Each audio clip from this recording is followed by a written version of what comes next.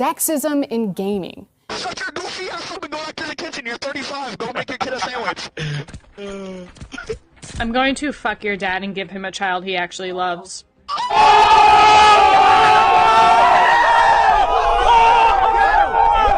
Sexism in gaming. We're riding. Let it be mine, ladies and gentlemen. Here we go. Raw dog it. No! You did not keep forward motion. That is it. Sexism in gaming. I want to talk about how women sound in video games. Please stop! Please don't! What? No! How? This is wrong! Sexism in gaming. You artists out there want to be an artist and want to stay a star, and don't want to have to worry about the executive producer trying to be all in the videos, all on the record, dancing. Come to Death Row.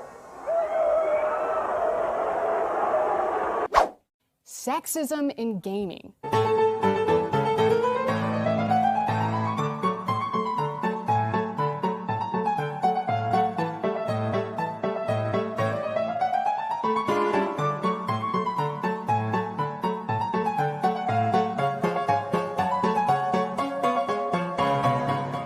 Sexism in gaming. And we are live.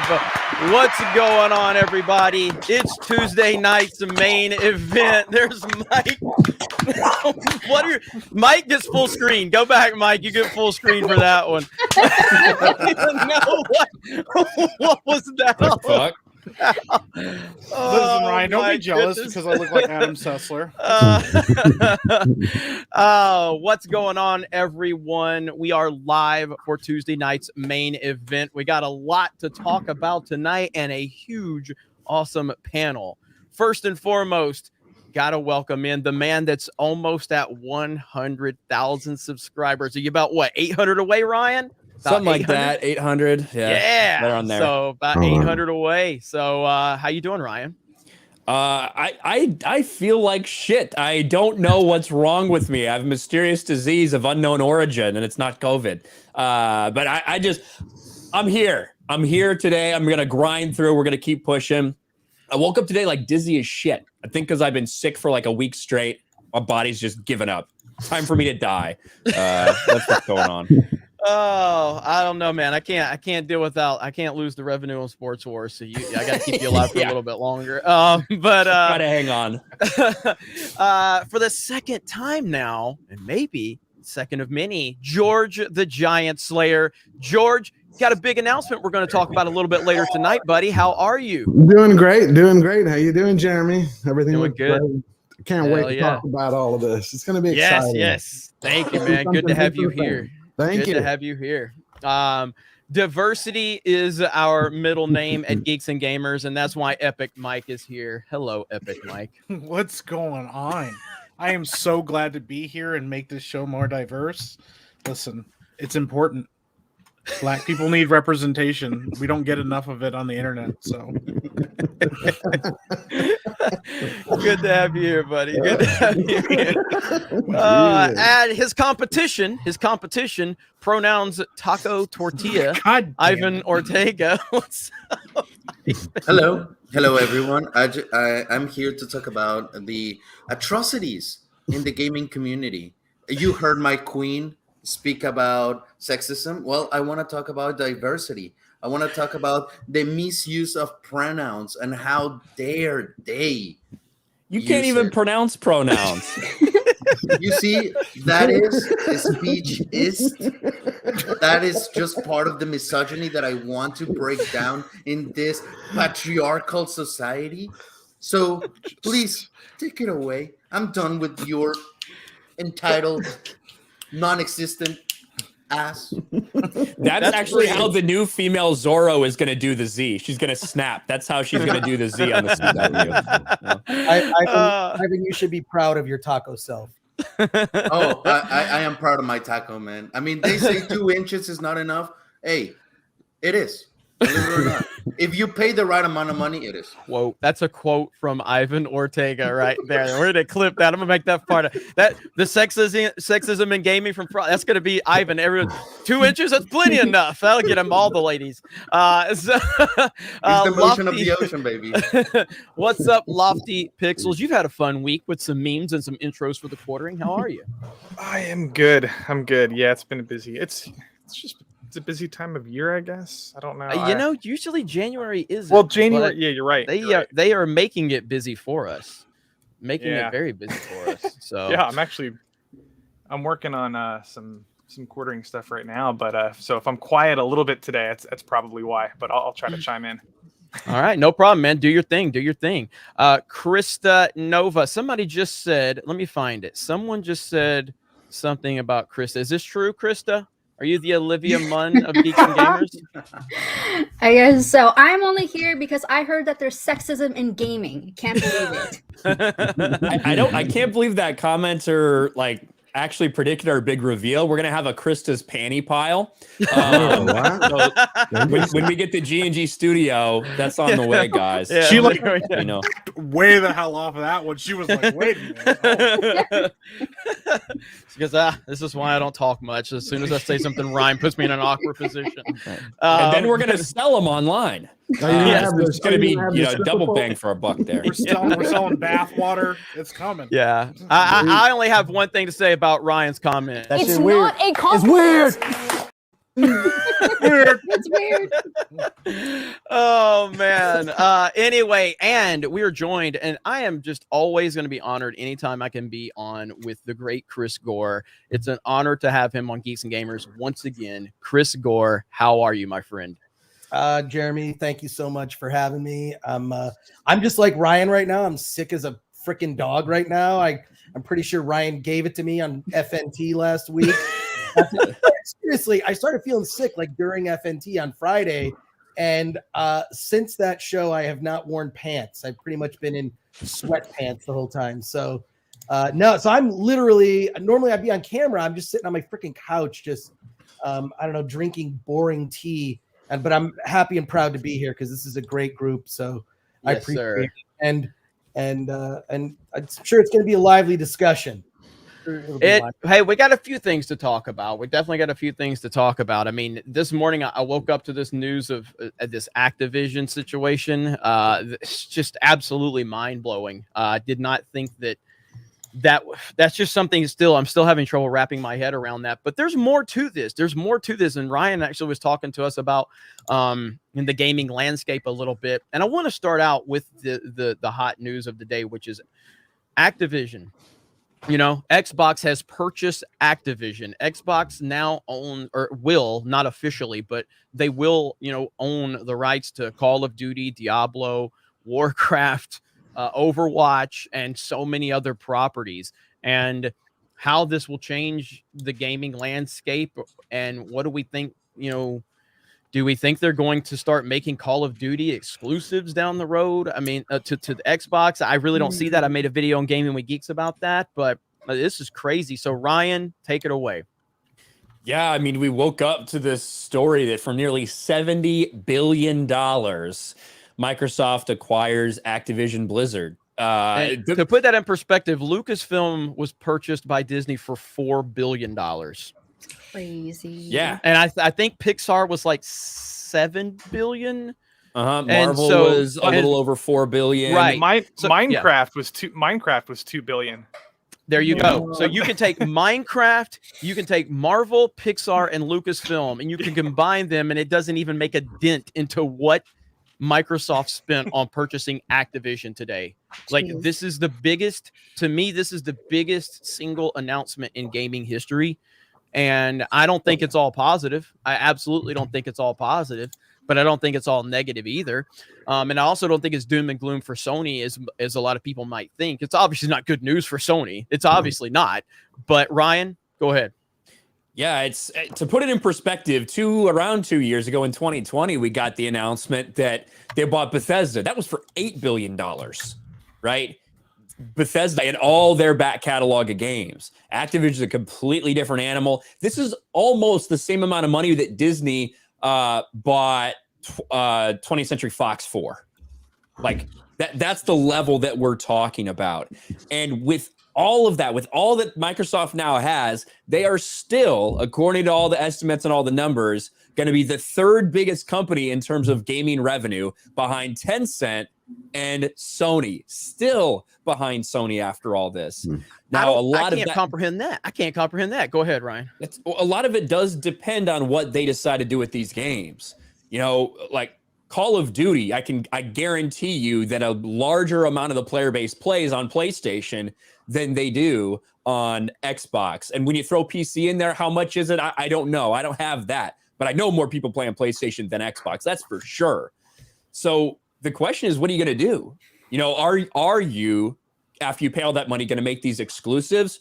Or are you going to have maybe the longer game in mind and realize that, you know what, we can put these things on Game Pass. We can push our subscription service, make it a good deal, and we can still continue to allow it to be on PlayStation 5. And every time anyone buys it on PlayStation 5, we're still making money. I think that makes a lot of sense to me in the long run, especially because they're selling Xbox consoles at a loss. That's just the facts. They're not making money by selling a console. You're selling your subscription service. You're making money off the software that you're selling, but you're not making money on your hardware. This is astronomically insane that Activision is now a Microsoft property. Well, I think a lot of the online discussion kind of centers around just the console war, and that's a total like fan argument. That has nothing to do with what the big business of this is. You know, like Phil Spencer's not sitting around going, "We can finally take the PlayStation 5 down." And it's like, no, this is a much bigger discussion about business and controlling the entire industry now. And like you said, nothing better for Xbox than to every time somebody picks up Call of Duty on a PlayStation 5, they make the profit off of it. You know what I mean? Go ahead, George. Yeah. Well, where do you think this is going to leave Sony then? Do you think they're going to start acquiring smaller companies in order to compete? I mean, smaller independent firms going more for like production quality. They could go after something like maybe Square Enix. I don't know how much money they would have to pay, but that they have to do something. Or I don't know. Somebody that's been on the Xbox side for years and gotten shit on repeatedly by PlayStation users because of all their fucking exclusives and all of their early release shit.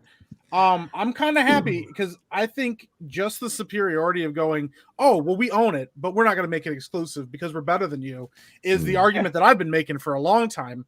But the other side of it too, people bitch so fucking much when Bethesda was bought by Microsoft because they're like, are you going to make it exclusive? That's not fair to all of us. You're hurting your gamer base. You're hurting. I'm like, that's what Sony's been doing this whole time. So it's almost like with God of War. Yeah. It's almost like Sony could either decide to double down and go, fine, we'll just start buying shit, making it more exclusive, or this is going to force their hand to go, fuck, maybe we need to start making things a little bit more like crossplay. Because, watching all of the games, like all the Square Enix games, like the Final Fantasies, Kingdom Hearts that were exclusive, show up on Game Pass, tells you that somebody's trying to work, across the aisle with this stuff. So watching one of the biggest companies out there with some of the biggest franchises out there now all of a sudden go, we could make this exclusive if you want to be assholes about it, or you could just play ball and we'll just keep making the money. I mean, it kind of puts the ball completely in Microsoft's court now. So I think it's a double-edged sword. I think there's two ways it can go. I think there's one way is that 5 years down the line, 7 years down the line, everything is going to be exclusive to its own thing. There's like not going to be any crossplay anymore because these guys get so fixated on buying things up and making them exclusive so that if you want to play this IP, you have to do it on this platform. Or like you said, Mike, Sony's already been putting some of their stuff on PC. Like Horizon's on PC now, God of War's on PC. We heard Ghost of Tsushima's coming to PC, all this stuff. I think Final Fantasy VII is on Epic's the game store. Yeah. Final Fantasy VII coming to PC as well. I don't know if it's released yet or not, but maybe they realize the value in that and the value of being able to make the money off the software sales that you would get cross-platform. Yeah. But either way, now that Microsoft is truly just putting their fucking big dick on the table with all their money. They realized they couldn't do it. They couldn't do it by just developing it and doing it kind of organically. So they're just buying everything up. Yeah. It's a game changer, man. So they're acting like Disney, right? So they're basically acting like Disney in the hardware space. They're buying up, like they bought up the Marvel catalog and Star Wars IP.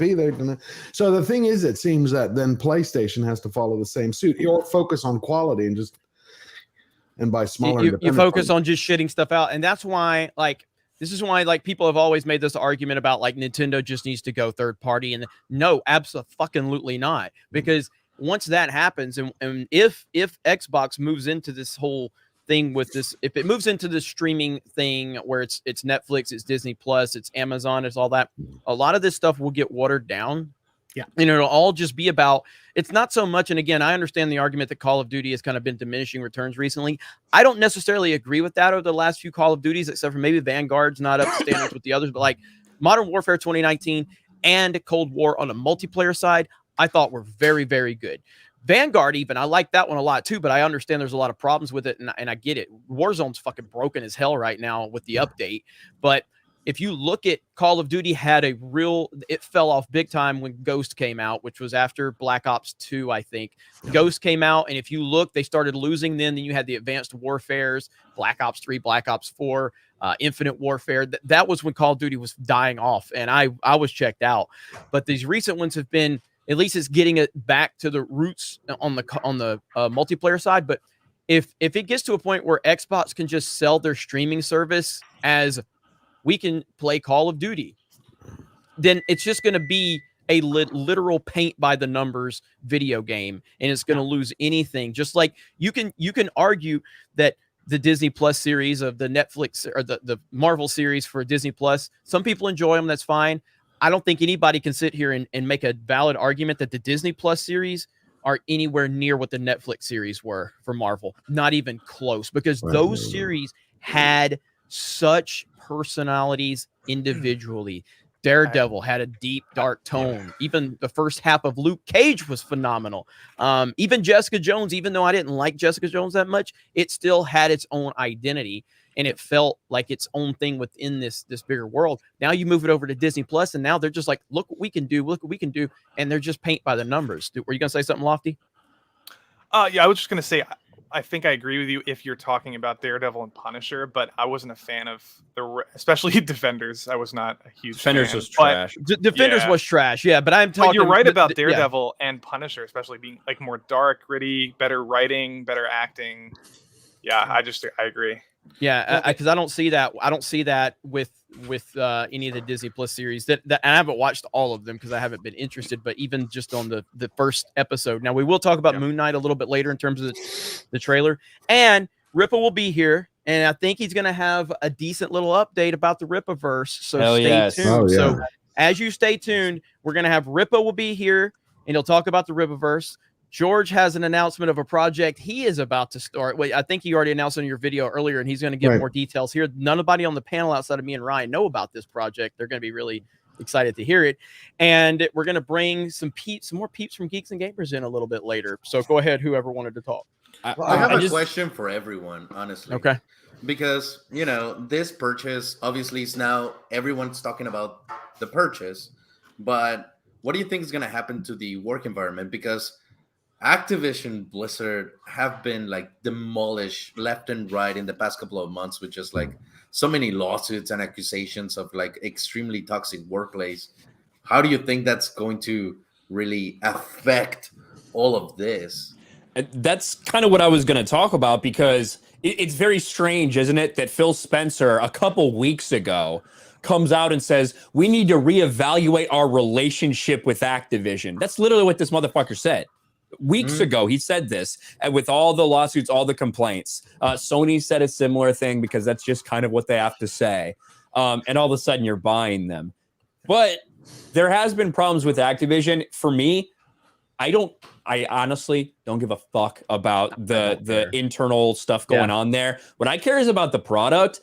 And when it comes to things like Overwatch 2 being pushed back further and further, when it comes to things like Diablo, seemingly they've dropped the ball so many times. World of Warcraft is in the shitter for a lot of people. And Call of Duty seems like every good every good developer just gets put on Call of Duty. So I wonder if what this purchase could do is maybe free them up and give them some freedom to not do an annual Call of Duty release. Maybe make a better Call of Duty game focused around, continued playership for every 2 years. And then some of those studios that ended up just being, well, now you're a Call of Duty studio.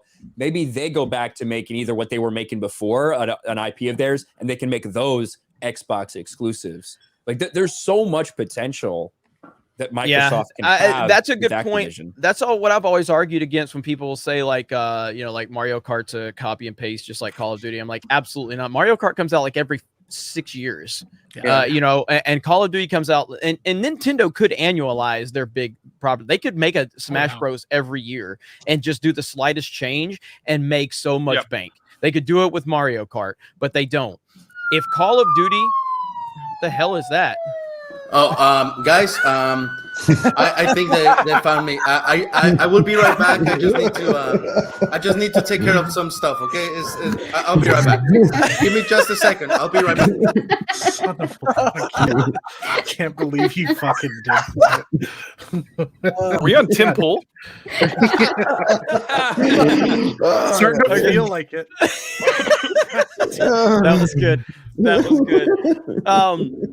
But yes, I mean, if they could make it to where Call of Duty was not a paint by the numbers, just release it every year, copy paste, that would be fantastic. I don't think that's reality because the market has determined the market eats it up every year. They sell 30 million units every year. They're not gonna do without that. So it is. There's no way to predict what this really means other than it's the biggest. To me, it's the biggest gaming announcement that I can remember. I mean, this is massive. I mean, I remember the Bethesda thing was a big deal. We're gonna have more coverage over on Gaming with Geeks. So if you guys haven't subscribed to that channel, please do so. That's our gaming centric channel at Geeks and Gamers. I know, weird. We have a gaming centric channel that's not the main channel. Well, I have to bitch about Hollywood over here. What do you want from me? But there is a lot to unload with this whole thing, and it's just, again, it's not even official. I mean, they're still gonna see if there. I think there's no chance that it gets named a monopoly. There's way too much competition on the table. That's just not. There's no way it's getting called a monopoly. But we will see. We will see how it all plays out. Got a couple of super chats. Go ahead, Ryan. Go ahead. For perspective, Activision, I believe they had $8 billion in profit, in net revenue last year, not gross. So, I mean, it sounds like the price is about right. You know what I mean? Yeah. Like they could potentially make that back in 10 years. Yeah. Which is nuts. The other thing too is like Microsoft has been trying for years to develop their own exclusives, and they really only have Forza and Gears as like and Halo as their mainstays, and none of those have been the juggernauts that some of the other properties that like Sony has have been. Like there's nothing like a Final Fantasy or a God of War. They're not breaking records with their sales on these games and stuff. They're trash. Halo multiplayer is free. Not to say that Halo isn't good, but it's not what it was in recent years. So it kind of feels like Microsoft has not been able to carve out their own niche as far as look at these exclusives are just as competitive. So buying the competition is almost like Ryan said, putting your dick on the table saying, fine, if we can't make better exclusives, we'll just own the whole board. If we own the farm, then guess what? We're just going to make profit everywhere we go. And Sony can, either get with the program or not, But the fact is too, even with them trying to develop their own PlayStation Plus and trying to match Game Pass is one of the only things on the Game Pass is one of the only things like this out here, like one of the only subscription services that is as powerful and as crazy with all the different games that it has available to it. So they want to be Netflix. That's to be give credit to Mark. When we were doing the Game with Geeks podcast, Mark was always pushing this and saying Xbox has Microsoft has a different goal in mind. Yeah. It's not necessarily about exclusives for them. It's about the subscription service. It is about getting as many people as possible to pay them, the $9.99, the $14.99, the $24.99 a month, depending on like how much and like whatever you have across all platforms. That's what it's about. And in this release, they revealed they have over 25 million people subscribed to Game Pass, which that's at a minimum $250 million in their pocket every single month. It's but don't you think it's going to lower the quality though? Microsoft usually the things they purchase, I mean, they just start watering it down, and that's what I think. That's what I think. I think that's it could. How Sony's going to compete against them. They're just going to raise the quality like they did with Ghost of Tsushima. Well, the thing is, though, it's not like Microsoft is buying these things and then now they're just all coming under the Microsoft. They're still allowing them to. They're still allowing them to developers in place. Okay, I take it back. They're buying. You're buying a factory, right? Right. They also bought like Ninja Theory and Playground Games is doing the next Fable, and like they're letting these companies kind of do their shit, and then I think Fable is going to be an exclusive. I'm pretty sure. Yeah, Fable. I think so too. If I remember correctly, that could be huge. Yeah. Well, we'll see. Anything like Fable 3. Yeah. It's crazy. I will be interested. I know Mark over on Mark Cyborg, and he might make one for Gaming with Geeks, but I know he's going to have some really, well thought out, videos that he's going to make on this, because Mark obviously follows this very, very closely. So I'm looking forward to hearing what all he's got to say about that. What a crazy thing to wake up to this morning, though. I was just like, what the fuck is going on? Yep. It is crazy. Author Patrick Kaiser for 5. G4 is such a disgrace. They're an embarrassment of their former selves, and I'm going to enjoy watching their house of cards burn. Thank you. And Patrick also sent a checking in email to Krista this evening. Let me know if you got it. You guys are fantastic. Keep it up. Thank you. Yes, Patrick, she did get with me on the email that you sent, so we will be discussing that. Right now with everything going on, like I know people are asking me to be on a video this weekend or something. Like football season's here. We're focused on the playoffs over the sports wars. It's just it never stops. I was looking when I woke up this morning. I was like, take it easy this morning. Get ready for the main event tonight. Nope. All this news breaking. So Jaegerbomb says G4 reboot might suck, but at least we got Chrissy Frost. What we love might get ruined. At least we made friends with each other along the way. Yes, that was a good one right there. Chrissy was awesome on Friday Night's Ice. Oh my gosh. Patrick D. Kaiser says, if anyone's interested, my pronouns are Let's Go Brandon, proudly part of the LGB community. Laughing my ass off. Hell yeah. Eric K says, George is here. George is here. Mark, is it me or did Frost look like Tinkerbell snorting her own pixie dust? Man, you guys were savage. Jonathan Bordeaux, Kingdom Hearts and Xbox exclusive the same day they announced the game's coming to Switch on February 10th by Cloud Gaming. God freaking help me now. We're all going to go broke. We got Matt from Tinder. It's so funny. I updated his profile picture too. I know. COD every year is a copy and paste of last year's COD. Boots on the ground, boots off the ground. Consume product, get excited for next product. COD players will eat poop happily and ask for seconds. That's why. I agree to an extent, but again, and I pulled this up in my video I made for Gaming with Geeks, but if you look at how much the sales dropped for Call of Duty when they were at Advanced Warfare and Infinite Warfare and Black Ops 4, that they lost like 50. They went full Lucasfilm. They lost 50% of their audience. Yeah. Now they got it back. Now I think Warzone has had a lot to do with them regaining that audience. I think Warzone has been a huge benefit to Call of Duty. But they saw about 5 or 6 years of really losing their ass. You know what I mean? So it's not as simple as they'll just eat it up. I mean, there was a big drop off. And for the people that say like Call of Duty's dead or whatever, like the amount of copies that Modern Warfare and Black Ops sold is insanely ridiculous. Yeah, that's why they made $8 billion. I hadn't bought a Call of Duty in almost 6 years or 7 years. I hadn't bought one since before Ghost, so whatever the game was before Ghost. And when Modern Warfare came out, I was like, I'm buying this fucking game. Same. Yeah, I was like, I'm buying this. But then I unfortunately got stuck hanging out with Jeremy, so I had to buy the rest of them too. Even though Cold War isn't very good, but here we are. Cold War is good. Okay, sure. Cold War is good. Yeah, back sure. up. You know what? You're done. You're done. The first not enough to deal with this. No, I'm kidding. I'll pull that card. Sony, if they deem an investment of a big publisher worthwhile, meaning not below half of their cash on hand, Sony cash on hand is $50 billion. PlayStation is worth $28 billion. Those are insane numbers. Yeah. You know, I thought they were like 140 billion, but maybe those are. I don't know what those numbers are. I think they're worth more than that. I think more. So no, he said cash on hand. Cash on hand. I don't know. Okay. So that might be there because Sony, I think Sony's worth more than that. But especially so you said, Ryan, you said after this Activision purchase that would make Xbox still third behind Sony in second Microsoft. place. It would make Microsoft third behind Microsoft. Sony. Yeah. So Tencent. I think it was Tencent, right? I'm pretty sure it was Tencent. Yeah. The third largest gaming company by revenue behind Tencent and Sony. I think Nintendo's at like 78 billion too. They're like it's basically if Microsoft bought Nintendo, that's just what happened today.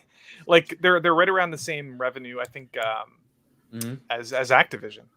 Well, which is kind this of right weird here, to think about. Yeah, games are much bigger than movies, not even close. That's a fact, and that's something like Ripa has talked about this. We've talked about this here on Tuesday night's main event when we had Bryson Gray on, talking about how a lot of these stupid conservatives will come out there and just shit on gamers all the time, you know, and it makes no sense to me whatsoever. You're talking about the biggest fucking industry.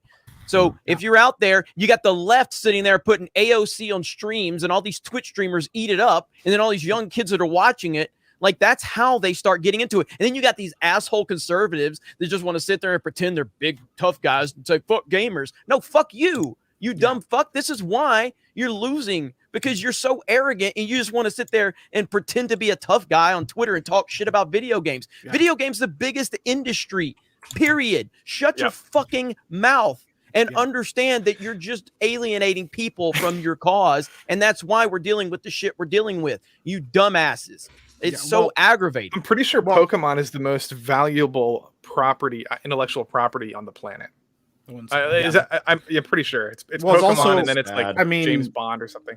If I go see a movie in the theaters, like I'm there for 2 hours, I go buy a game like fucking Skyrim or anything, even fucking Call of Duty, even if it's just the multiplayer, and I spend 100, 200 hours with it.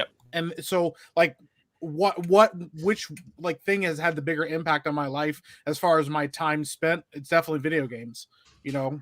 So yeah, they can go fuck themselves when they act like that. Yeah. Thoughts on Sony possibly countering Microsoft? Rumor has it that PlayStation might eventually acquire Capcom and Konami. Oh, Capcom would be huge. That's been in there for the rumors are always swirling, but the thing is, nobody saw this coming. Like we've heard about Xbox, you know, going making some more minor purchases and stuff like that, but this came out of left field, man. Who would have thought Frost knew, but outside of Frost, no one else. She thought Microsoft had bought BioWare.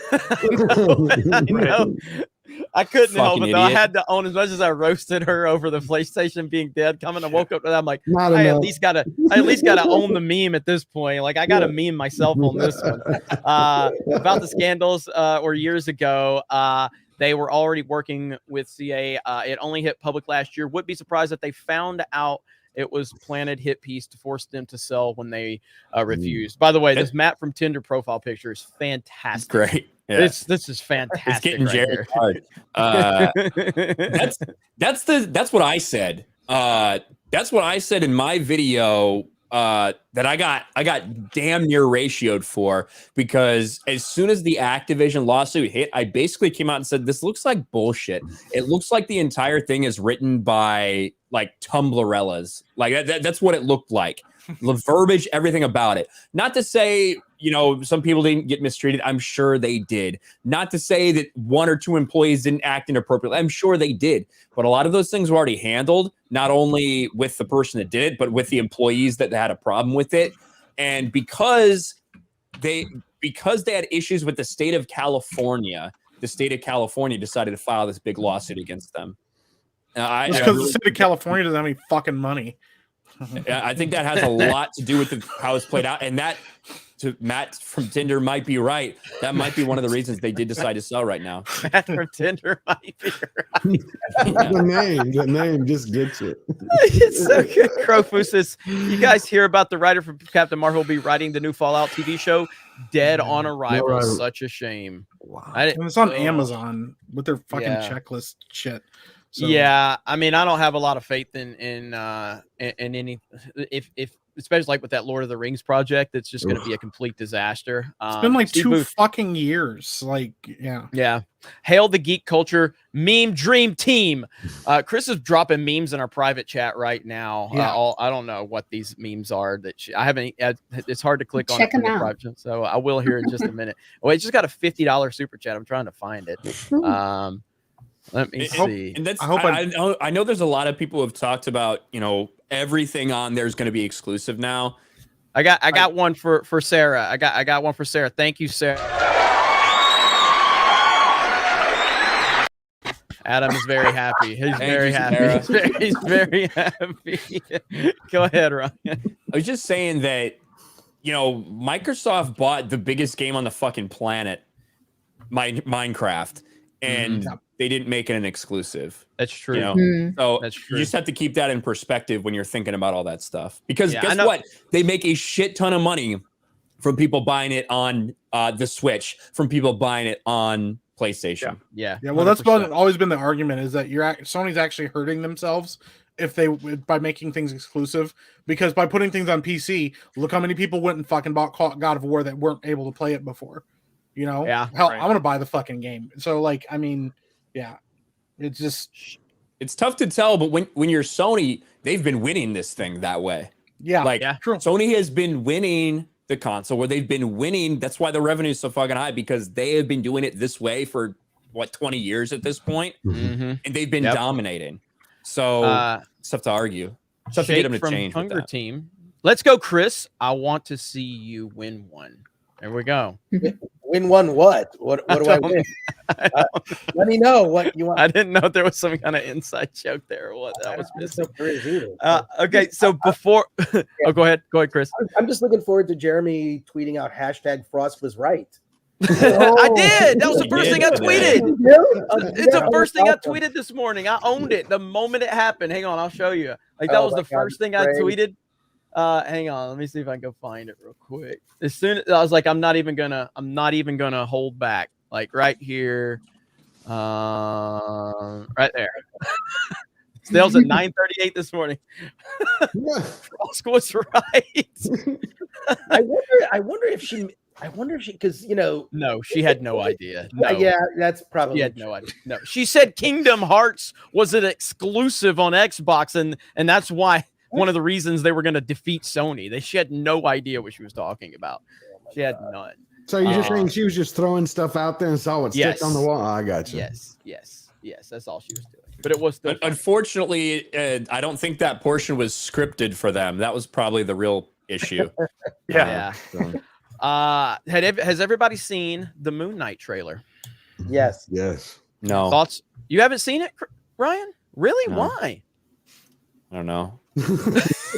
You all know why. Does it have Taco Bell in there or something? He was Taco Bell the whole. It came out last night, so it came out last night during the game. I was on stream during the Rams game. So after that happened, I real quick made a video. I made another video, and I just fucking went to bed. Then I woke up feeling like shit. So I just haven't even watched it yet. But I have a question for you. Did you ever go back to that Taco Bell? Not yet. I 1000% will though. He's waiting until they forget about it. Do you see somebody animated that? Animated it. Let's watch it. Really? The motorcycle meme? Is that what you're talking about? That one, but Ryan, I did see one. I'm glad you brought that up. I've got to switch over to my D-Day Cobra account, and I got to go to my watch history. I got to show you something. I don't know why this hit my feed last night.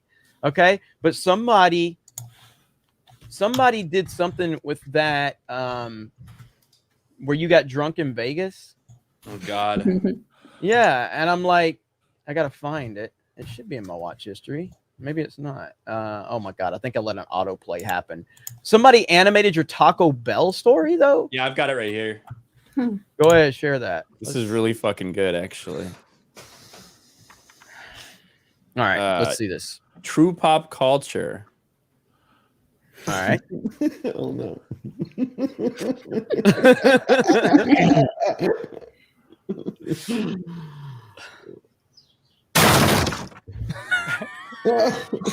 Ryan, why were you late tonight, Ryan? All right, so I was late.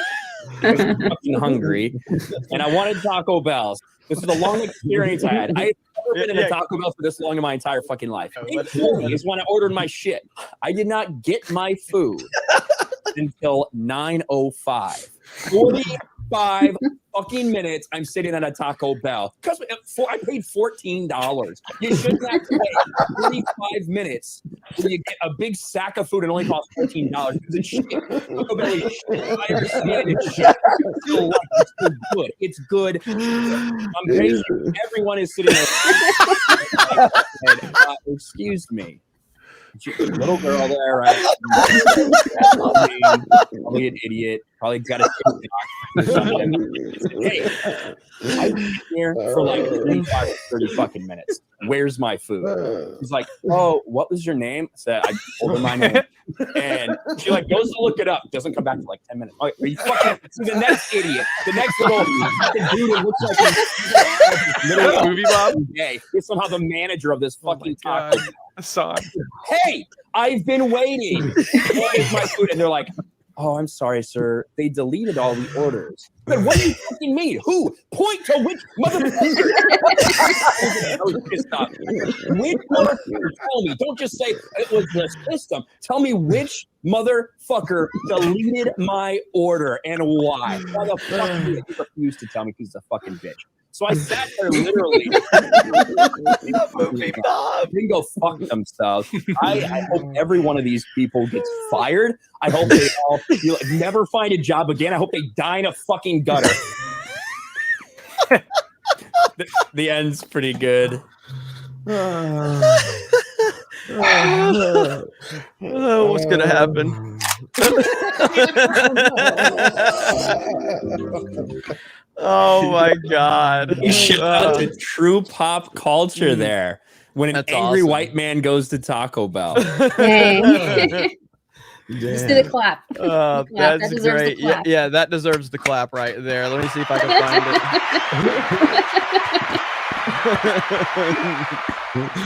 All right, that was good. All right, let me show you this. So this hit my recommended last night. It literally only has it has less than 100 views. Okay, but it's so good. So it's called RK Outpost is Drunk Geeks and Gamers Vegas, and it's just showing like a bunch of cringe stuff. It's called Horrible Edit. Listen, I'm drunk as fuck, man. John, that wasn't even supposed to hit. John, well, they're all fucking. See, John was like, "I'll produce a show for you," but then he showed me how to do it, which it's all good over here on this side of the. Well, you just got here.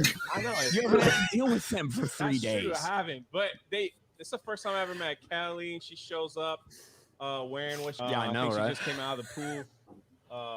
Wearing a hoodie in 120 degrees. Oh my god! What a fucking! I don't understand that shit. That is literally what this show is. John Bartolo's place, and he like puts big bottles of alcohol in your hand. Was it Howler Head? I believe it's called Howler Head. Why is that even funny? Now you're talking. Right behind you too. Incredible. So He has a perpetual smile on his face. He's so happy. By John Bartolo for sure. But we are what Jeremy did. The fact that Jeremy. Listen, hey, Jeremy, who's honestly, Jeremy, who's one of the dumbest motherfuckers I've ever met. He's someone that everyone's like saw come on, and they didn't. She's like, "Oh, I love the Golden Knights. I love hockey." And we're like, "All right." And then she like actually was like, "Oh, she knows fucking hockey." Like Benny's like, she knows fucking hockey, bro. Like, so.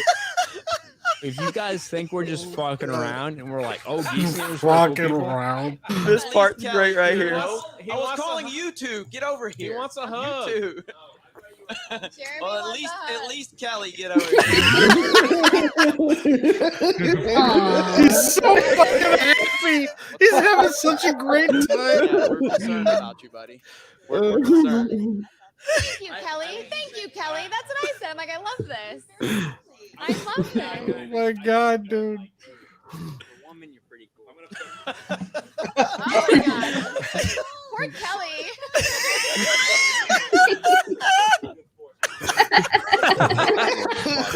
I'm just speaking real.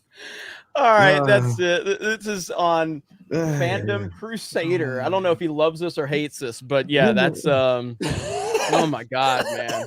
Like I think you have to love us to take that much time to go through that video. Yeah, I heard that. But yeah, man, good stuff. We love you guys. We appreciate you guys. Always supporting us in all these different ways. It's so crazy. Oh man. All right, Moon Knight. So who's seen it besides Ryan? Who's seen it? George, what do you think? I actually thought it was pretty good. I was just having some issues with where they're going to go. It seems like they're going to veer away from the magical aspect of it and make it more of kind of like the whole multiple personality disorders. They're going to focus on that era. Yeah. I thought Oscar Isaacs looks great in the role. The tone was perfect. Everything. The music was good. The effects looked good. For Moon Knight's outfit looked good. I'm not saying that this series is going to be good. I can only judge the trailer for what I saw. And the trailer, what I saw looks real good. But by episode 4, there could be a woman Moon Knight for all we know. It's a Disney Plus. But regardless of how excited I am, I'm still worried that it's Disney Plus. You know what I mean? So, I mean, exactly. I can't put too much stock into it until we see it. And I don't see a woman become Moon Knight for some random reason. Trish, speaking of women, Trish super sticker, $50, super effective. Wow. Thank you. That deserves. Adam's very happy. I'm not trying to make fun of him just for making fun of him, but why doesn't his neck move in that? He's like so stiff. He's like. Yours is not. I think moving he's trying to clap like an idiot. To be fair, yeah, well, no, 100%. But then that just kind of undercuts her point, doesn't it? I don't know. He's a fucking loser. Yeah. They don't even have him on set. They're just like, no. Look at this picture I found today. Jesus. That's you. Somebody tag me in this. It's Super 70s Sports. I think the guy on the right's the conductor that Go Fuck Yourself Express. Doesn't that look like me? Yes. That does look like you. I'm gonna be honest. I thought somebody photoshopped your face on that picture. No, you have a time machine? That 50 for George the Giant Slayer says Trish. Oh. George got all Thank the you, ladies Trish. dropping all the money. Ladies love George. Hell yeah. Well, I got mad today because I'm sitting there. My mom comes over and she's like, "Oh, your beard's looking so great. You know who you look like?" I was like, "Who?" She goes, "Ryan on your channel." I'm like, "Fuck off. Fuck off. No, Mom. No. I'm shaving it immediately. It's gone. It's gone." Please, Now you just have to go knock up a Taco Bell. The same one. Oh my goodness. I think Moon Knight was good. I'm just worried, like what you just said about the fact that they're going to show a lady in it. I mean, it could be the grandmother in the elevator for all we know. You know what I mean? That's so good. Mikey, hey Jeremy, I saw your tweet about Ray Fisher being a terrible actor. Now no one's asked for a Cyborg movie. If you think Cyborg's acting was bad, then you don't have a good judge of acting. And a lot of people want a Cyborg movie. Uche destroyed you. So yeah, look, I totally got destroyed by the Snyder fans, that's the second time I've been ratioed by them. Cyborg's not getting a movie. It's not happening. Ray Fisher's probably not going to have any relevant jobs in the industry anymore. He's ruined his career. Nobody wants him. That's just a fact. Twitter activists can claim how much they love him and you can get likes and retweets, but there's not going to be a Cyborg movie. That's just not going to happen. WB won't even give Snyder anything with all the Snyder movie. You think they're going to give Cyborg something? No, it's not going to happen. You got ratioed for that? I said the same. I said the same exact thing, and nobody gave me shit. Yeah, well, there's some low hanging fruit. There's some low hanging fruit with me. The entire Joss Whedon thing, the story that he came out with when he was trying to like defend himself and clear his name, there's two problems here. Joss Whedon is a piece of shit, and he's been a piece of shit to everybody. There's people from Buffy that have stories about him. There's a bunch of people from the Justice League set, not just Ray Fisher, that have problems with what he said. Like in that same interview where he said, well, I cut him out because he was a bad actor. He also tried to explain away, because Gal Gadot came out and said, Joss Whedon was a piece of shit to me. He threatened to end my career, all this stuff. He said, instead of saying, no, she just misunderstood, he literally said, well, English is her second language, so she didn't understand what I was saying. That was his excuse. So Joss Whedon's a piece of garbage. It absolutely Unfortunately for Ray Fisher, he's claiming racism. Look at all the other fucking people. Like that's the thing that he's trying to hang his hat on. It's racist. It's racist because Joss Whedon did this. It's racist because Jeff Johns did that. Right. Why do all these other people who aren't black have a problem with what Joss Whedon did? Like that's the disconnect, and that's why that no one's going to buy Ray Fisher's side of what he's trying to do with it and the way he's trying to be an activist about racism. Well, so here's what's funny about my tweet. So I'm being called a racist. What's funny is I made a judgment on Joss Whedon as a human being, but because I made a judgment on Ray Fisher as an actor, I'm racist.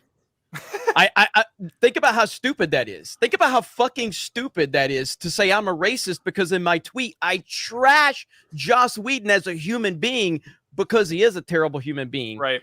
Just said Ray Fisher's a terrible actor because he is. He just is. And nobody's going to hire him. He's not going to have any relevant roles. You can get your likes and retweets. Twitter ain't real life. Right. And the only reason I did this is to work people up like I always do. And you responded. I got crushed for this tweet. Crushed. I mean, it's not ratioed like it's ratioed on quote tweets because the Snyder fans are crushing me. Remember when Zack Snyder, I have it clipped on my soundboard, but my soundboard's not running through here. I have the clip where Snyder says he's not affiliated with Geeks and Gamers. It really doesn't hurt my feelings anymore. But it happened. And so I knew that I was going to get crushed for this when I did it. And, but it's just a fact. Ray Fisher's not a good actor. The fact is you said something about somebody that's not of your race. So what do you know? You can't judge anybody by their merit anymore. It's by their race. Right. I mean, hell, look at John Boyega. He shit all over Star Wars, but he's still getting acting jobs. Oh, because John Boyega isn't a shit actor. That's what it is. See, I got it now. John Boyega is a good actor. I do think John Boyega is a really good that's actor. The thing. There's two people that went through similar situations, and one guy went after somebody that is already blacklisted and shit on in Hollywood. And John Boyega went after fucking Disney, and John Boyega is still getting fucking work because John Boyega can actually act. You know, I mean, like there's a divide here of, like, so by that merit, they should all be canceled, but they're not.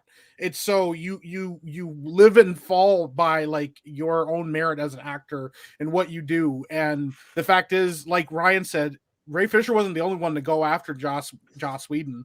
And they're all still fucking working. It's Ray Fisher that's the one that's not getting any more work. And it's not because people don't like him because he's black. It's because he's not a good actor. And because even the way he treated everybody that was involved in the situation, he threw shade at everybody until somebody said, hey, I'm on your side. And he goes, well, they're actually cool. Like, I didn't mean that. You know, it was, let me just like throw shot at everybody and then let the chips fall where they may. Well, guess what? When you burn all your bridges, you end up by yourself, you know? Yep. So, well, to be clear, the only person who can use the word blacklist is Epic Mike. No one else can say it. Can't say that word. No one else. Chris said that. I didn't say it. All right. But back to Moon Knight, I did not like the trailer. I thought it was one. I already know it's going to be on Disney Plus, so I'm already suspect, right? That's a very fair point. Very fair point. It's a Jekyll and Hyde thing, like Venom. Okay, I feel like I've seen that. The best parts of the trailer are it's white Batman. That's what it is. And I don't even like. Well, I always thought of Moon Knight as Marvel's Batman anyway. I guess, but it just like, and also it should be scary. You know, it's not going to be scary. This is you're 100% right. Disney Plus has this problem right now, right? It's like the Disney Channel. You know what? I never watch the fucking Disney Channel. Why? It's not for me. It's for freaking kids, right? So Disney Plus it's for kids, right? Sure, it's got, you've got Star Wars movies and Marvel movies on there, and you've got like the classic Disney stuff that they keep like throwing warnings up because people today are fucking morons. But ultimately, I think Disney Plus, unless they move to a model where you've got like, a kid-safe version, and then you've got like an adult version, because they've got Fox's library. They have fucking Fox's library, right? They've got the Alien movies. They've got all that stuff. Disney Plus could, if they introduce, and I'm sure that this is going to happen, I predict they're definitely going to switch to, they have to have adult content. Yeah, I mean, go especially watch with that. Alien. Yeah, exactly. I mean, look at that Daredevil series for Netflix. That's the best Marvel series ever done. Yeah. So come on, they're blowing it now by alienating, not just their more adult, and look, the audience has grown up. There are people that started watching Marvel movies in 2008 that are adults now, right? We can take it. And so I'm looking at this Moon Knight and thinking to myself, it's not going to be good anyways. Why am I getting hyped up? Why am I getting worked up? Right. So I don't know nothing about it. And the costume, no one else is bothered by the costume. It looks like it's cloth. Like what? He looks like the Mummy with a cape. Like, explain it to me. Make it make sense. I wasn't prepared for Chris Gore to be the toxic one here to bring negativity to the Geeks and Gamers channel. To be honest, I was hoping somebody else was going to shit on it before I did. I didn't like it. I'm good with that. I'm glad. Those are good points. And again, as I said in my review or my reaction is, I'm only judging it on the trailer. But if I'm looking at it, the Disney Plus aspect is the concern, because there's no way it's going to be Daredevil. There's no way it can't be, because it's Disney Plus, and they have already established that they are not going to give us that type of content. You know what I mean? And that's what sucks. But at some point, even, just with odds, they're bound to hit something that they do well. I mean, you would think. If you look, you're going to hit heads. Sometimes. They did The Mandalorian. People like The Mandalorian a lot. Don't get Ryan started on that. Since The Mandalorian, think about it. Between What If and Doctor Strange and all that crap, and ballless Loki and crazy Scarlet Witch, and then I don't disagree. BLM. Holy shit! All right, I'm sorry. I gotta break some news real quick. Yep. Yeah. Tim Pool got swatted again. Yeah, What? I've been looking at. Holy shit! Wow. But oh no! Wouldn't the cops know though at this point? Like, wouldn't you? My Is he guess doing this to himself. My guess, without knowing anything, is that they just send a couple of people there because they already knew the situation. You know what I mean? Jeez, man.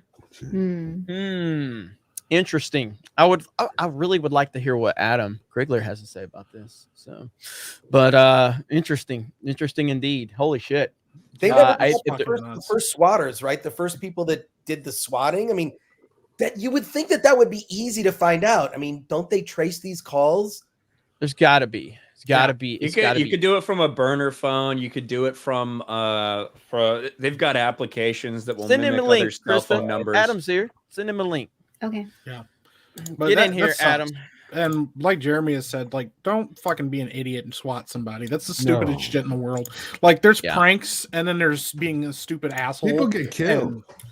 People get killed because of that shit. And if you swat anybody, I don't give a fuck who it is. Right. If you swat anybody, even the worst people in the world, you're a piece of shit. You're the one in the wrong. Yeah. I would come to the defense of fucking Frost or whatever if you swatted her ass, because she didn't deserve that either. So don't be a fucking chode. Because that's what you're being when you do shit like that. God. Do you think Ivan got swatted? Well, listen, I haven't been running from the law for a long time, so let's be real here. We knew he was going to get caught. Ivan did say he had to balance for a bit earlier. He did it perfectly, by the way. He did it perfectly. Yeah. I was like, God damn it. George got the biggest fan club ever. George, fangirl, squeaks, so excited. Beep for Krista. Do it especially, Mike. Hail to Gary's baby bro, RK, and Jeremy. Good to see you, Lofty and Chris. Do it Hell epically. yes. I think it said do it epically, not Do it epically. especially. Oh, epically. My bad. Orange my bad. Gonson, man. Listen. Orange we just- Gonson. Orange Gonson. Speaking of Orange Gonsons, there we go. Holy What's shit, up, there man? he is. What's up, guys? What's up, Adam? How you doing, man? I'm well. I'm well. But good I've to been see sitting you, here watching bro. you guys for a while, and I'm just you guys are hilarious. That video of Dude. the Taco Bell, that was That's epic. that was fantastic. Oh, so what's this I'm hearing? Tim got swatted again? Yeah. He just Tim got tweeted out swatted that they got again. swatted again. I tried to watch the end of the stream hang that just on, we ended. got- I didn't really see anything, but We got the man is here finally. The man is here. What's up, Rippa? What's up? What's up, man? So Tim Pool got swatted conveniently, again. right after Tim Pool gets swatted, Ripper shows up. It was me. It was me. It was me, Austin. Austin. It was all along. I didn't do it. I swear. I just want to go on the record that it's not me at all. I think swatting is terrible. I think Lofty was just saying it. Like anyone who is swatting is absolutely horrendous. Yep. One thing like you guys already said, like don't you think the cops would have known already? I gotta say, Yeah. I was living there when they moved in, and I know for a fact that Tim contacted all of the police in the neighborhood and said, "Hey, I'm a streamer. I'm political. People are gonna swat me. Just to let you know." So they knew. So there was already an established connection between that household and like the police departments in the area. So the fact that they're being swatted is just, I don't know, man. It's really suspect. I thought And swatting was it had to be live. Is that just like a different terminology? If it's not on live TV. No, you get the Yeah. police to show Yeah, up as long as there. I think it's if the police are called, because the whole thing, and somebody can correct me if I'm wrong, the whole point of it is to someone you don't like to call in a very dangerous crime so that you're sending the police there on high Right. alert. The person that they're going to the house doesn't have they have no idea. So the police theoretically would bust in and the person there, and it creates a horrific situation Wow. for both parties. That's kind of my idea of what swatting It is. is. Is that kind of correct? It is, because you've had a lot Yeah. of police, especially in Texas. You've had police shot over, and you've had the person who was swatted killed, because it can happen sometimes at 1 a.m. All of a sudden, you hear banging at the door, and you're waking up groggy, and then police burst in. You're like, you didn't know that. Yeah. So Because people call them in and they'll say, "Oh, it's somebody really dangerous. They're going to hurt or kill somebody." That's not a fun thing. Yeah. If I had to imagine this, I literally have no information. It's me speculating. Right. I think that this one was probably a situation where like 2 cops showed up and knocked on the door and were like, "Hey, just we got a call. You guys are on the list, but we have to show up," kind of thing. Rather than like the 8 different departments showing up or whatever happened the first time. That's my guess about what happened. You don't think it could be a just because they don't show up and bust your door down doesn't mean it wasn't a swatting. Like that was the attempt, right? So yeah. Do you think it could be a publicity? Like they did it to themselves? I'm just curious because I've heard people do that. I mean, I know it's happened. I know it's happened. What's up, Adam? Is that Adam? Look, Adam Adam commented. Adam commented on the Geeks and Gamers link on it, and that's why I was like, he just said that's interesting. So that's all he's saying. He's just saying it's the first time it was sus because of the whole Jack Murphy thing. I mean, Tim Pool was being my buddy Darth Call and I were talking about it. He was like, "Dude, Tim is the lightning rod right now. Like Jack Murphy disappeared from the internet, protected all his stuff, turned all the comments off. So people were like, I want to send hate out and attack Jack Murphy." And Tim Pool had him on a show. And then, of course, probably I would assume he regrets having him on the show after that, because every single comment was a chicken or a, Cuckcast or whatever the list of the Grim Pool. There's many hilarious names that people were spamming in his chat, but they were attacking Tim because they couldn't get to Jack. So then it was like 2 days later or like 3 days later, then boom, they got swatted. And I'm like, wow, that's awfully convenient. I mean, I'm not saying that it was a false flag. I'm not saying it wasn't. I'm saying it was suspect. Gotcha. And the problem was, they had Marjorie Taylor Greene on the day before. The day after was literally January 6th, I think. Yeah, you know, it was. so Oh. it could be a multitude of reasons why it happened. Right. Yeah. Including someone doing it themselves. Yeah. One thing I want to mention real quick. This is the first time this has happened. We had over 1,000 people waiting for Tuesday night's main event tonight. Nice. Absolutely insane. That's never happened. That's the first time this show.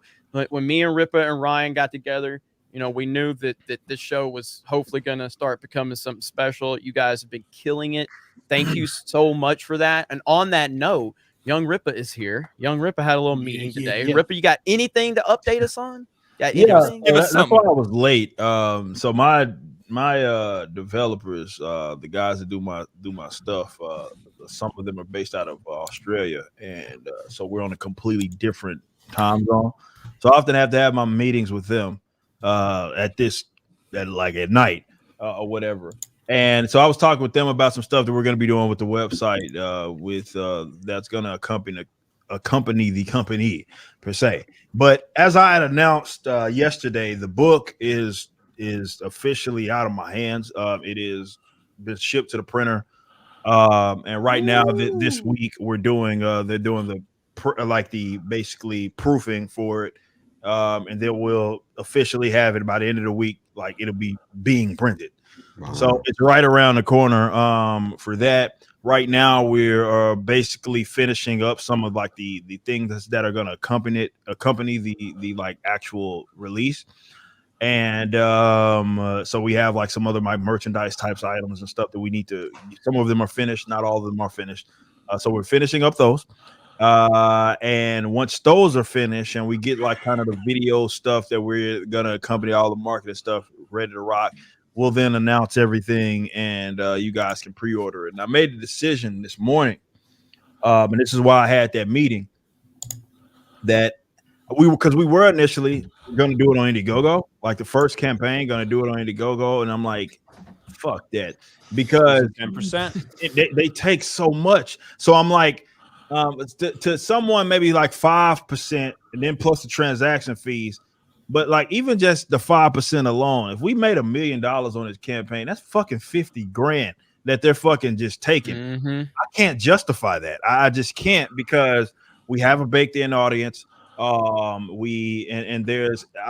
can spend that money on building a unique experience for our guys on our website, and a unique store. Doesn't mean we can't do campaigns. Doesn't mean we can't have like cool limited edition stuff, perks, all that.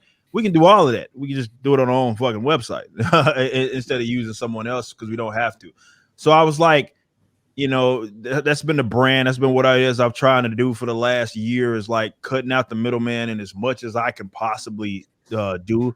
And so that, I think we made the decision that that's what we're going to do. So I was talking with them about what all those features need to be for our store. So yeah, we're right around the corner. The book's officially done, sent to the printer. We'll be getting those in soon enough. And yeah, we're going to announce it. Like, this shit is right around the corner. We're talking about potentially the next few weeks. Hell yeah. Something for you guys to start pre-ordering it. And then, we start the fulfillment process. So I'm excited. Yeah. Man. Congratulations. Thank you. Yeah. And Adam's happy. Adam's very happy for you. On everything that it is that we're doing. Man. That's awesome. So man. fucking That's legit. awesome. Hell yeah. All he knows about Rip is that he hates Trump. That's why he was clapping. Well, there was another. There was one more element, and I think Rip is just a little embarrassed to bring this up, but we got breaking news. Rip is putting the Ripiverse on hold to write an obituary for Sean Connery. Yeah. So, It's important. Obviously, that's a big deal. It's a big deal. Oh man, inside joke from one of our first streams there. Matt from Twitter's got some really good advice. Swatting is not cool. There's no excuse for putting people in danger like that. Make love to another man's girlfriend, not war. That was actually a pretty great fucking good. Oh god, that is damn good right there. Spider Claw, great show again. Always a laugh. Now that Ripa is finally here, let me talk Mario Kart and settle the debate. Jeremy and Ripa are equal, better than Dan and Ryan, but both get destroyed by Crimson. Much love to Geeks and Gamers. I do not accept that me and Ripa are equal. Fuck that. Either. He sucks. I don't accept him, because I'm way fucking better. And he's not. Well, you know what? As an outside observer, I watch you guys play a lot. I have to say, I see Eric in the lead much more than you, Jeremy. You just don't want to be called a racist. That's all. You just don't want to be called a racist. Damn. I'm just spitting the facts, man. These are the facts. No. You know what that is? It's funny. Like this past week, I think was the first week that both me and Jeremy pretty much got our ass kicked for the better part of the night because Lady Ripper won fucking 2 cups. Yeah. I've been saying for a while she's the better Ripper. She proved it last week. So. He won 2 cups, man. So yeah, like me last time I played. Yeah, you came. Yeah, so we had been doing that. Definitely last week we did. You know what the problem is? Me and Ripper, and I'll do it every time. If I'm in second and Ripper's in front of me, like normally I'll let it ride if somebody else is in front of me because I'll play. If Ripper's there, I'm like I gotta hit this motherfucker. Yes, and we end up screwing ourselves over because we're so focused on beating each other. Because if I'm ahead of him, the same thing anytime I see one of you guys. So it doesn't matter. I'm gonna be honest, it's the same shit for me too. Yeah, exactly. The once around that you actually see someone ahead of 5th place. I threw 3 fucking shells at him, and I waited on all 3 of them. I was like, pop, pop, pop. And I went, and I was like, Mike targeted me, man. I did. I absolutely sniped him, and I was so fucking scared when he got up from his desk. I'm like, he's gonna kill me. I'm gonna fuck it. This is. Dan said, "I bet the person who said I'm not the best drives an automatic car." Yeah, I drove a manual all the way up until like 3 years ago. Just because I got it's way too hard to fucking text and drive through the neighborhood in a manual. Like that's all shit. It is true. But well, so here's the thing. And Dan inspired me because he was roasting people. So I had to break out the Z card today for the first time. Right there. How was that drive? Woo! Look at that. So nice. So nice to drive it. My WRX is manual. Yeah, so it was good. It was good to get the Z car out there. So that was Dan Vass was roasting people, and I'm like, you know what? I need to get the Z car back out. So love it. Hey, roast people because they don't have automatic cars in Brazil. Guys, I'm gonna bounce out of here. I just wanted to pop in and say hello. Hey man, yeah, good to see you. George, I just want to let you know I'm actually getting that coffee soon. Cool. You're looking for it, and I was able to source some, so I'm gonna be offering. Let me know. Beans out for you. So, guys, thank you very much. I'll see y'all next time. Yes, sir. Yes, sir. Later. So, George, I want you to go ahead and tell everybody what you told me yesterday and what you've announced on your most recent video. Everybody on the panel is going to get to hear this for the first time outside of me and Ryan. Oh, wait, actually, I wish Ivan was here. Where's that? I was going to say something bad. Where's that mother effer at? But that's okay. Yeah. Find out where he's at, Krista. But go ahead, George. So what happened was after, because, you know, when I first watched the Boba Fett episode, the first one, I was like, this is middling. I didn't like it. Then the second one, I kind of really liked it. And then the third one, it was fucking humiliating. I just couldn't take it. It was just one thing after another. So when I started to review it, I was like, yeah, I'm done with this. This is horrible. I mean, I'll keep reviewing it for people, but I'm like, and I just got angry. So I was like, it's time to make a movie. So I started making some calls over the last 5 days. I put a budget together and we're starting to shoot. We're going to start. The script has started and we're going to be shooting a 25-minute Boba Fett film where we show the real Boba Fett. We're going to start right after. Fuck yeah. Yeah. We're going to start right after he kills Fortuna and we're looking for a director. Actually, one of them was saying we should talk to Chris Gore. That's what was funny. That's why when you said mention it in the panel. Yeah. Someone was nice. Honored you would think of me. Wow, that's great. Yeah. So we even have one of the prop people from. So there's a lot of people who already come together. We've already talked to a studio. I literally haven't slept in a few days. I know people who work at. Yes, Chris. Yep. I know a lot of people in the 501st. I know people, so we should have an offline conversation. Right. Yeah. Absolutely. So I'm putting it together. The script has already started. We have a working title of Alpha, Boba Fett Alpha, since that was his original name as the unmodified. Isn't that correct, Ryan? Yeah. And his original name was Code Alpha. Mm. Yeah. So that's what we're going with it, which is to show a 20 to 25 minute real Boba Fett. What they were supposed to give us. Hey, are you alive, Ivan? Yeah. Are you in I'm God nothing. I'm good. You know, just Are the police around the corner? No, of course not. That's why I'm not. No, they're not. They're not. I think I outran them. You know, like it's amazing how people could dare like call me like any names where I can run as fast as Speedy Gonzalez. Just saying, like, but I think they're gone. Hold on. Okay. Are you good now, Ivan? Good to go? Sure. Yeah. I am. Right. Hold on. Did you hear George's announcement? What was it? Is he having a baby? No, he is making a Boba Fett fan film. He is going to fund it and help get it produced. Fuck yes. Yeah, so we're getting everybody to yeah. Oh, yeah. Get down. Sorry, I got a massive erection from that. He was slapping his wow, that is hold on. Let me okay. Please do tell a little bit more. So what's going on right now is just had the first over the weekend had the first consultation with the screenwriter, so we're already laying out the storyline. I'm not going to tell you all that, but once the script is complete, we'll start giving pieces of it. So we're going to call it, the working title is Boba Fett Code Alpha or Alpha, and it's going to be a 25-minute film. We actually have access to the same stagecraft technology that Disney used, so we're going to show them flying. That's part of what the key is about. Funny, because they haven't showed shit. In the last episode, all you see is the little fucker's feet dangling as he drops down. Like, so he's got a jetpack, but he didn't fly. Well, of course, because he landed. I know, they either didn't have the budget or the writer realized, well, if we show him flying, well, he's faster than his emo group, so he'll arrive there before. Oh, what are we going to do? Well, just don't show him instead of writing a better show. So that's imagine that. We're putting all the team together now. Hell yeah. So, you know, get out there, create your own shit in some capacity. It's always what works. I don't know if Ripa, did you see what some fan put together for Friday Night Tights, the video game? And you're one of them, just like you're in the Geeks and Gamers video game. Did you see that shit? No, I didn't see that. Ryan, you got to pull that shit I'll up. find it, yeah. The fans are out here producing better shit than the professionals, you know, like you think the Rippaverse is going to be competing with Marvel and DC very soon. You know what I mean? And you got George is so frustrated with the shitty Boba Fett. He's out there and he's like, I'll just make it myself, you know, and give the fans what they want, because it's all about fans. It's all about fans. It's all about respecting the fans and trying to give the fans something that they want. And there's enough people in this space that we have. Like I said, I talk about it all the time. You know, Ivan is a professional film editor. Oh, I didn't know that. Yes. Mike had Mike. You got a tweet. You got a DM. Mike is a filmmaker. Mike is a filmmaker.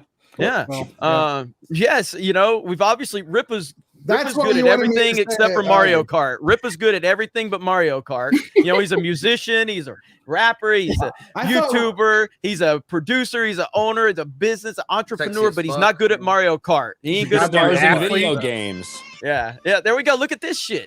He's Gundam. Look at Gundam. Oh man. That's crazy. Look at me in the Cobra Commander hood. Hell yeah, man. It's great, dude.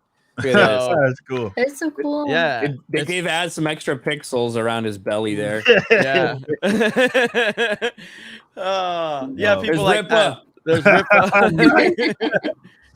So, you know, it's crazy, man. It's so cool to see all of these things. I mean, you got Dan Bask out there, you know, making all of these amazing rock songs. He's doing the intro for Friday Night Tights. It's just so cool to have so many talented people. And what George is doing with this Boba Fett thing, I think that's going to kind of resonate with a lot of people, you know, that are frustrated with Disney Star Wars. It's just like when Ivan did the re-edit of The Last Jedi. So many people were so frustrated with what we saw. And then Ivan gave them hope. Go ahead, Lofty. I was going to say, George, you mentioned in your last Boba Fett review that you were looking for a hook in episode 3. Did you get it? No. I didn't either. That's why I said when I There's nothing going on. This movie, this show is just meandering and it's pointless.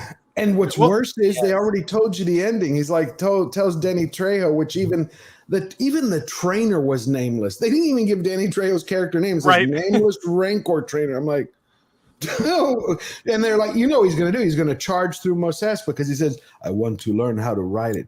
I mean, when you saw the Wookiee, He let him go. I'm like, so Boba doesn't shoot him, doesn't kill him. He's like, let me give you a piece of advice. I'm like, huh? And then on top of it, he apologized. It ended with him apologizing. He tells one of his like emo teens, keep your eyes on these guys. And he's got a cyber eye. And then you see him pause, look to Fennec Shan. He's like, I'm sorry. Well, I'm like, he's apologizing. I'm like, what is it? Is he panties in a wad? It's just it's that same shit that we talked about this a little bit before the stream, and I've gone off on this a lot, but it's part of the reason I don't hardly watch any Disney shit, because they're gonna buy up these IPs, right, and they're gonna do everything they can to change the history on them. Right. They're that's why they're pulling, like, you know, the Knights of the Republic fucking remake. They brought on all these fucking new writers and stuff. Why would you need to rewrite something that's already good? Well, because you need to make it canon for your universe, right, and your universe is a PGE universe where kids can watch it. And kids can be happy with it. There's no dismemberments. There's no disintegration. No, this will not be PG. No, but that's the thing. It never. Star Wars never was, and right, you can say it's for kids. Yeah, kids watch it and kids enjoy it, but it was also for adults, or else you wouldn't have seen people getting their arms hacked off and shit like that. The fact is, like, Disney doesn't give a shit about their audience. Right. They know they have the IP. They know they can run it into the ground, and they're trying to make everybody so fucking desperate to watch their shit and watch cool shit. Look at that. Look what we did, and they don't give a shit. They're just gonna try to commercialize all of it for a PG audience. Well, Mike, what do you think of that? Did you see that video that they just put that? It was Krista. Did you put that up? That Krista just put up, or is it? I got it here. I don't ever do Star Wars shit, but I almost did a video on this video.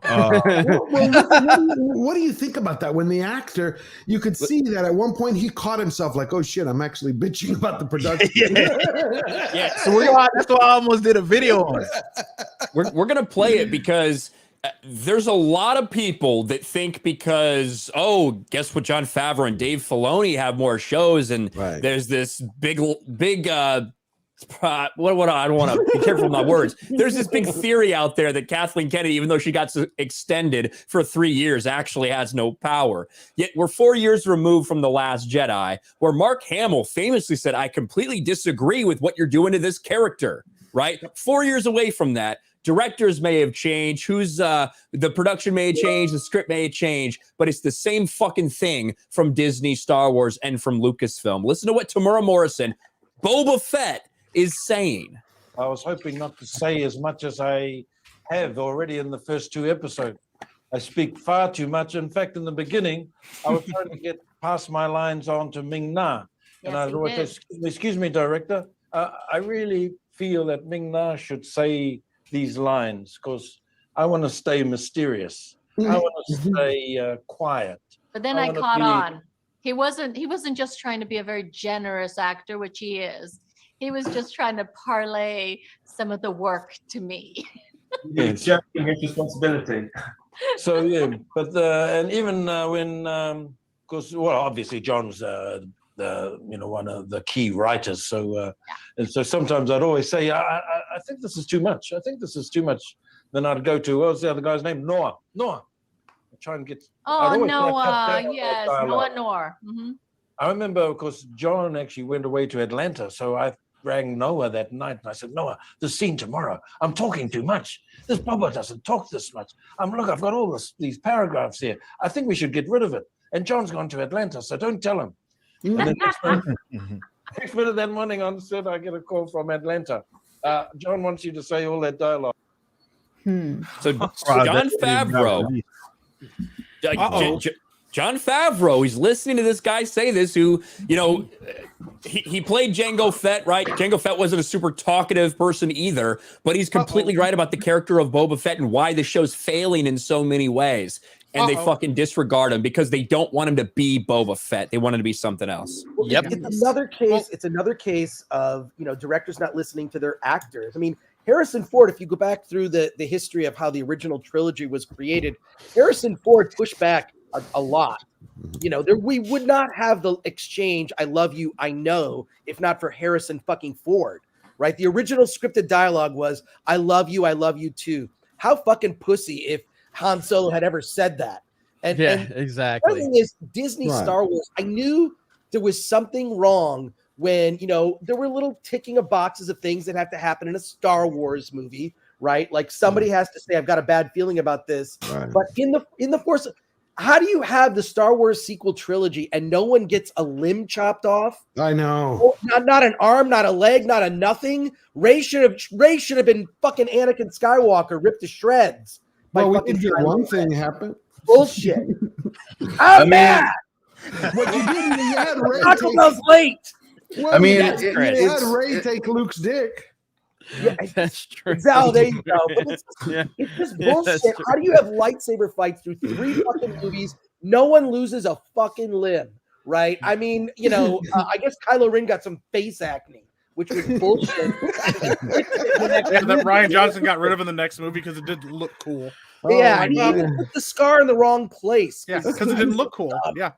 Yeah, well, and I remember, I'll never forget that, and I should have. That's where I really should have realized it. But when Ryan Johnson moved Kylo Ren's scar in the trailer, people on social media started questioning it, and then Ryan Johnson straight up lied and he goes, "It didn't move. It didn't move." And then people took screenshots of Kylo Ren at the end of The Force Awakens versus the new trailer for The Last Jedi. And then he's like, "Well, yeah, I just thought it was it looked dumb, so I moved it." And it's like, if you're willing to change that, and it's a small thing, but it's not a small thing in actuality. And I asked him, I was like, if he's willing to change that, what else is he willing to change? But I was like, oh, it's going to be great. I love Star Wars, ATST, because I was still in that place where I was just happy for Star Wars. And yeah, fuck Ryan Johnson. So, let me tell you the tree, because the line about the scar is kind of the branch, in my opinion, because when The Last Jedi came out and I got completely, like, my entire feelings got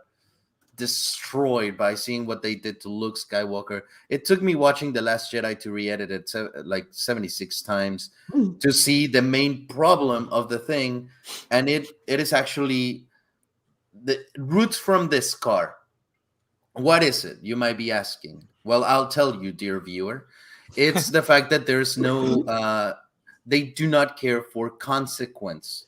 So if you think about it, the problem that we have with the new characters, and like I said at the beginning, when I saw the first trailer for Boba Fett, when he said, well, Jabba ruled with fear, I'm going to rule with respect.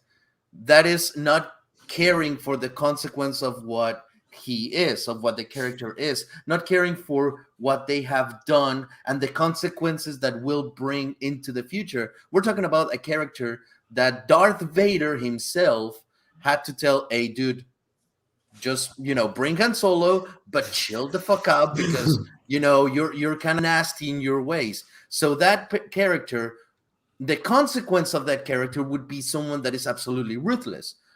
But because there's not care for a consequence, they just do whatever they want, thinking that just slapping the sticker of like, oh, this is the character that you're supposed to love, they're going to do it. Now, I'm going to piggyback ride my own comment, so I'm going to put 2 pigs on top of the other to just say, George, let me tell you, I have worked my entire life to be the best editor this goddamn forsaken show will ever have. And you can use my services as much as a $1 Waffle House whore. I just want the donkey of truth from you. Oh, trust me. I mean, I think I have already my my re-edit of The Last Jedi by making Luke Skywalker I grabbed a finished movie and turned it into a different one. Oh, I will. DM me. Yeah. No, that's great. I want to make this for the fan first. But there's 2. I want to embarrass the hell out of Kathleen Kennedy. Well, that's there you go. There you go. One of the hang on just a minute. Hang on just a minute. We'll continue. Ryan, highlight that comment from Chris Gore one more time. The angry one? Yeah. This is the first thing. This is the first thing I thought of when you highlighted I thought of that, Alex Jones. Yes. Had enough of these people. Giant death factories keeping babies alive. Selling their body parts. What more do you need to know about these people? I go out and face these scum. They literally crawl out from under rocks. They have green-looking skin, and they run around screaming, "We love Satan, we want to eat babies." Who raised it? Have them on video. Hillary's in the creepy, weird, sick stuff, man. She sleeps in the same room with that creepy, weird woman whose mother wears a hood over her head. What the heck? That woman number one is ugly. Imagine how bad she smells, man. I told her and Obama just stink. Obama and Hillary both smell like sulfur. I'm not gonna play the rest of it. Come from? This is hilarious. If you want to see the rest of that, tune in to the Flashcast every single night on Saturday. And he plays that as his intro. So yeah, it's a total. So when I saw Chris Gore, I'm angry, and I just think that's actually what I thought of too. I had enough of these people. Okay, God damn it! Hang on, chat's mad at me. I'll finish the song. Chat's mad at me. I'll finish it. I'll finish it. Yeah, it finishes off the best way. So. Yeah, here we go.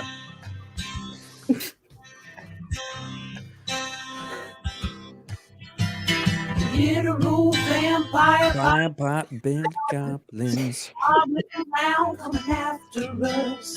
My spirit gets close to that evil, and I feel it go.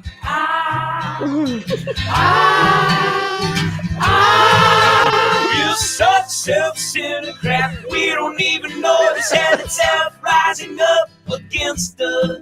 Millions of pointed people of the very worst type, and I'm so pissed.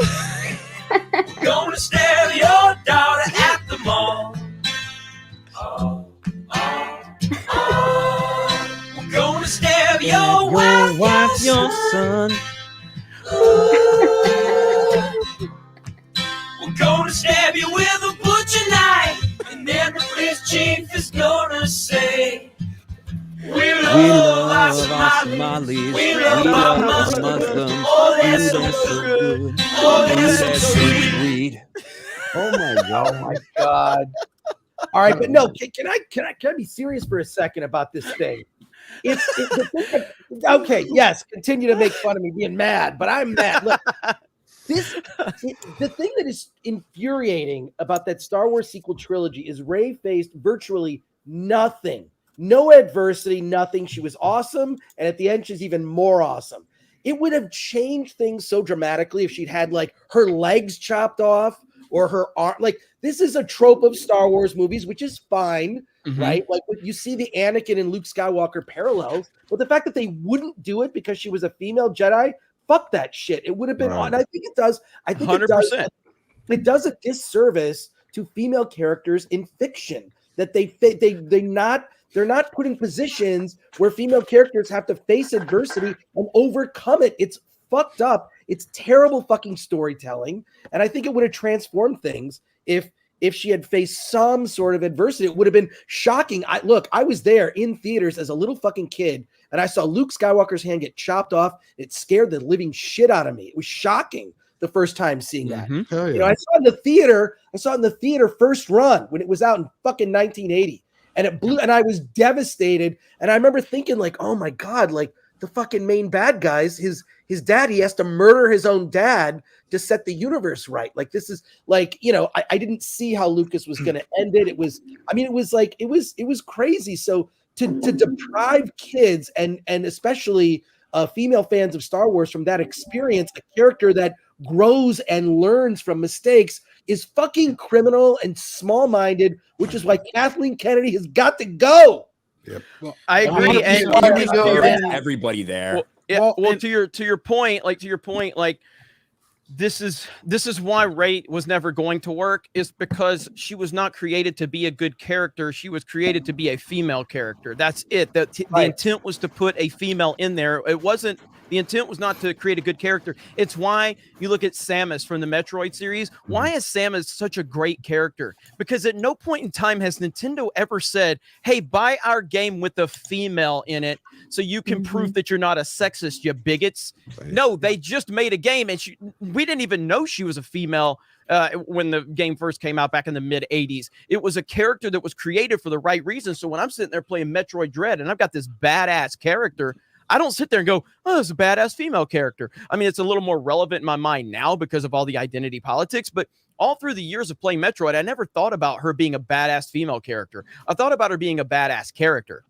Yeah. And so with Ray, it was, well, hang on. So with Ray, we were constantly told, she's a woman and you guys should respect that she's a woman and she's going to break barriers for the Star Wars universe. It's like, there's no fucking barriers to break. There's been women in Star Wars and we've all liked these women characters, even some on the, the dark side or the light side. It didn't matter. Like there's always been good characters, but Rey was created to virtue signal. That's it.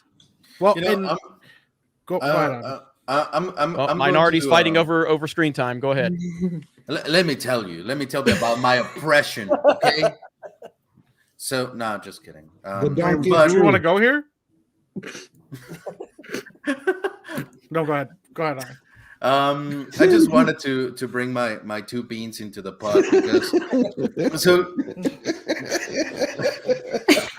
you had the floor, and then I just have to do it, right?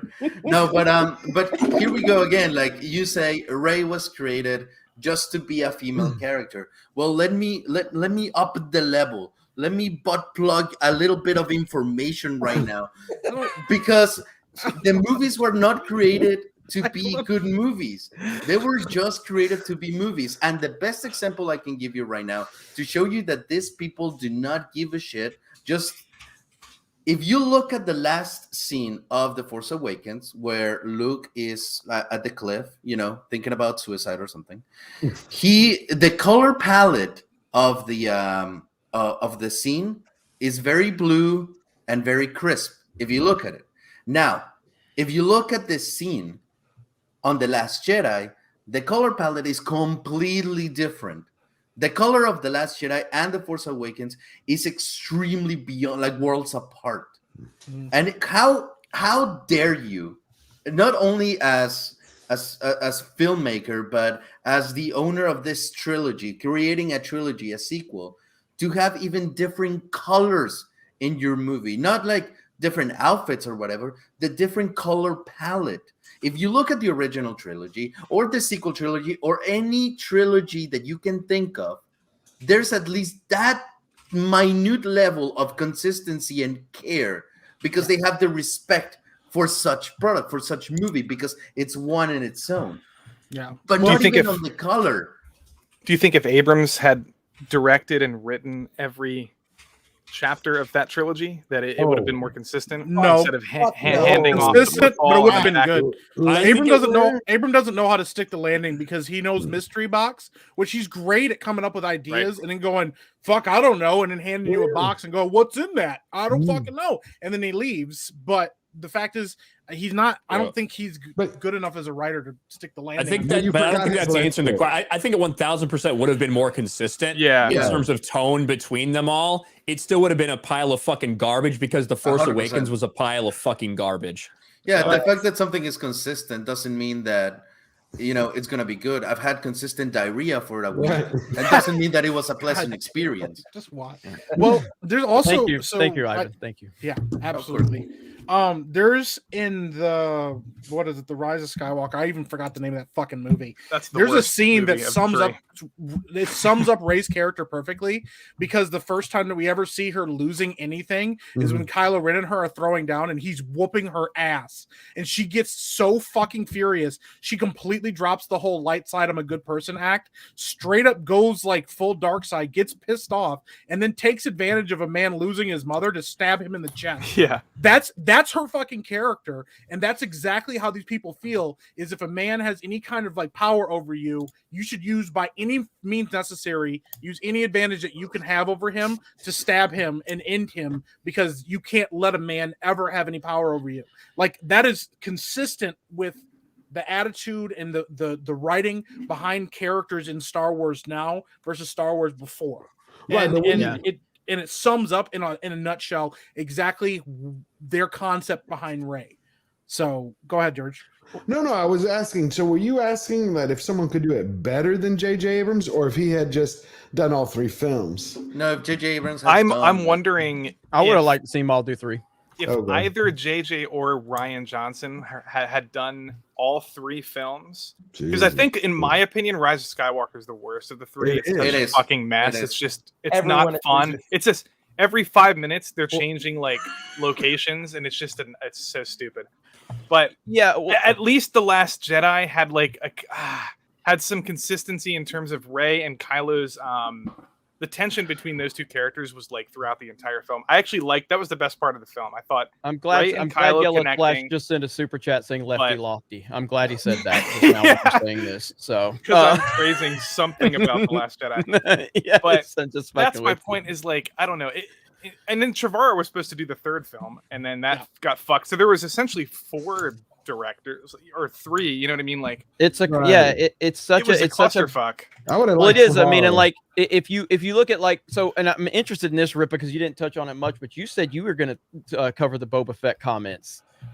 Well, yeah, like you were thinking about it because you're so disconnected from Star Wars, but you were looking at this going, damn, it's so because it's all about storytelling and showing why it's failing so much. That's right. Like that was why I wanted to I almost covered it. Was like, if people know that follow me, I like almost never fucking cover Star Wars information. It's like not my thing. But that when I saw that video and to see an actor be like, yeah, this isn't the character and this isn't who it is, but essentially my handlers told me that I have to do this. That's fucking insane, man. Like that's reflective of obviously the problem that's not just happening with Star Wars. Right. Marvel, you're seeing it with DC, you're seeing it with virtually every popular property that exists right now, and that there's virtually no fucking passion in anything that is being put out by these fucking people, and it exists to be either number 1 bastardized or number 2 just a launching pad for some whoever it is, the producer, director, whoever's a writer, just wants to see their vision come to life. Damn be if it makes sense for the characters that they're utilizing, because they're egotistical like that. It's about them. It's not about the characters per se, characters that for the most part none of these guys ever created. But that's a problem. That's why I wanted to cover it, or I thought about it, because that's a problem that we're seeing basically all across like every deal. I just did a video talking about that with Batgirl in the DC sense. Like these guys have no fucking passion in what it is they're fucking doing. None. They don't. This is a common theme with Star Wars, absolutely, that we've seen, and it goes along with Dave Filoni as well. Even if you don't want to hear that, these guys feel like the normal audience doesn't care about small shit like consistent storytelling. I truly believe that's just how they feel, and they might not be wrong. You know, I do think there's going to be a lot of normies that don't give a fuck that Boba Fett's not consistent. They just are going to show up there or and that be like, Marvel's a woman. Yeah, exactly. They're just not going to care. Now, we are. The hardcore fans are absolutely going to care. There's going to be a lot of pushback. But you saw with Dave Filoni and Mandalorian with the Darksaber. He's the one that like established the rules for the Darksaber. He's the one that had the Darksaber literally handed off to Bo-Katan in Rebels. That fucking happened. Bo-Katan didn't win it in battle. It got given to her. Mm-hmm. But then all of a sudden in The Mandalorian, because we want to have a different outcome and we want to cause some different drama, well, then we don't stick to those rules that we have established, that Dave Filoni himself established in the Star Wars universe, because Dave Filoni is a fucking hack. That's why. Right. So he's not on our side is what you're saying. It never has been. It never has been. Like, I felt like a lot of that shit started in Clone Wars. And to be fair, George was involved with Clone Wars the first 2 seasons more so than the rest, to be honest with you. But look back at Clone Wars and how often Obi-Wan and Anakin fought Count Dooku in that. And by doing that and by giving fans something that they wanted maybe in the moment, even though we know goddamn well they didn't face each other, the intention of that scene is for My powers have doubled since we last met, Count. This time we'll do it together. That's directly referencing Attack of the Clones and the fight they had in Attack of the Clones at the beginning of Revenge of the Sith. Yep. But because they want to show it in the cartoon, because they think some people will like it, they decide to have them fight every other week, seemingly. Yeah. That takes away from what was established in the movies. Right. And it might be small things like that, but over time, it takes a toll on a franchise. Absolutely. Well, I think, and yeah, as far as like, obviously, I love the Clone Wars. I think Clone Wars is awesome, but also two things can be true at the same time. Ryan's not wrong. Ryan's not wrong at all about the continuity issues that it created with little things like that. Now, I don't think these things would have been a big problem if they would have continued on that path. But once Disney got involved, everything went out the window, and then that just magnifies those problems. Now when the whole thing falls apart, then you're able to look back on it and you're seeing where these issues were. But Dave Filoni himself, no, Dave Filoni will do whatever the powers that be tells him to do, and that's been proven. That's been proven by the Gina Carano situation. Same with Jon Favreau. People can believe that these guys are there fighting for the fans, but they're not. They're just not. They don't care about you. That's been proven. Now, again, up to the Gina Carano point, I liked a lot of The Mandalorian. I liked a lot of the stuff they were doing with The Mandalorian. Didn't love it, but I liked it a lot, and I enjoyed it. Some of it was boring, some of it didn't work, and other elements did work. But once that happened, that was a real-world impact on the fictional world that they are trying to create. You fired a woman who was a somewhat important part of that show, who was a fan favorite, over her politics. Yep. And you wanted her to get on a Zoom call with how many people was it, Ryan? How many people did they want her to get on a Zoom call with? It was almost like 50 people. Like 50 people, the activists at one time. They wanted her to face like 40 or 50 people on a Zoom call at one time so they could share their feelings with her. That's a lot of trans people to be working at Disney as well. Just saying. Jesus. It's just unbelievable. You're gonna tell her to sit there and run through the fucking gauntlet on a Zoom call and wonder why she didn't want to stick around. Yeah, like Did you know what's worse than that? What you just said, Jeremy, is the fact that she actually represented everything that they say that their message is about. They're like, a strong, independent woman who gets to share her mind. That's our message. But then the second show, right. Boom. I have a question that I've had about this subject for Ripa. I've been really curious. I've been starting to wonder if the message is now leading Disney, or it's literally the lack of creative talent.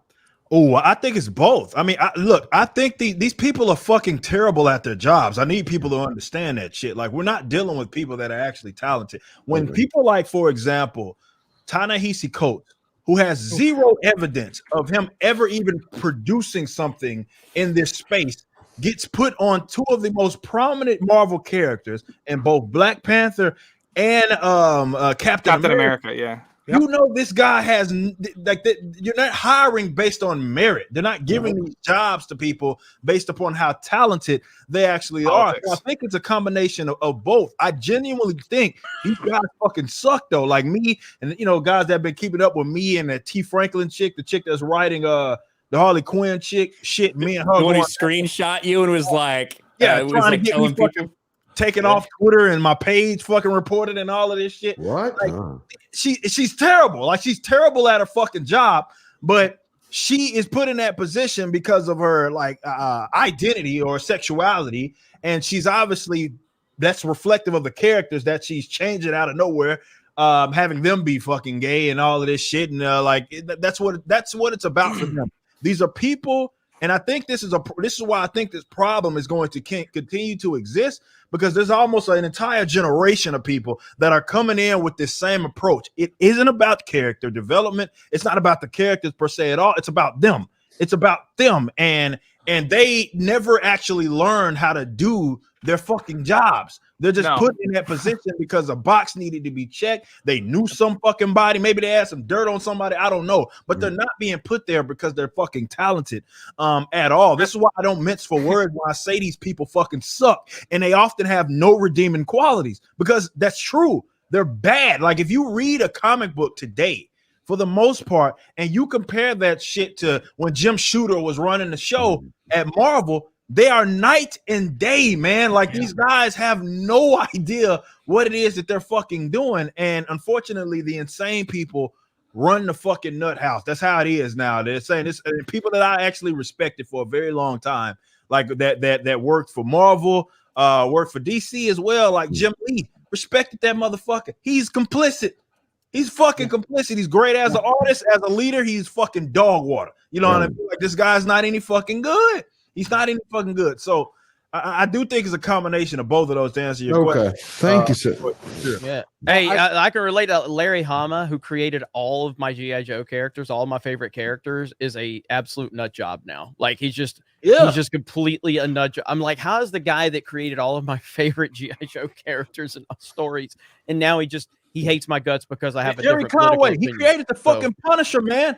This guy created the Punisher. Is fucking completely out of his mind now. He's out of his mind. I think 2016 did it to him. Like, what was that he created lately? I mean, the way he's changed the Punisher. That. Well, yeah. I mean, like none of these guys are any good at their jobs. Like this again. Like these are people that maybe had a shred. Most of them had none at all. But the classic guys got ruined because of they went to unfortunately the trajectory of caring about things that didn't matter, social justice, all that other sort of stuff, and they wanted to lead with that as opposed to leading with the story. And this is why these people have no problem getting on Twitter and telling you how much they fucking hate you. Because that's what consumes them. That's what I wanted to go ahead. Sorry, Ripper. No. I'm done. You're good. I was just gonna say something that to this day it sticks with me. It rings in the back of my head. And this is some old Geeks and Gamers lore. It's not that old though. When you had Cameron Pasha on, and he talked about Kathleen Kennedy, he said something that scared the shit out of me, to be honest. He said that Kathleen Kennedy was on a holy crusade.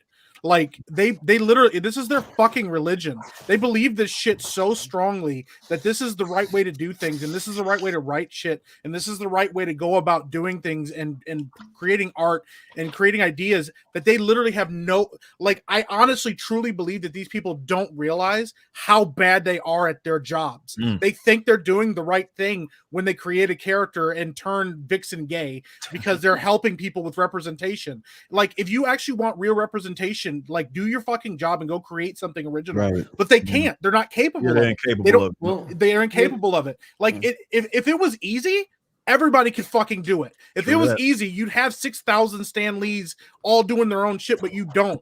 The fact is, like, part of it is luck, and then part of it is skill. And the fact is, a lot of the shit that we grew up with had a lot of skill behind it and a lot of thought behind creating good ideas. And yes, there was a message, but the message is a lot of times based on the writers and what's coming out of them, or based on their experiences, or based on like the ideas of the characters. And now it is, here's the message, and how can we fit these characters into the message? How can we change their identities, change who they are, change what the stories used to mean? When you go back and look at how simple the idea was for Star Wars from George Lucas, literally good versus evil, light versus dark. It's that fucking simple. And then he wrote this amazing story from it. And now it's all about, well, how can we make sure that gays have enough representation? How can we make sure that black people have enough representation? And also, we got to make sure that they're not light-skinned black people, they're dark-skinned black people. And how can we also make sure that Pacific Islanders and Hawaiians and all these other people are getting the right representation? And then you get shit like what happened at Amazon, where they write a fucking checklist and say, if you come to our place and you want to do productions, you have to hit every box on this checklist, and that's why be able to get your project off. That's why it fucking sucks right there, what you just said, because and that's, I mean, you even have it with the awards, right? Like Academy, they have that as well, like where it's like your movie can't even be nominated, which to me makes all of the awards a wash anyway. But your movie can't even be nominated if it doesn't have like people that check a certain box, which that has nothing to do with merit. Like you're telling people right off the rip that you are not hiring based upon who was best for that fucking job. At no point that even crossed your mind. It was like, did they fit in this box? And then we'll think about bringing them on if they can fit that box. And this is why so much of the art nowadays is bad, because they're worried about the wrong shit. This is something I've been talking about for the better part of a decade. I don't give a fuck about the makeup of really fucking anything.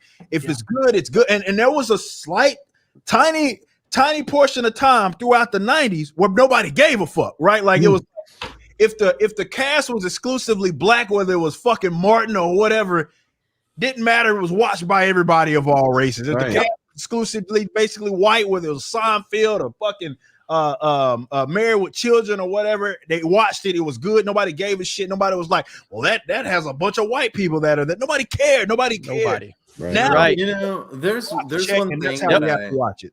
that I heard when I was younger. Like I went through this movie phase where I would just only watch art cinema, you know, like obscure things from like I did the Denmark. same thing, dude. Yeah, Denmark, Czechoslovakia, yeah, Vietnam. Like if you cannot understand or even like distinguish what's happening on the screen, it's art for whatever reason. But I heard this and it just stick with me that they said you cannot limit art. If you limit it, you've created just a product. So right now, what we're seeing so much in modern media is having the checklist. The moment you create a checklist, you limit what you can do because now let's say that I have a goal. I have a goal of bringing this amazing story into the audiences that they can relate. Some will hate, some will love, who cares? But that's my goal. If you put a checklist on me, it doesn't become a goal anymore. You know, you completely stop the imagination, you completely stop the creativity. And what you end up doing is creating the most bland of flavors that can kind of appeal to anyone. And what is the fun in that? Like, that's why there's so many ice cream flavors. Right. Because some of you don't like vanilla or chocolate, and some others do. It's your preference at the end of the day, but you cannot ever create something that will please anyone. Why try if you're going to limit everything and create shit for it? You know? Well, look at this, and I pulled this up right here, and this is what the focus for Star Wars is right here. A huge amount of support with that, but we have 50% of our executive team are It's really soft. And yeah, it's as loud as I can get it. Can you hear it though? Yeah. I can hear. There's a lot of people that would be surprised that we're making Star Wars movies, and the majority of the people involved in the development of those stories are women. And That's all they care about. That's all they care about. Not the majority of people know the universe. Not that they went to film school. That they're women. That's all not, she cares about. No one gives a fuck. That's DC and Marvel. I know. Again, that's across the board, bro. Across the board. So back. Go ahead, Chris. What No Chris, what were one you gonna say? cares.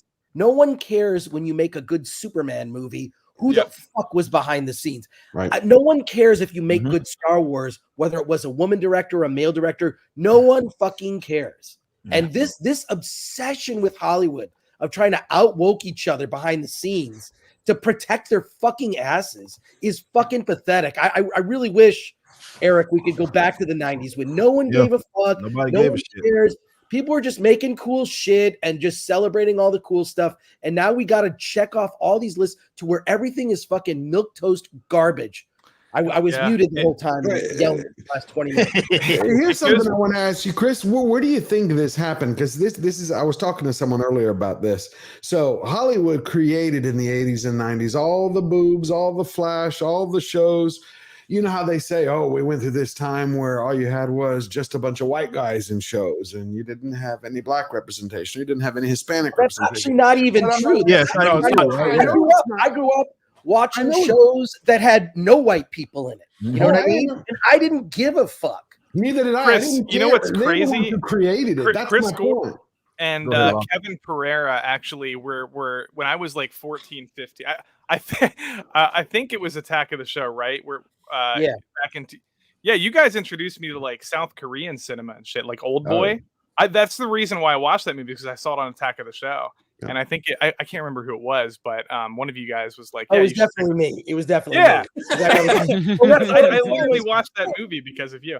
And but what I'm saying is I used to watch shows that had no white people in it. Exactly. You know? I watched a lot of Family shows. Matters. Well, I mentioned I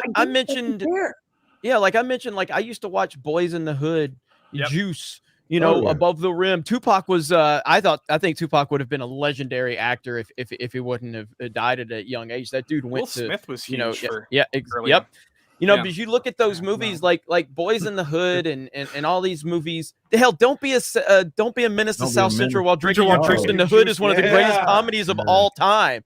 And I didn't TV ever watch Four, those. all of that shit was Yes, like, yeah. you Like, know? yeah, that was all classic shit. Like Friday, like obviously, like fucking, like this was all like, and I don't remember at one point anybody being like of any of those shows, being like, yeah, this fucking shit had a makeup of or like this 50% women.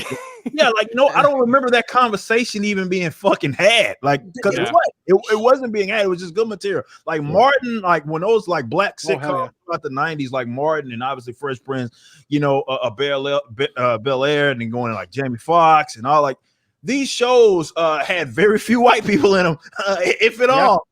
White people watched them. White people loved it. Nobody gave a fuck. It was just like whatever. And white people are usually portrayed as goofy motherfuckers when they did show up. And it was great. And it was great, you know? Yeah. But it's so because you knew it didn't come. It wasn't coming from a you know, a political or a social message. Also, it was coming from an entertainment message. But hang on, let Chris go because I interrupted him. Go No, ahead, Chris.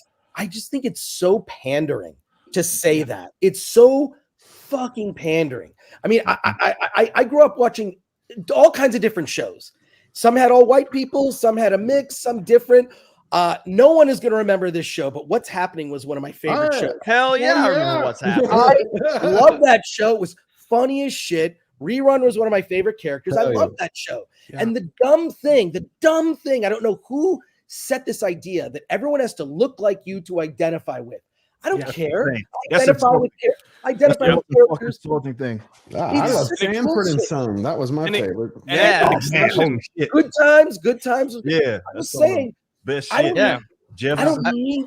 I think I talked about this on FNT. I don't need someone to look like me to identify with them. I don't need them to even be a male. They can be a female character if they're a good character. And they're pushing this thing that, like, I want people who look like me. I don't see myself represented. Fuck you, you stupid. It's so small-minded because the whole point of fiction is to be able to empathize with someone who isn't you. Right. That's the point. You know what it women, does? man. Like, you know what women it do does? that shit. Yeah. You know what it does? It creates segregation. So that means if you're a white person watching a show with black characters, you can't identify with them. They're other people. There are others. So stop watching it and go watch something with. That's what you're being told. That's what you're being told when they do that shit. Aggressive. And you know, it's funny because I grew up and like 3 movies that were like my favorite growing up. Fucking Meteor Man, Blank Man, and then on television, The Mantis.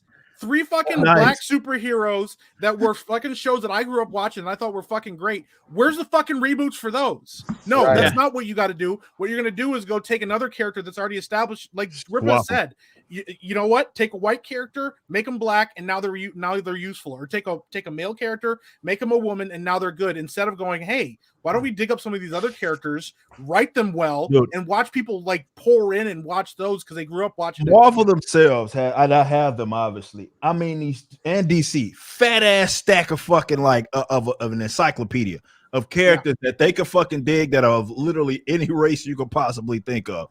Yep. And they neglect to fucking use them. They neglect to fucking use them. Instead, they'll rather swap. And to Chris's point, that was a point that I've been making for a very long time. I've done long form videos of this when I used to do those, talking about like the gimmick of representation and all that stuff, because it suggests that the only way that you can relate to something, which is nonsense, by the way, relate to something is if that person like looks like you, has the same sexuality, or has the same gender. That's fucking insulting.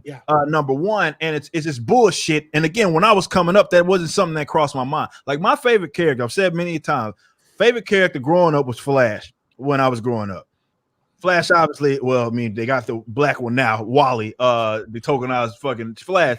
But when I was coming up, that wasn't a thing. Didn't give a shit. I empathize with that because of Flash's like his speed, right? I was a very athletic fucking kid. I thought it was very cool that some fucking guy had powers where he was literally there to just fucking run fast. I thought that was the coolest shit coming up. You didn't care he was white. Didn't give a fuck that he was white.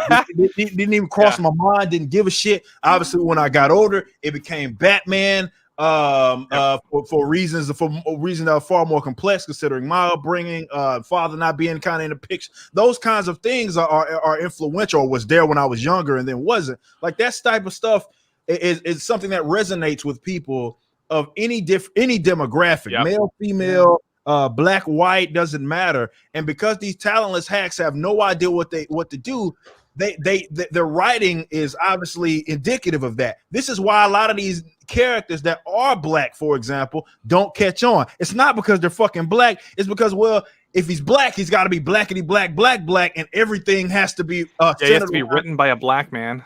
Written character. by, can't even. Yeah.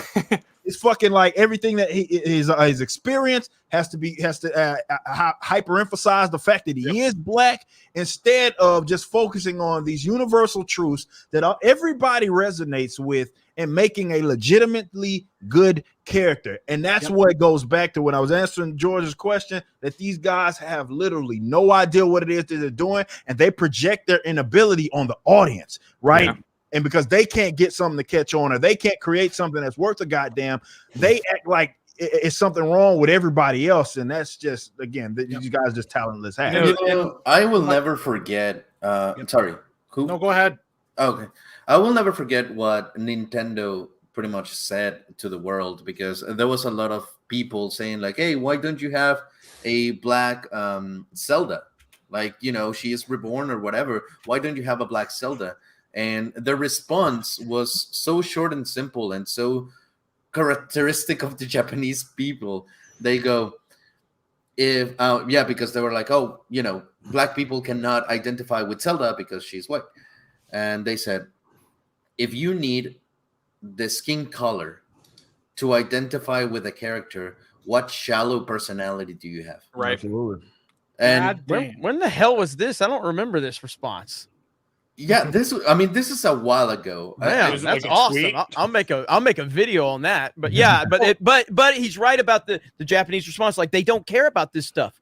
They don't. Like, there's been stuff with Nintendo in the past. This is the great thing and the bad thing about Nintendo is they are going to be Nintendo, and there's going to be things that they don't respond to that you're going to hate, and there's also going to be things that they don't respond to that you love. And this is the thing where they are so focused on the continuity of the character in the world that they've created. They're not going to race change anything or anybody. They're never going to do that, you know? So Ivan's 100% right on that point, you know, because that's just how they are. And that's why I love that them. Now they'll also make boneheaded decisions like the lag in Mario Kart and the shitty online. Me and Rip has told you all about that every Sunday, but you get the good and the bad that comes along with it. You know what I mean? So, people used to praise Quentin Tarantino for writing women really well in his films, and now it's like, and he does, by the way. It's like it's just his women characters are amazing, but you can't write a film about a female character without a female writer. It's like Hollywood, and what they're doing is you saw it with Birds of Prey. That same writer is doing Batgirl, and then she's also doing the Flash. You fall upwards, bro. You fail upwards. That's how it happens in Hollywood. Yeah, and then it's just like that is the worst to me is when you have to identify as the writer with the character you're writing. That's the dumbest decision that these people are making in terms of like Hollywood. I feel like Hollywood's encouraging it, but well, of course they're encouraging it, because this is the thing. They are in this echo chamber circle jerk of like, you know, they're not putting like the best example that I think of is the comic book of the daughter of Starfire, right?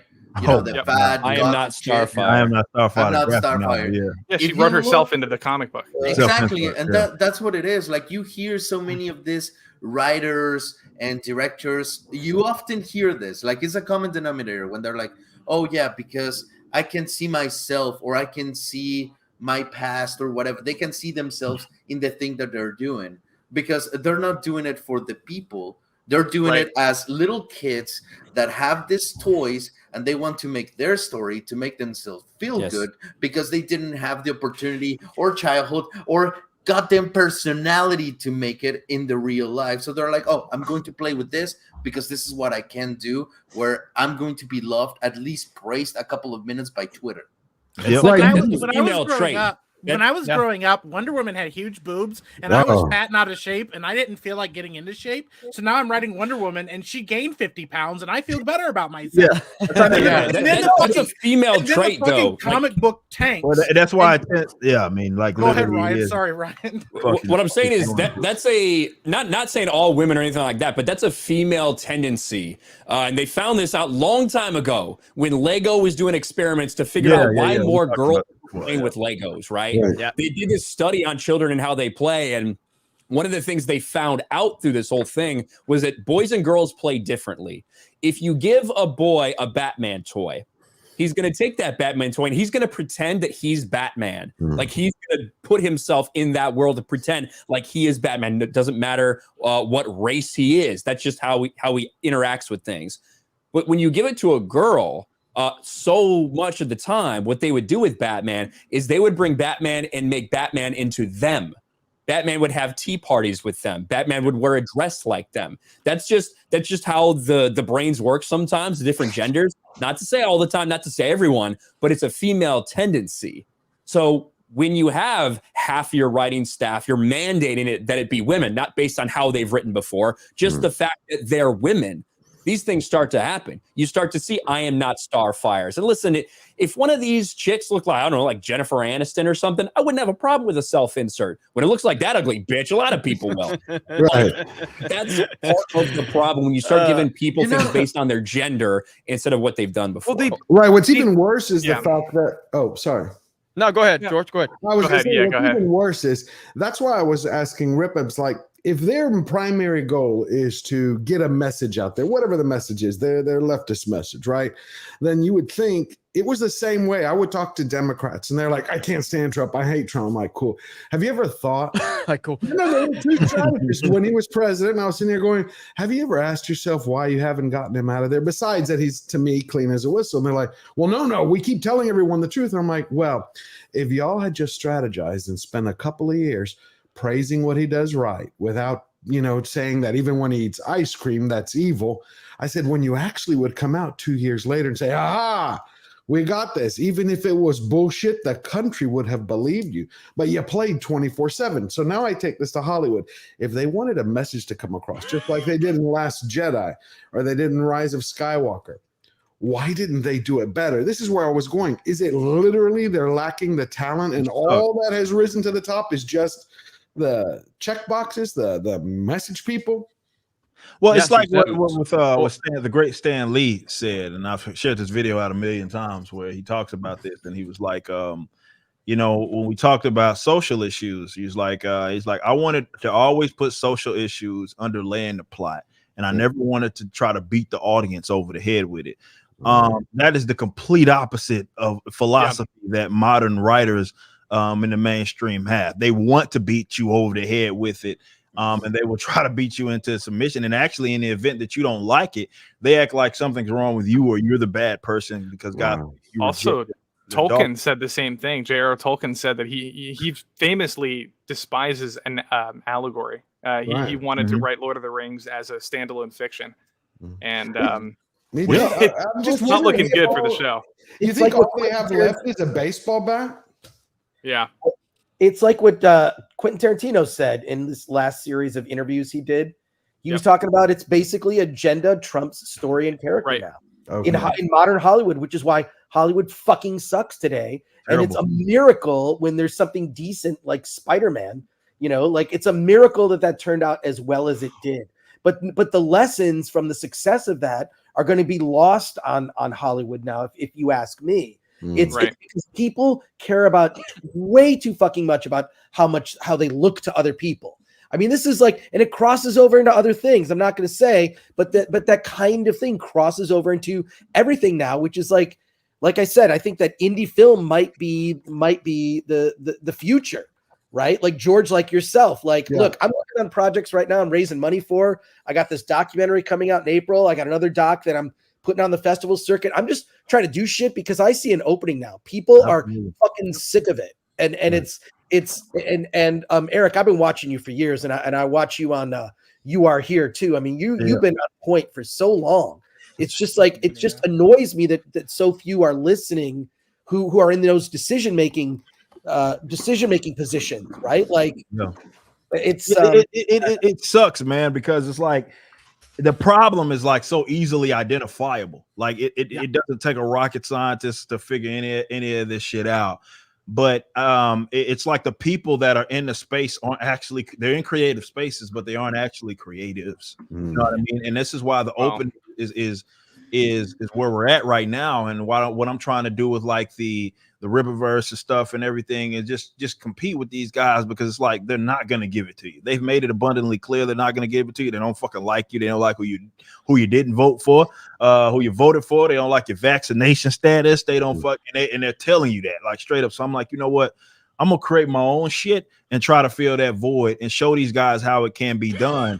And then like I'm gonna moonwalk on their fucking dead careers after I'm fucking done. You know, I think it's that time. Yeah, it's about that time of the night for me to bring the donkey of truth into this panel to drop a steamy, like good, solid truth bomb. But this is my hot take. This is my steamy, runny hot take. I think we should really like celebrate the fact that these people are destroying what we love in a way, because it gives the chance for creators like Chris was saying, like you, Rippa, you, George, like now people are craving that. Let's say for a minute that all the flavors of ice cream were eliminated for just vanilla. Eventually people will crave other things, and if the stores are only selling vanilla, then they're gonna be like, okay, but here's this tiny little vendor, you know, out on the street with his cart, and he sells other flavors. Boom, huge demand. Like, yes, right now, sadly, I think we're living in the transitional period into where we will take eventually over. We might see it in our lifetime, we might not.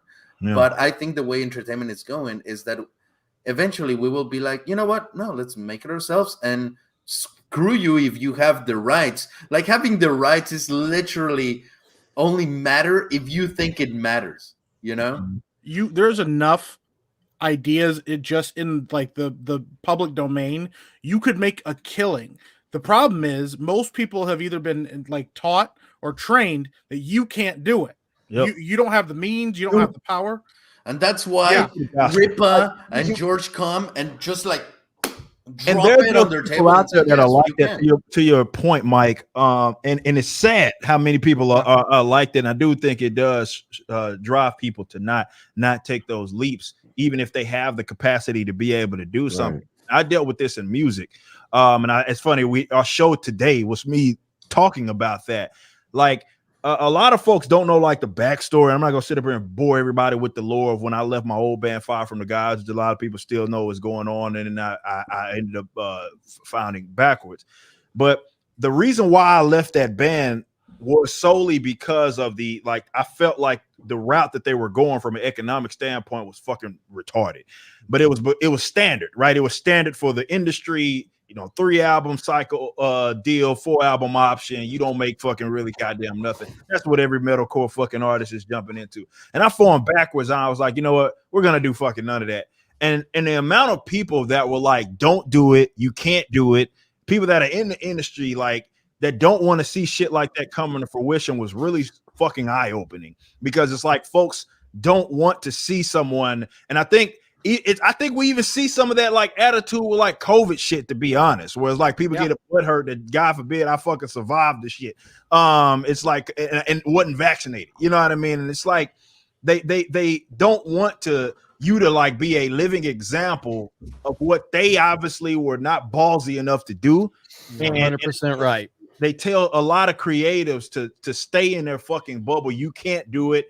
It's not realistic. And it's like I said all the time, it's not realistic until it fucking is. Right. You know what I mean? Like until it is. And then when it is, it's like, it seems insane for me to say like I'm trying to legitimately compete with Marvel and DC. And to some random person, they're like, you fucking insane. That'll never happen. They've got years and blah, blah, blah. And you're like, but who's to say that it can't be fucking done? Like who said that?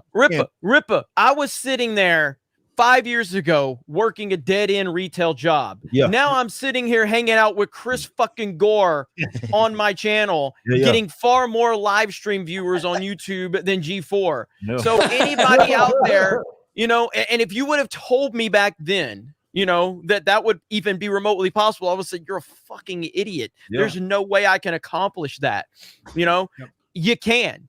You know what I mean? You can do it. Ryan, RK Outpost is less than 1,000. Where are you at? 700 subs from 100,000 subs. And that's going to be his second channel he's carried to 100K because he did it with Sports Wars already. I met Ryan at a fan meetup. He had never had a YouTube channel. Now, dude's got over 100K.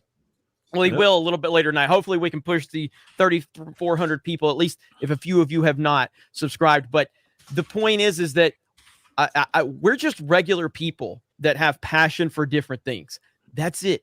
And, you know, obviously there are people here that are genuinely talented in different places as well, but their talent means nothing if they don't have passion to back up the talent. Talent means shit.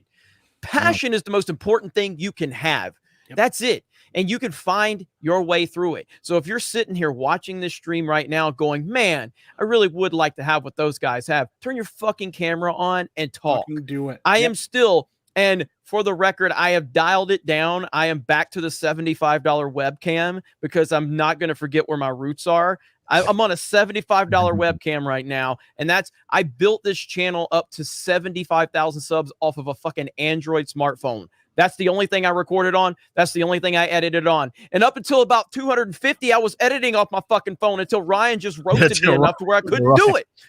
Like, you don't wait for equipment. Yeah, I'm not saying I'm not saying equipment's not important. If you want to, you know, get a better setup at time, but don't wait for better equipment. Don't wait for anything. If you have a camera, turn that thing on and talk.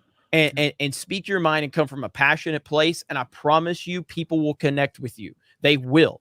I'm a living example of that. And look, you're going to get kickback. There is not a single person that's ever been on the internet that hadn't got hate. I get hate every day. We all get hate in different ways. It's how you handle it. If you really want a crash course, I could charge you, I don't know, I could do a liminal order and maybe charge you like, you know, $10,000 a year, or I could tell you just to go watch Young Ripa's Twitter feed. And in about one day, you'll learn how to handle haters on the internet. It's a beautiful thing. It's a beautiful thing. But yeah, man, I mean, so when Rip is sitting there, and if you're calling him crazy for thinking he can compete with Marvel and DC, that's you projecting your own insecurities onto this man, because Young Rip is Eric's the type of guy, like, he just confidence, he's not hurting for it, and unless he's playing Mario Kart, he's not hurting for it. But you know, for him to be out there and do that, it is obtainable. It is because he's smart, he's talented, he's got a huge following, he's worked his ass off, and he's got people that are going to back him. And when you have that and centered around passion, you can accomplish a whole lot. So I got full confidence in him, and he's going to have full support of Geeks and Gamers. Just to back up what Jeremy said too, because like I'm very passionate about like writing and shit. The best advice, and this has come from all different sources, from people that are professionally writing, that retired writers, everything. The one thing they say, if you want to be a good writer, is to sit down and fucking write. They said that's the hardest thing. They said the world is full of talented people, but it's the people that actually just go and fucking do it that see success or failure. But you never know until you try. And the people that sit there and go, oh, you're crazy, or you can't do it, are the people that haven't fucking tried. Because anybody that's actually succeeded in the world, that's honest with themselves, will sit there and say to you, yeah, I had to fucking do it, or I tried and I failed, or guess what? I tried and I found overnight success. That shit happens too. It's that luck. But if you never ever step out and do anything, you'll never see anything happen. You can't, nobody's going to hand you a fucking script and say, hey, write my movie for me. Nobody's going to hand you a fucking piece of paper and say, hey, can you do a comic book for me? Or, hey, do you want to compete with Marvel? You have to do it yourself. You have to be the one to do it. And the thing is, right now, we're in a situation like Ripa has said, like all of us have said tonight, the people that are in these positions don't have the talent to tussle with anybody that has any level or modicum of skill. Like, I'm not even the best writer that I know, but I'm better than I can confidently say I'm a better writer than almost everybody working at Marvel and DC right now. And that's not even a humble brag. It just is what it is. I guarantee that everybody sitting here could write a better fucking story than the people that are writing for Star Wars right now. There's sorry, but I think Ripa has. He just reminded me of this little story that I will completely summarize for you guys about a samurai that actually lived in Japan who didn't have the skill to beat the best samurai in the village, but he wanted to be recognized as the best. Now, he knew that he didn't have the skill to beat him, but he wanted to. So what did he do? Challenge him to a duel, meet at this little island at sunrise. The samurai did not show up to the duel until about 2 p.m., not even wearing a sword. The other samurai was completely, angry and frustrated because his honor was now at stake. He was the best samurai in the village, and now he was being disrespected by this guy. So he comes on, and he doesn't even have a sword, and he says, I'm just going to fight with the oar. Even more disrespect. So he gets so mad, so angry, draws his sword and launches an attack immediately. The other guy just evaded, and with the oar, hit him in the back of the head and won the duel. What does this teach? Is that he didn't need the skill. He didn't have the skill to fight him one-on-one, but he had the intelligence to take away the skill. Now, you're saying, hey, I'm going to compete with Marvel and DC. Yeah, they might have the numbers, but that doesn't mean they have the skill. You do. Yeah. Well, the other thing is just, Eric, I might be a little bit older than you are, and I'll say this. A lot of comic companies have rivaled Marvel and DC. If there are Image is the biggest one, yeah. It's happened. Just as someone is like, look, I would buy indie comics, It was like, I'll get my Marvels that I like, I'll get my DCs, and I would always buy indie comics. I used to exclusively buy Image, to be honest, 6-7 years ago. Yeah. So, you building something, it's going to happen because there is a gap in the marketplace right now. There's a gap in the marketplace for movies, TV shows, comic books. It's an entire huge portion of the audience that isn't super woke, is craving for content. Look at freaking Spider-Man No Way Home. Look at that opening weekend. Everyone's saying, people don't want to go to the movies. No, they don't want to see shitty movies. Yep. I think there's a huge opening the marketplace for all forms of media to explode, and you could not be in a better place right now. Yeah. Now, I know from projects that I've done before, filmmaking, it's a team sport, right? Yeah, you got your lead creative, but it's a team sport. So whatever you do to build your company, I mean, you're going to have the whole audience here, 3,300 people watching, which is about as many as was watching Ryan and I on Saturday when we talked for almost 3 hours about stuff. Yeah. Almost. Oh, yeah.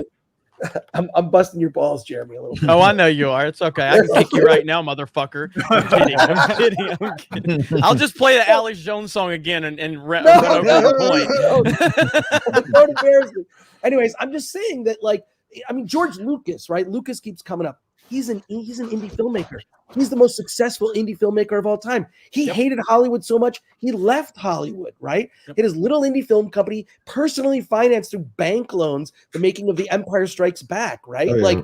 Go look at the business history of George Lucas and the moves that he made, and there'll never be another one like him, unfortunately, because everything's so corporate and bullshit now. And I think corporate culture destroys everything now.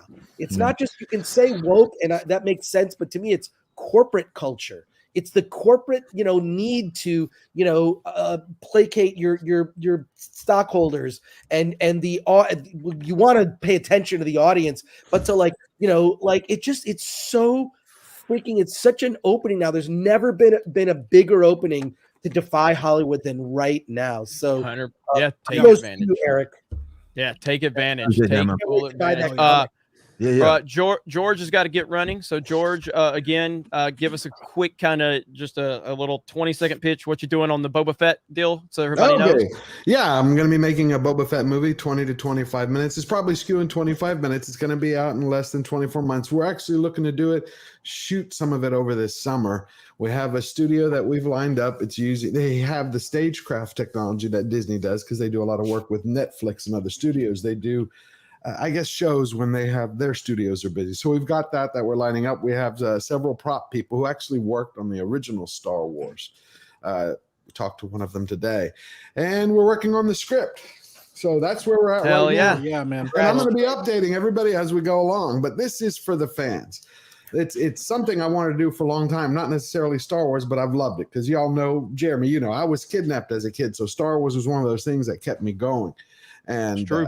I've written about it in my books, but I loved it. And so when I saw Boba Fett, it just drove me crazy. I'm like, it's time to do it. And we're leaving it open in the end so we could do another one.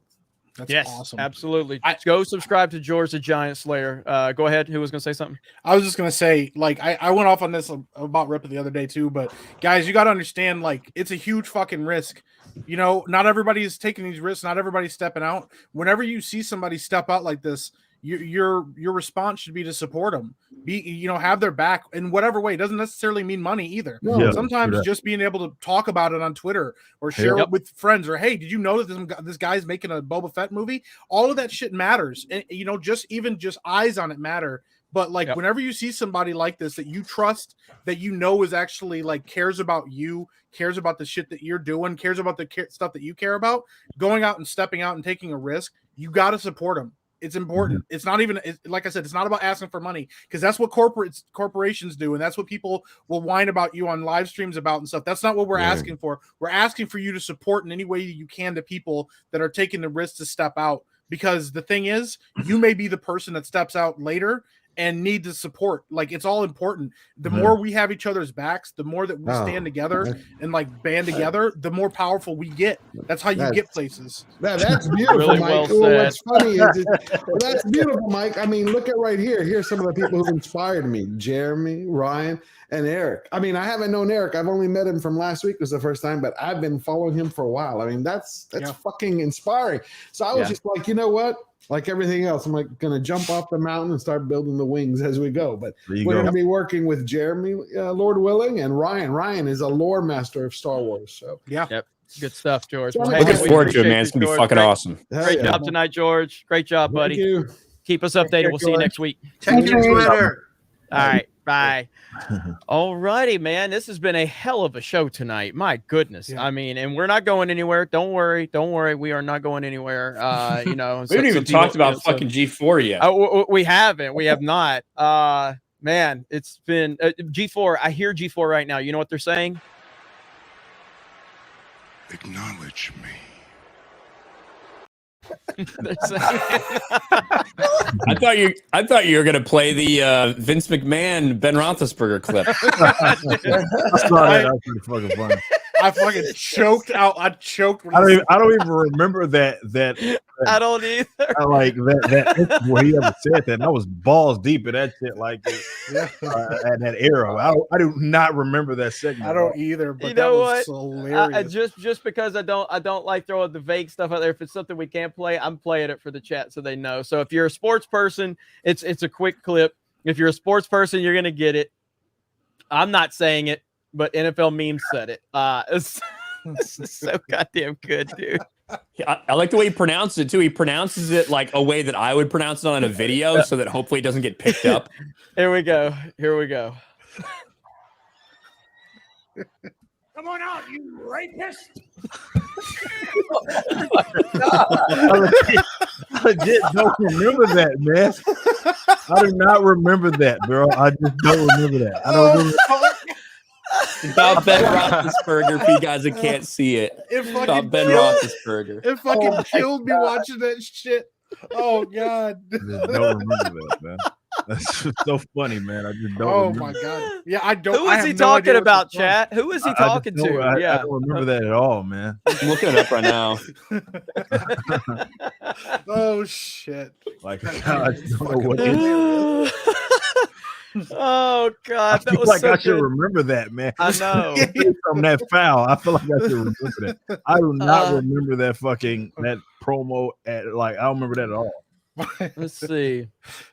I'm waiting for people to tell me who is. He's talking about Triple H. Was he talking to Triple H? That must have been. That's what Well, I I thought. mean- But still, I mean, Maybe if it's because like how he married Stephanie. I guess. Nah, Randy Savage, you know about those rumors. Yeah. I don't know how deep in the wrestling lore a lot of you are, but oh my God. Macho Man, that one joke's funny as hell. There's a rumor, long time rumor that Macho Man hooked up with Stephanie, and that's why that's why they basically never acknowledged Macho Man for the longest, you know. So it's just a rumor out there, but that's a wrestling discussion. We've tried to start getting wrestling discussions over on Sports Wars. It went really well. I don't have time to keep up with it every week on point to do the show. But either way, good stuff, man. That was funny as hell. Oh my God, that's the funniest shit I've ever seen. That's so good, Man. Does anybody else need to bounce? Like, I mean, I know we've been going for 2.5 hours. I actually planned on bringing a couple of the ladies on to give them a shout out, but I do want to give a shout out to Poor Choices. Tugs and X-Ray Girl hit 1,000 subscribers. That's a Geeks and Gamers channel. Really proud of them. If you guys have not, and I'll pull it up and Ivan, you got to go. Yes. No, but do the plug. Yeah, well, I was just gonna say, so right here, and they're over. Let me see, right here. Here's the ladies' channel right here. Poor Choices, X-Ray Girl and Tugs, over 1,000 now. So shout out to them. Really happy. They're doing a great job, and it's really proud of them. So go get them a subscription. They talk about everything that Mike and not Ryan, but Ivan are into, like reality television, The Bachelor, all of it. I'm so into that. So shout out to the ladies. We'll get them on next week and get them to come on. If I'm going to talk be with all honest, of you, so if I ever got on that show, 90 Day Fiance. Oh, sorry. Listen, I would watch the shit out of The Bachelor if I was on Poor Choices. I'd put my nails on stream and everything. I'd go all in on it. I don't care, you know. You see who he did? Jesus Christ. Jesus Christ. All right, Ivan.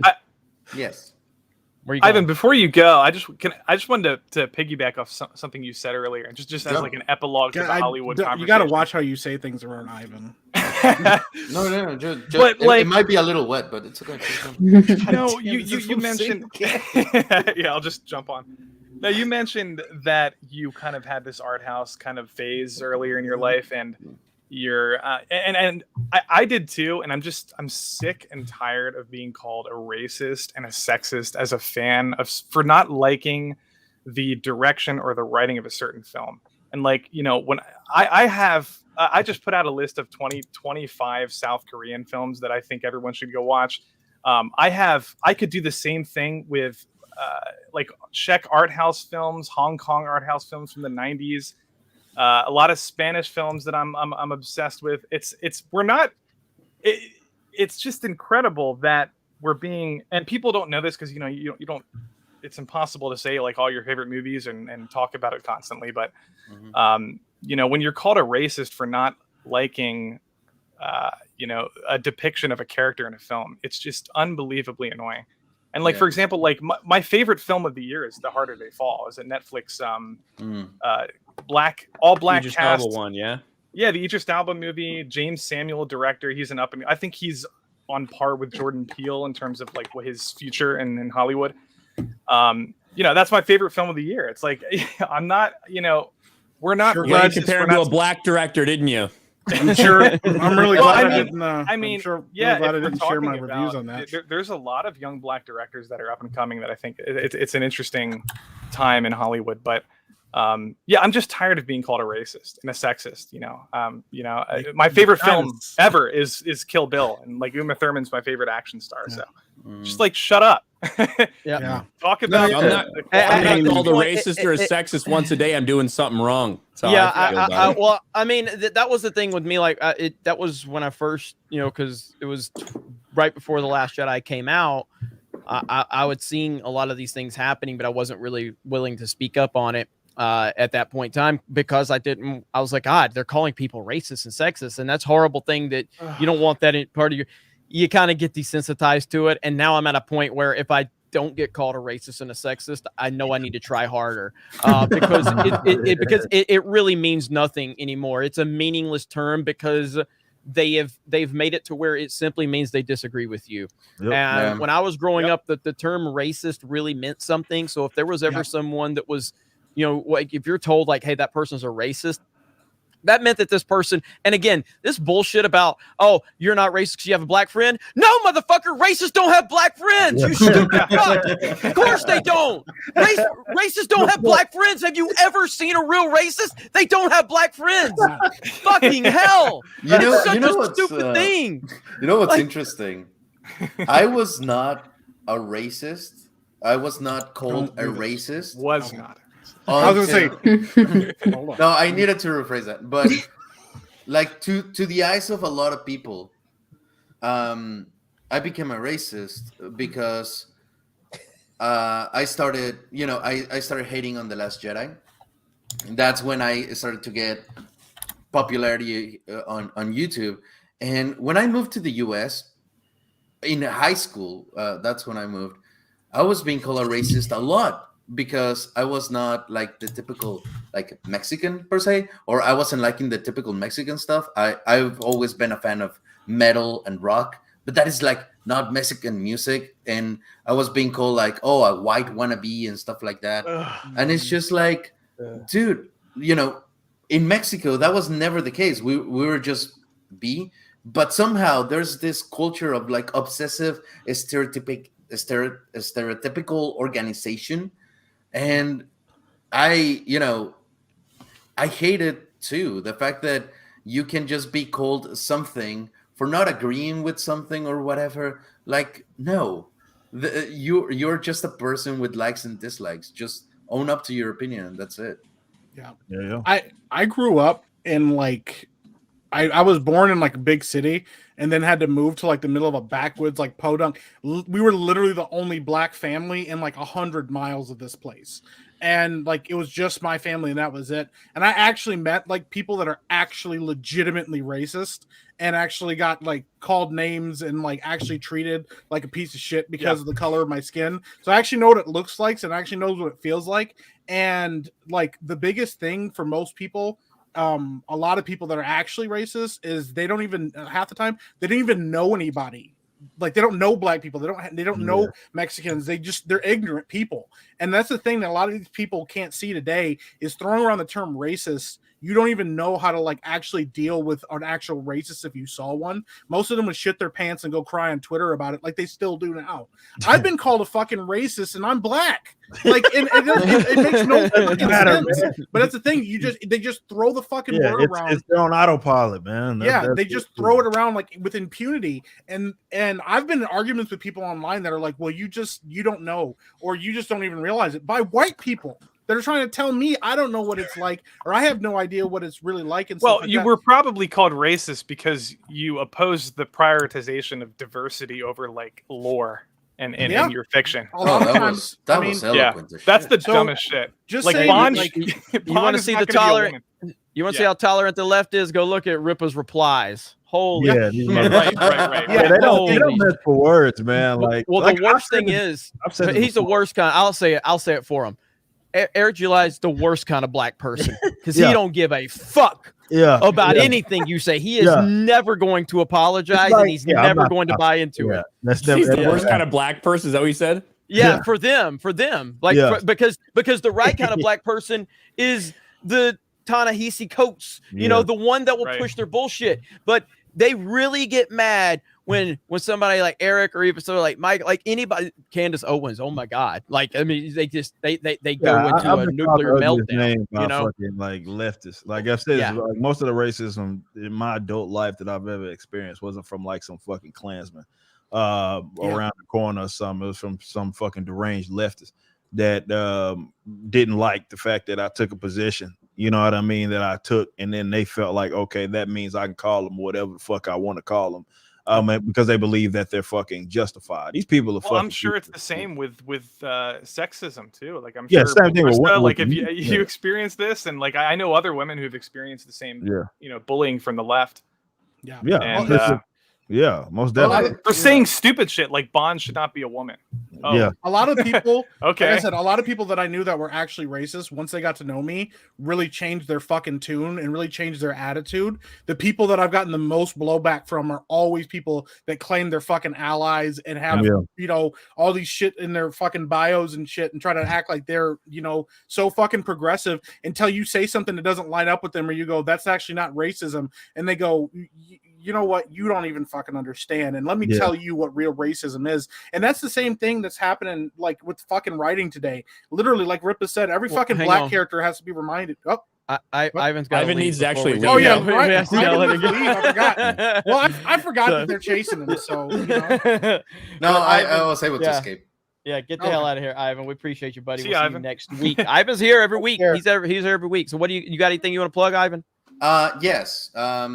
Just for my weeb friends with an IQ of a single digit like myself, I do have a TikTok where I put a lot of drum cover Chat's videos. about to turn on you.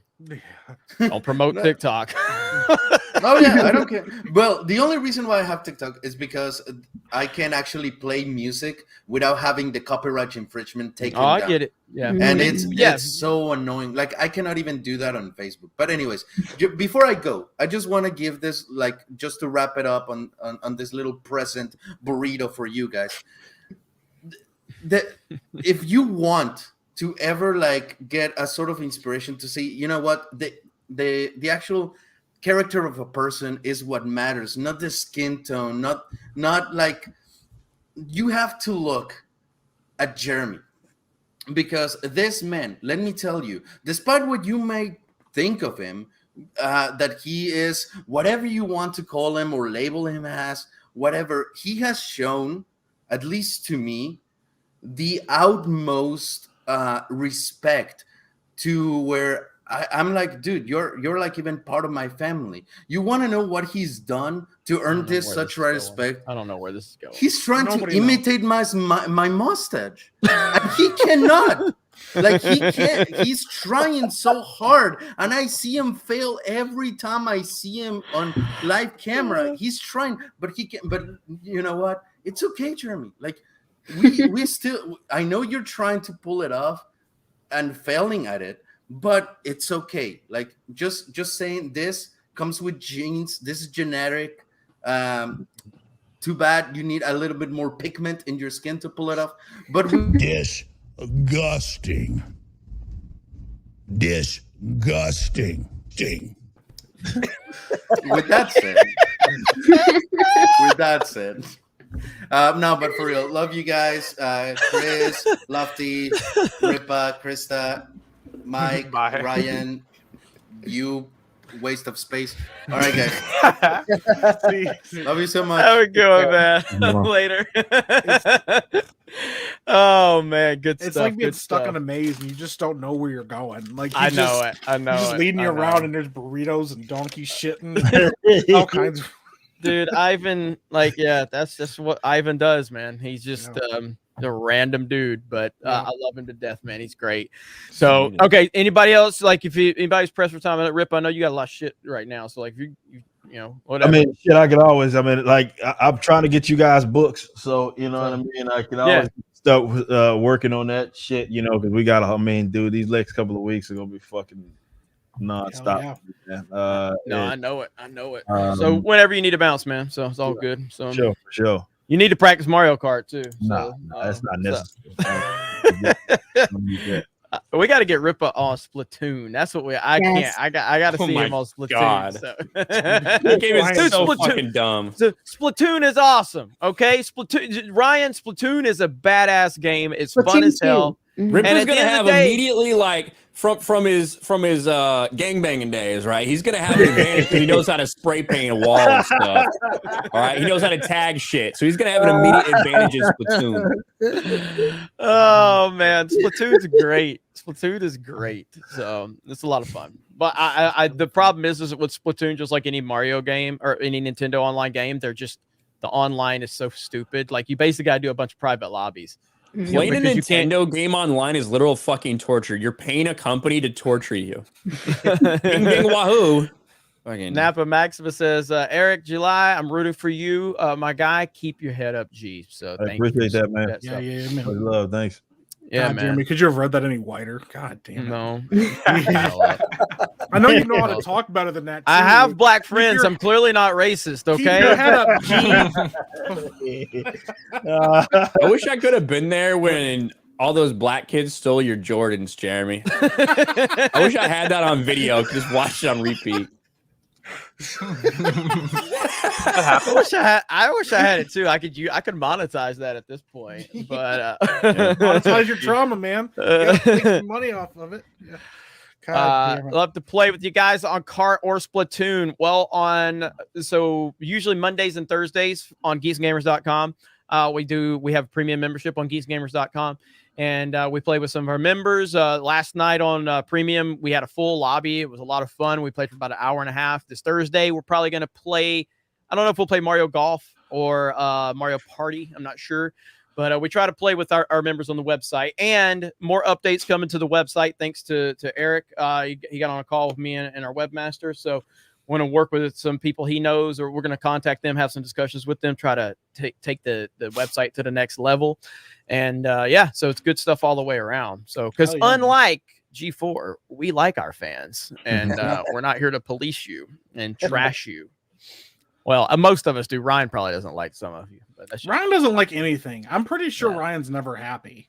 You know what I really like, Mike, is your background. I love Thanks. it. I just Well, think that's it's good. incredible. Then I'm gonna fucking keep it. Congratulations. Just like when you call me out about Epic Mike, Mike is my name. I'm just gonna keep it now. I mean, if it makes you mad, it makes me happy. This is a thing. And I know we got a lot of super chats to get to. What did you guys think about Dune? Dune is my favorite movie of the year.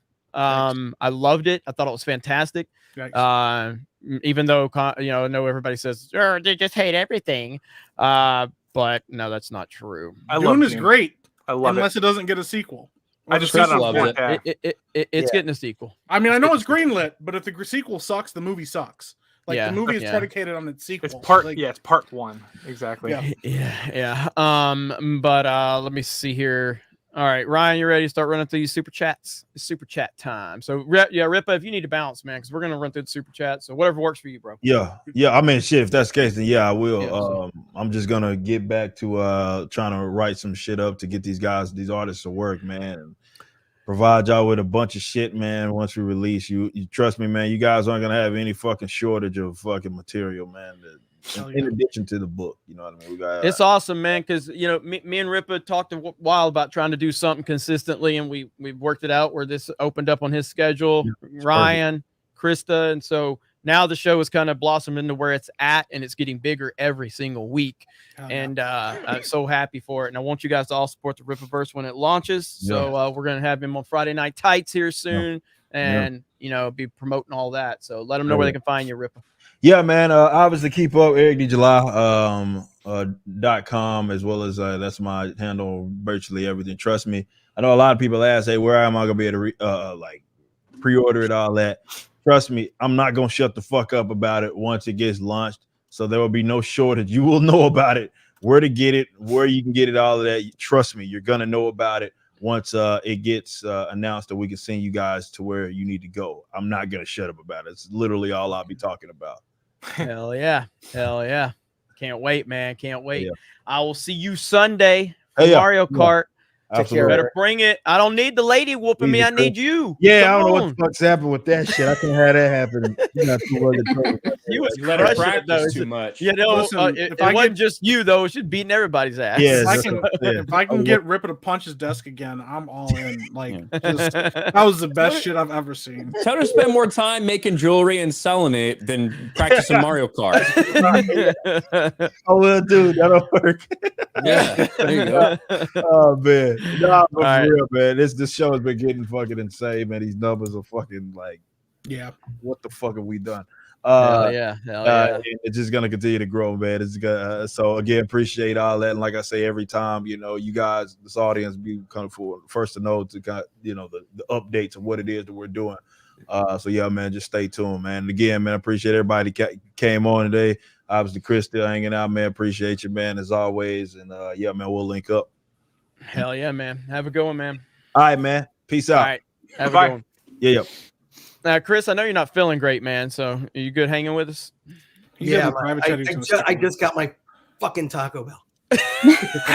Did you really? No, for real. That's why I had to. No, it was just God damn it. something's wrong with the app for me. So yeah, I'll stick around and listen to super chats and chill and okay. Just always right fun on to hang out with you guys. So appreciate it. Right on. Heck yeah. Perfect. I gotta finish a couple of videos, so I might have to head out. But okay, appreciate, no problem. Appreciate you having me on. Always happy to have you, man. So we got to get you on some of these Nintendo streams with us, man. So yeah, love your video. One of these days. Love your oh, video. thank you, Chris. I appreciate it. Fucking great shit. Oh, that's awesome. That's great. Yeah, I used to watch you like crazy back in the day. Oh, thank you. You inspired him to get into all his Korean dude. Korean I porn specifically movies. remember Old Boy was presented to me on Attack of the Show, and I was like, "What's this?" I was like 15, and on DVD. And then also, I think American Psycho was another film that I watched because I watched. I don't know if you remember this. Well, those are really fucked up movies, and you were too young to watch them. Dude, I don't care. My parents were like, "Yeah, my dad was pretty cool about that stuff." So that's great. Yeah. Yeah. So I appreciate it. I've been trying really hard not to geek out about Chris Gore being here because I grew up fucking Attack of the Show, X-Play, Cheat. Those are all my favorite fucking shows growing up. It's stupid. It's stupid that he's here hanging out with us. It really Awesome. is. It's crazy. Like Well, he doesn't get it. He watching doesn't think it. He doesn't think he's a big time star to us, but he is. Well, I'd be watching you if I wasn't, on the stream. So I appreciate being a part of it. So today. fucking rad, dude. That's That's like awesome. the raddest shit ever. Before Lofty leaves, I'll let him and I am caught up. But are you caught up, Lofty, on Titan? Yeah. On episode 2. So Yeah, Krista, they've been wanting you to talk, Krista. What are your thoughts on Attack on Titan? You and Lofty, let's hear it. Who first? It's hard to. Lofty has to go. So It's hard to say because we're in the middle of like a kind of like a cliffhanger arc, but I'll be right back. I think it's excellent. I mean, it's emotional. The character. We just had some interesting change with the character Gabby that people are kind of talking about. I don't really know. I didn't read the manga. hate her. So Yeah. Well, You I still hate have. her? Yeah, I still I don't hate her. Gabby. I don't hate Gabby. I don't want to spoil it because I don't know if there are people here who haven't seen it yet. But I don't. Well, haven't I seen it. understand what she Yeah. did in the last season. Yeah, I Like, get It it, makes but sense to me. I just. But It's just because the character that oh, I I just know. loved I her. know. I loved her. I have and a poster. I have a poster. Oh, really? Of Sasha. Okay. Yeah. Well, I've read the manga, so I already know what happens. So, but it's nice to see the like the anime. It's nice to see it come Yep, to life. it's great. Yeah. So Everything I'm about totally- the anime is excellent. The music, and it's animation. yes, and it is so annoying to see the to be continued at the end. I'm just Yeah. like, oh, because when that comes up, I'm just like, no, I want to see more. So that's the most annoying thing. And it's funny that I say that because once this is all over and you're gonna rewatch it, you're gonna say, man, it's a sad thing to see to be continued, knowing that it's Right. gonna end soon. I usually let anime build up and then I'll watch like a full season, but I can't do that with Attack on Titan. No. I can't wait because spoilers will just on Twitter. Oh yeah. Yeah, I'm enjoying the two episodes so far. But the animation still just bothers me. The animation change, and I don't know if that's something that a lot of people are struggling with because obviously the studio's changed over. There's valid reasons why that happened, but it's still distracting to me that the animation is so different, and it does bother me. But that's not the fault of them. They had reasons why they had to do that. But overall, it could have been much worse. I mean, Mappa is an incredible production studio. They're doing Jujutsu Kaisen, Chainsaw Man. I mean, if you were going to go from Wit to any other studio, I would have. I think they did made the right choice. Yeah, absolutely. But yeah. So, well, good stuff, Lothy. Take it easy, and Absolutely. Have a good one, man. Looking forward to We'll be more of your looking work forward with to the Quartering's quartering. new intro videos. Yeah. Oh, we got something tomorrow. There's some beef, Twitter beef with Jeremy and I guess Ralph from the Kill Stream. So Yeah. I don't know what's happening. Oh, we'll see. Jeremy's I've been always following it. Yeah. Jeremy's always got something going on. Beefing with I love somebody. it. So yeah. Right before you leave, hope you guys have fun with Attack on Titan. The manga destroyed everything, Last Jedi style. The whole manga community was upset. I can't even read it anymore, but have fun with it, guys. First super chat here. Love it so far. Well, thank you for the super chat. I have heard people say it's like Game of Thrones season 8 level disappointment. I know Chris has read the manga. So Look how quiet she's being. She's like, yeah. Well, she can't say anything, because she doesn't want any spoilers. Krista put a meme out there of her that she had to explain to me because it's like anime fans who are watching and then anime fans who have read I'm the manga. surprised he didn't watching. get that. I was like, is he joking with me right now? Like, how did you not get that? I assumed, like, I don't fucking know who those dumb characters are. So No, I've never but- fucking seen before. But look at their emotions And and what does then this look mean? at what it says. They looked stoically Asian. What am I supposed to fucking figure out from that? What are you talking about? Like, those two characters are not. But anyways, Racist. That's how they're drawn. yeah, right. you kind of sound like a racist. Anyways, I just answered it in the most polite way to Ryan as I did, and he just gave me a thumbs up. Good stuff. All right, Yeah, we'll see. Lofty, take it easy, man. Good to see you. Sounds good. Hey, I'll talk to you. Talk to you next time. Bye. Take care. Bye. Yep. Bye. Yeah. All right. So good stuff. It's been a great show, man. I've had a lot of fun tonight. And thank you guys. Huge numbers. The show gets bigger every week. Having 1,000 people waiting is crazy. We're gonna work on, getting more consistent intros and everything like that. And I really just thank all of you so much. So Ryan, you wanna start from the top? Yeah, I think that Well, you read actually, like the first 5 or 6, right? Yeah, Mexican Iron Man dropped a 50 that I didn't get to. Let me see if I can find that one. Okay. Because I'll the get conversation started was so here. good. Here it is right Yeah. here. I got it. Mexican Iron Man. Hail FLJ, Fearless Leader Jeremy. Brothers Ryan, George, Chris, and this amazing panel. Congrats on all the success of the main event. And as a Snyderverse guy, I proudly proclaim Geeks and Gamers forever. Yes. Yes, Thank you, Mexican Iron And Man. back to Mikey Gustler, because he did send that 50 earlier, and we were talking a little bit about it, and then we moved into some. I appreciate Mikey. I appreciate the hell out of him. Mikey's love always Mikey. supportive of us. Mikey has got more passion than most people, can ever dream of having. I know Mikey loves the Snyderverse.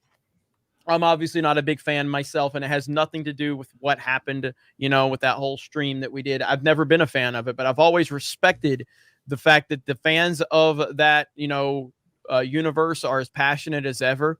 And Mikey Gustler is just one of the most passionate people you ever meet. And I respect the hell out of him for that. So thank you for the support, Mikey. And thank you, Mexican Iron Man. I appreciate that. All right, go for it, Ryan. I don't know quite where we started, but here we go. Jonathan Bordeaux for 5. Kingdom Hearts, an Xbox exclusive. The same day they announced the game's coming to Switch on February 10th by Cloud Gaming. God freaking help me now. Yeah, he did read that. He read that one, but still, it's a good one. It's a lot, man. With all this gaming stuff, there's a lot going on, a lot of money to spend. Bird up for 5. Does Activision purchase mean that Pitfall and River Raid will be Xbox exclusives? Again, I think that it's really up in the air. I do think some games will be Xbox and PC exclusives. When it comes to that purchase, I think the major things will not be. That's my guess. I don't know, Krista. How far can you put a hot dog in your mouth? That'll be the determining factor there. I was gonna say, I like Christopher a lot of reasons, but Olivia Munn did some stuff that I should have seen it that young. Chad for Aussie $5. When do you think Microsoft will buy a company whose games are increasing in quality? I don't know. They bought Bethesda and Activision, so maybe they'll finally pick a good one up. Is there anybody not named Nintendo that their games are increasing in quality? I mean, I guess we'll have to see. I think that Elden Ring is going to be a pretty big. Yeah, I think Elden Ring has a chance to be a big disappointment. It also has a chance. See, here's the thing. You go back to Cyberpunk and you remember how much, like, and this is before we even got any, like, it's just the hype was so stupid, and then we started to see little things coming up, and we haven't seen any problems with Elden Ring up to this point, but it can. I mean, Cyberpunk was such a massive disappointment. And I was so hard pumped for that game. Yeah. Yeah. But they're not sitting there like, that's the thing. From Software's not sitting there and being like, oh, by the way, all you other game companies fucking suck our dicks. Yeah. You know what I mean? That's what CD Projekt Red was doing. So Yeah, I that's mean- also a big difference. It's really on them. Yeah. D-Day Direwolf 5. Hopefully all this forces Sony to stop censoring their Japanese games. At this point, Nintendo has the edge while Sony has kid-friendly games. Well, Nintendo doesn't compete with Sony or Microsoft. They never have. They're playing their own game. And so, like, when the Wii U failed, it wasn't failing because Xbox and PlayStation was doing something it failed because Nintendo's arrogance in marketing it. Because now, again, I love the Wii U. I love it. I have it sitting right back there. Wii U is a fantastic system, but the marketing and the arrogance of Nintendo coming off of the Wii is what made that system fail.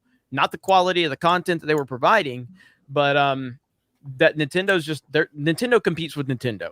That's it. We're in their world. We're just living in Nintendo's world right now. Yep. Matt from Tinder for 10. COD every year is copy paste last year's code, boots on ground, boots off ground, consume product, get excited for next product. COD players will eat poop happily and ask for seconds. That's why. Krista, how much of a super chat do we need to get the flute? I don't have the flute, but I have my kazoo. $100 super chat. How about that? Jesus. The bid for 5. People are We'll get fooling one. themselves if they think these games won't be exclusive. You don't spend that kind of money to share. It's all about Game Pass. It is about Game Pass. But like I said, they bought fucking Minecraft. Yep. They bought Minecraft was literally awesome. the biggest game in the fucking world, and they didn't make that an exclusive. So I think maybe some people are looking past that a little bit. And the idea that I legitimately think they will make more money if they leave the massive games non-exclusive. Yep. Yeah. But by the way, I'm joking about the $100 before someone sends it. Krista, go ahead. I go ahead. Any requests? Do this. No, I don't know. because Do it was your quick. happy one. Yeah, you're always playing it on your Twitch channel. So whatever you want to do with the kazoo.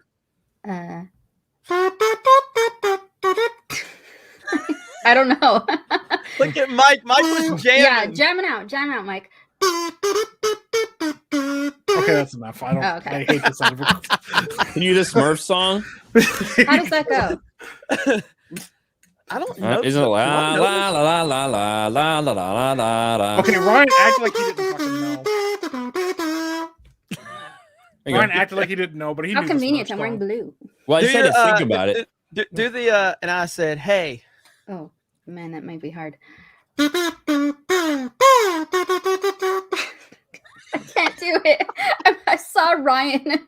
I saw Ryan on StreamYards and I just laughed. He's so done with me. I can't do that. Chris Gore hasn't said a fucking word. He's out. There's one. Krista, can you do the G4's dying theme? Oh no. Oh jeez. Sorry, I was eating. You're good, dude. I don't even know. Just go. Oh, you gotta do.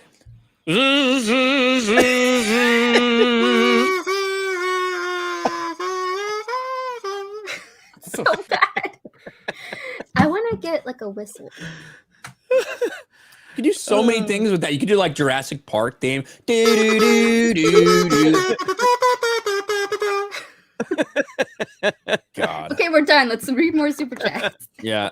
Wyatt Man for $5. The views went up for some reason. I don't know why. I was like, Chris is playing the kazoo. Y'all are fucking weird. Wyatt Man for $5. Fewer game companies in the mix equals less competitions equals fewer choices for consumers equals inferior products at higher prices. I kind of agree. It's not a compliment. It's weird. Sorry. I don't think it's a good thing to get into. I don't like them buying up these things and making these mega corporations. I don't either. It's a stupid choice. It's bad a long run. Yeah. We got Jed, the Hollywood Scholar, here for $5. What's up, man? Says, hail geeks and gamers. Krista is our Olivia Munn and better than we deserve, especially with Ryan around. But someone had to mention the panty pile. Love y'all. Input latency latency for 5. Watching my dad play WoW is how I got into gaming. But after the Blitz Chung fiasco, I refuse to give Blizz another penny until they publicly disavow the CCP's atrocities. Wishful thinking, but hey, gotta have some optimism. Hail to you and God bless. Thank you. And then we got Gerald Armstrong. Come on, Sony, go hard, buy EA. What is EA's market share, or what is their market cap right now, or what are they valued at? It's got to be in the tens of billions. Well, yeah, like a company like EA between FIFA and like all that shit, I have no idea, but like that's the thing too, is like what they're valued at based on what it would sell for and stuff like that. It's such a hard thing to quantify. Like, you know what I mean? Like Activision made $8 billion last year. That's how much they made, you know, and they sold for almost 70 million. How, first of all, 68.7 million. We were so close to having it sell for 69. What the fuck? Yeah. Come on. Yeah. 69. Just do it. Just do it. Just do it. Just do it. Just do it. I would have to imagine you're talking like 30, 40, 50 billion easy. Yeah. Let's see. Let me see where I'm at. JM the Elite Fan. I saw some brainlets on Nintendo Life and Yang Ye's video about Microsoft deals, seriously thinking the government would stop the purchase due to it turning into a monopoly. Like these megacorps don't have politicians in their pocket. There's zero chance that this is getting turned down based on monopoly.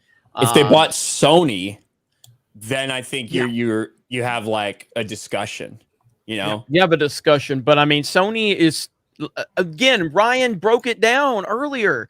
Like, even with this deal, Microsoft still doesn't even have, they're not even ranked ahead of Sony in value. And from the gaming industry, Sony's still second. That's insane to think of.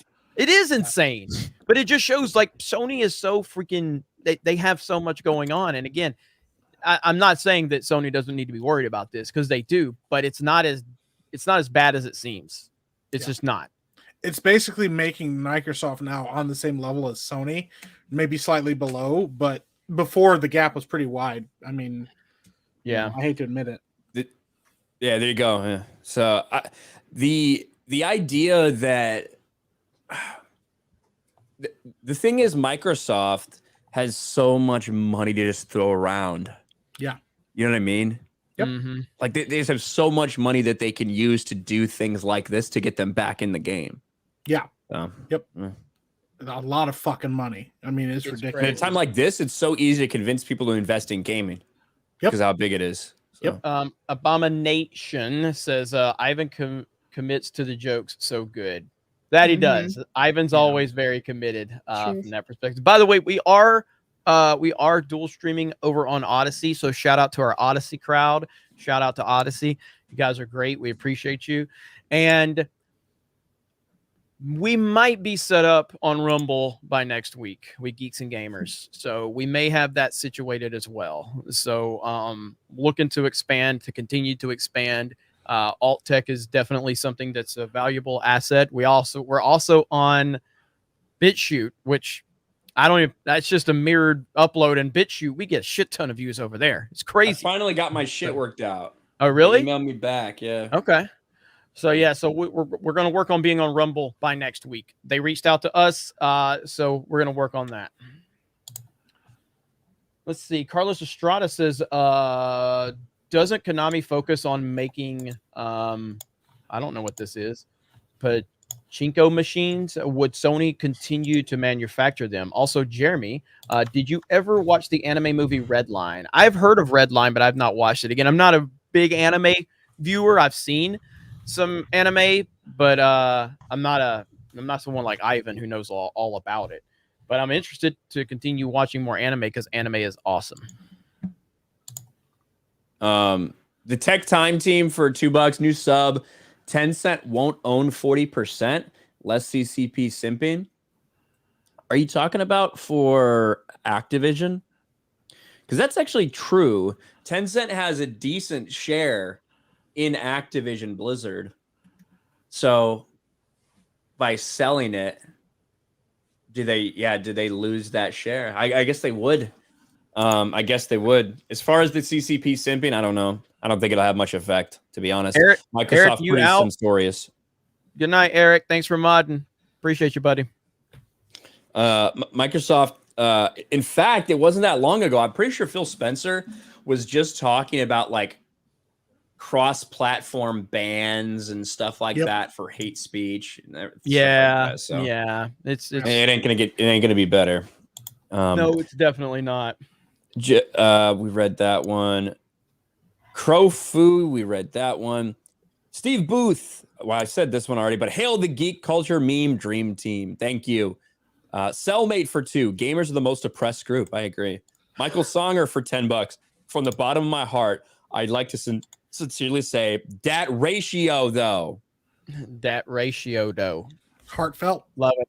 Well, yeah, I mean, because that's the thing. It's like I love that was a comment that got all I said in G4's chat. I was just said that ratio though. And You got to make that a T-shirt. You need that. I know. I did screenshot it. Well, it was weird. It was weird because I went Jeremy and I got banned. All I said was, we're really throwing the word hero around liberally now, aren't we? And he was just immediate. It was like within a matter of seconds. So well, Krista, pull your tweet up to show what got you banned from the chat. Please pull that up. Sure. Krista was objectifying women. Yeah, that's all she was doing. Nothing wrong with that. So funny. I'm looking for it now. But Krista, if you can get your tweet Yeah, pulled yeah, up, because I got it. Krista got this is what she got banned for. Shout out to It's a Gundam. He had her tweet in his video. Yeah, that was awesome. Oh, did you see that video? That It's a Gundam video. It's a Gundam. He's fantastic.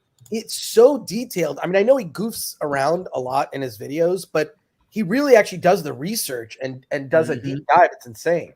Yep. Autistic detail. All right, so right here. So Krista said, this is all Krista said. Olivia Munn is fire. Just saying. Message deleted. Got banned. That's what got Krista banned. Yeah, right there. That's so it. dumb. It's Literally. insane. And then it just more messages deleted. Even in just one photo, you could see just message deleted, message deleted. I love the one that Az screenshotted where everyone in the chat was deleted except for people saying hi, hello, welcome. Yeah, that was it. Those are the only ones that were in there. That was so fucking funny. Yeah, there's the one that did me in right there. That's all I said. That's all I said. Oh my gosh. That's it. It was That's all I ridiculous. So you have to say that ratio though, which I guess they can say that to me on Twitter since I got ratioed. So well, don't. Maybe you should just leave Snyder people. I'm not going to silence you or report you for saying it to me. So maybe you should just leave Snyderverse alone, huh, Jeremy? Yeah. I know I'm going to get ratioed every time I say something. Yeah, you probably should stop. But that's the fun part. I know. Jeremy been rustling all the Snyderverse Jimmies. Listen, I'm not above it. I get pissed off too when he doesn't. I'll read those tweets. I'm like, that motherfucker.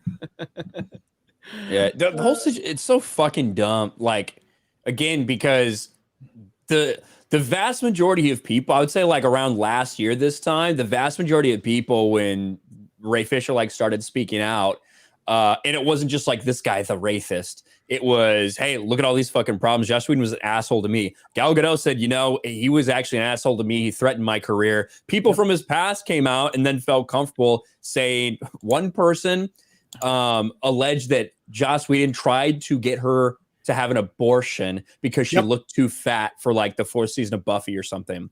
Like Charisma Carpenter, fucked up shit, right? And I don't doubt a lot of this. Ray Fisher's problem is when he blames it on racism and when he says that Jeff Johns is racist. When you know what? A lot of people had problems with what Jeff Johns was doing on the set of Justice League. Yep. They all weren't black, right? So when you try to take an issue that's an actual real issue with what these people are doing to everybody, and then you try to center it on race, that's fucked up because people can understand what you're doing, and they know like that you're trying to use identity politics in that fashion to weaponize it. Yep, 100%. Yep.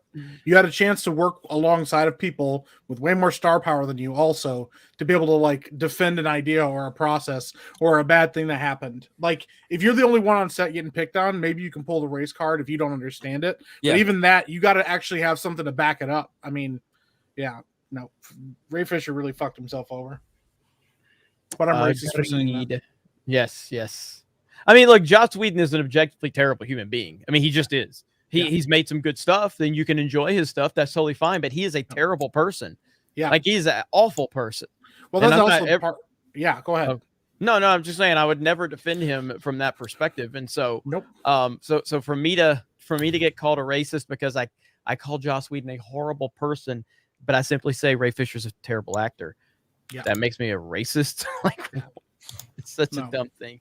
It has no like. The only reason I was planning on making a video on it, but damn, so much keeps happening. I just can't even find time. You know. Yeah. So that's again, Twitter exists for me to try to make videos. That's it. It's the only reason I use Twitter is to make videos and occasionally talk about how good Geeks and Gamers are doing, which in return makes people mad, which in returns gives me the opportunity to make more videos. That's it. That's the only fucking reason that goddamn platform exists for me is to find content. My favorite part, like my favorite thing right now on Twitter when you say that is these losers, these guys who have literally been reply guys to you, Jeremy, for like years, who are like Geeks and Gamers or Geeks and Gamers shouldn't be giving G4 advice. Why would they want any advice from a dead channel? I know. And it's like the amount of videos we've made on the main channel are probably like 25% of what we had done in the past several years. Yes. As a result, we grew Sports Wars to 100,000. You grew your channel to 100,000. I grew my channel to 100,000. Let's look at it. Massive fucking gains. This is what they keep doing. You motherfuckers. Do y'all want to clip this out? Let's clip this part out. You keep showing our fucking social blade, okay? Yeah, look at our fucking social blade. I go back to making videos, 7,000 subscribers, fucking 1.7 million views. That's not even including the 2 million views that Sports Wars has. That's not even including the 1 million views that D-Day Cobra has. That's not even including the website or Gaming with Geeks or Park Hoppin' or Geeks and Gamers Live or Geeks and Gamers Clips or the Twitch channel that's partnered. That's not including any of that. But they keep going to the dead spot. Okay, so basically right around here, this was when the Zack Snyder shit happened. Okay. That was after we gained 2,000 subscribers. Then I really just kind of got burnt out on the geek stuff, and I just kind of started focusing on other directions. So when you don't make content for your channel suffers. Okay, so you lose subscribers when you don't make content. All of this was me not making content. Like, I'm not saying I didn't make content, but it wasn't to the level that I've been making content. Yeah. And so then you get back to here. And boom, we start making some content again. Then we have a little bit of drop off because I'm not staying consistent with it. All through this time, Sports Wars is killing it, by the way. Sports Wars is crushing it all through this time. Sports Wars is great. Like, I just quick hits, like 3-4 minutes, 5-minute thing, like something big that happened in sports affects the game. It's such a good channel. I mean, I know we don't talk sports too much on FNT, you know, but like no one talks about sports the way you guys talk about it. You know, on your channel, like there's nowhere like ESPN. I remember when ESPN was cool. Now it's insufferable. Yeah. You know? Yeah, exactly. And so all through all of this that you see where Geeks and Gamers, the main channel, which is not everything Geeks and Gamers, this is the only thing these fucking losers know how to focus on. Through all of this, Sports Wars is crushing it. D-Day Cobra is crushing it. And then of course now we're back to where I'm just on top of this G4 thing, you know, and you see the views picking up. So that's all it is. As some have pointed out, I have nothing to do with the new G4, to be clear. I have nothing to do with the new G4. Are you saying you are not associated with G4? I am not associated with the new G4. I was associated with the old G4 that had Sarah Underwood, Olivia Munn, Allison Hayslip, like, you know, Kevin Pereira. That's where I was associated. So, you know, hope you just hang on to those memories. But yeah, I have nothing to do with the new G4. And, you know, I see all these videos popping up because, you know, obviously I subscribe to a lot of people, a lot of different people on YouTube. And I see that, and I don't understand why they're not, you know, listening, you know, I mean, you know, even before I was actually on G4, I watched it, and then it was like it was a great thing to be a part of then. And I don't know. It's just you know, I don't think anyone here or anyone that even made any of those videos, no one wanted it to fail. You know, I've been subscribed to them since the reunion thing. Yeah, when they started giving those hints that they were coming back. Like, so I don't know where they go from here. I don't know where they go from here. I mean, I'd like to hear from you guys, but like the attacking the fans is something I know Gary's been talking about that for years. He's right, but like it doesn't work. Like it doesn't work. I'm just curious what your thoughts are. Well, you can't. It's the number one no in what we do in this online world. This is not 10 years ago. This is not 20, 30 years ago. You know, in a post Last Jedi world, which is kind of where everything broke. That was the breaking point. In a post Last Jedi world, you have to understand that when you are targeting an entire group of people, because of the actions of a few people, it really, you know, has a damaging effect on everything you're trying to create. And so you can't, like, I'm not saying I'm perfect. I'm not saying anybody's perfect. Nobody at Geeks and Gamers is perfect. We're all going to make mistakes here and there, just like anybody on G4 and anybody on ESPN and anybody else is going to make mistakes. Mistakes are not the problem. It's not recognizing the mistake is the problem these places are having, because when the mistake happens, like, I can speak for me and I can speak for a lot of people, not everyone. But if this Frost person the next day is like, you know, guys, I got really emotional. I saw some things that kind of, you know, got to me, and I really shouldn't have generalized everyone. And I really appreciate all the support we're getting. And there's obviously a few bad apples out there, but I didn't mean to generalize everyone, because gamers are awesome. Gamers are here. G4 is back. And we're here to represent the gamers out there, not the small group of people that were attacking me. So I apologize to you if you felt like I was attacking you in any way, shape, or form. That's never going to happen, because you should be right the same. Yeah, you should be right on staff. That's that speech you just gave. Yeah, it's like, the reason I can give that, is because I genuinely believe it, and that's the reason people like Jack Murphy, you know, can't address everything, because they had so much to hide. Is the reason why this Frost person can't do that, because they don't believe it, and they seem to really think they're above gamers, generally speaking, so they can never say that. You know, you can't do that. You can't do that. And through the growth of this channel and the growth of Geeks and Gamers, I never realized it's hard for me to believe that any of this shit is true with me. But, you know, there's times that when the channel was smaller, I probably was just like, you know, I would shit talk people because it's fun. But as I realized, as the channel grows, like, you can't talk to people like that, because you have eyes on you now, and your words matter to a lot of people, and you're there for the fans, and the fans matter. And the people that are supporting you, the only reason you have this platform is because of that. And it's not because I never did appreciate the people. It's the fact that I didn't have sight in what type of impact we were having. And once I realized that, then I, you know, started to go, okay, I'm recognizing this a little more now. I'm not just some random guy that has a YouTube channel with less than 1,000 subs. I was that for 4 years. So it was kind of hard to kind of adjust when you're like, wait a minute, there's 20,000, wait, 50, wait, 100. There's a shift that goes into it, and you got to have some humbleness to recognize that. And a lot of these people don't. Well, I do think a little bit. Sorry, Ryan. Sorry, it's a little bit different for them, because I don't know how much they care about their YouTube views and audience at the end of the day. You know, with the set that they have, with the giveaways they're doing, there's a lot of fucking money involved, and they're not getting a lot of views on YouTube in general. I mean, they got 1 million views last month. Yeah, that's for a 500,000, you know, subscriber channel where a lot of focus is going on there. That's really not much. And they've got a lot of people on staff and a lot of money there. So I don't know how will it affect their bigger plans forward. They're pushing esports a lot and things like that. I don't know. Well, and part of it is, you know, when G4 was back in the day, everybody that I like watching it, everybody felt like they were having a good time, and there was like creativity and like, yeah, there was some like silliness, but the focus was on like news, the focus was on gaming and stuff.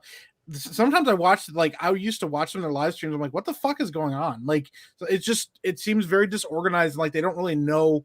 It doesn't seem like there's any like focus, like this is the goal or this is the focus of what we're doing. It just kind of is like, hey, let's do this, or everybody's doing this, or let's do this, or let's sit on the couch and fucking like talk about shit that like, and not even actually address anything. It just doesn't feel like it has the focus that G4 used to have. It feels like they just took the G4 skin and put it on whatever they wanted to do. And, you know, you bring back Adam Sessler because you know he's a draw. You bring back Kevin Pereira because you know he's a draw. But then you have all these other people that, like, they don't have any fucking personality. And then you bring back a guy who's like a professional wrestler, and I have nothing against him as a professional wrestler, but like, you know, he's there because of his name. You know he's a draw. And like, that's what feels like the most obvious thing is, hey, look at these names that we have that are huge draws, not, hey, let's build up some new personalities and let's develop a new G4 for a new generation. It just feels like, what can we do to get as many eyes on this as possible? But it doesn't feel like they actually give a shit about the audience that they're reaching out to. So, well, and the one thing that I think has come from this more than anything, and before I say this, I want to point this out because this is a really nice comment. I was here since the soy pants days. Still love that Jeremy is himself. As long as Jeremy remains himself like he's always been, I'll always back and support Geeks and Gamers. Thank you. While praising me, while also taking a shot at me. That's the Geeks and Gamers way. But I think the most important thing to bring from this is something that we don't often have the opportunity to do.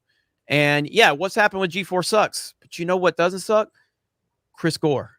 Chris Gore is awesome. And Chris Gore is out there, and he's like I want Chris. So we still have a really nice audience here, like a nice number of people. Like, can you tell us a little more about Film Threat so people know what you're doing? Because supporting you, I think, is what people need to do if they're upset with what they're seeing with G4. Chris Gore is a awesome guy who's on this to come on Geeks and Gamers and Friday Night Tights. It ain't easy. So it ain't easy. But it's a blast. I mean, before I was on it, I was watching it for a really long time. So. And I appreciate what you say, Jeremy. Seriously, it's just, it's cool to be on with all you here, and just like, because I watch you and Ryan and other live streams. It's fun. It's just, it's the spirit of nerd culture, right? And the fellowship is Gary. I'll still use the word community. I don't care. Me too. I'm using community as well. Not to say Gary can't. Like, I support Gary with his fellowship, but I get what Gary's saying though, as far as how it's been co-opted by a lot of people. But I like the community we have here. Yeah, but yeah, like with Film Threat. I mean, Film Threat's something I started when I was like just out of high school, when I was in college, and it's been around really to support small indie filmmakers. So if you're an indie filmmaker, send us your movie. We'll review it. If you're an aspiring indie filmmaker, you want to see how to make movies, or what movie might like get you into a film festival or kind of build your career, that's what we cover. So that's awesome. And if you want to even reach out to me directly, you can go to filmthreat.com. There's a button at the bottom that says contact. That goes to me. If you're a creative and you want to look at raising money using crowdfunding, a friend of mine who raised about $300,000 for an indie film project did like this whole like 14-page, like broke it down, like how to raise money. I was going to tell Eric July about that. I'll reach out to him and send it to him. So if you want that, reach out to me direct. And then also I'm doing a documentary about Attack of the Show. I don't know if anyone's even going to want to see it now, but we'll see. But it's we're going to do a first screening of it in April, and then it'll be out in July. And you can actually, there's a YouTube channel for it, so you can see clips. It's Attack of the Doc. Just look up Attack of the Doc. That's DOC. So go to the YouTube channel, subscribe to it. We've got over 500 subscribers. It's just a YouTube channel to promote the movie, but yeah, my real channel is Film Threat. And then I actually almost prefer like being on other people's shows that have bigger audiences than mine, because the Film Threat channel is all about indie film, right? Like, it's not, I actually like really being on your show, Jeremy, or like with Ryan on Saturday or FNT.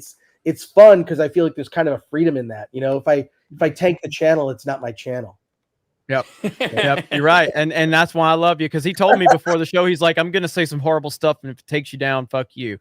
Like, damn, Chris Gore's not the nice guy I thought he was. No wonder they didn't invite him back. Heroes. It was me, Austin. Real quick, let me highlight this comment. Michelle has always been a supporter of ours. Hey, Jeremy, I wanted to share some news with you. Over the Christmas holiday, I got married in a small ceremony to the father of my daughter, and I'm married to the love of my life now, Jeremy. Thank you for giving us that update. Michelle is amazing. Great. We look, we're going to give you the ultimate clap. So there you go. Creating more problems for Chris Gore since he takes my channel. Is that a GIF out there right now? Because I feel like that's like the obvious one that would have. Well, I made this one with the applause over it, but there is a GIF of it out there too. So. That has to be. How did they not know that was going to be memed? That it was going to be? Maybe they did know, but this is not the kind of attention that is positive. Mm-hmm. So. I think they thought they like one of the things I've actually found interesting is that there's been some, and I covered some of the articles written. There hasn't been near as much coverage from like games journalists on this as I thought there would be. Right. Like I really thought that we were gonna like hear about all the toxic gamers. On IGN articles and Games Radar and like all this stuff. I thought it was gonna be perfect. Kotaku, all this stuff. There hasn't been much, and that's incredibly shocking to me. Mm-hmm. Yeah. I agree with that. Maybe it's because they don't like G4. Yeah, the competition.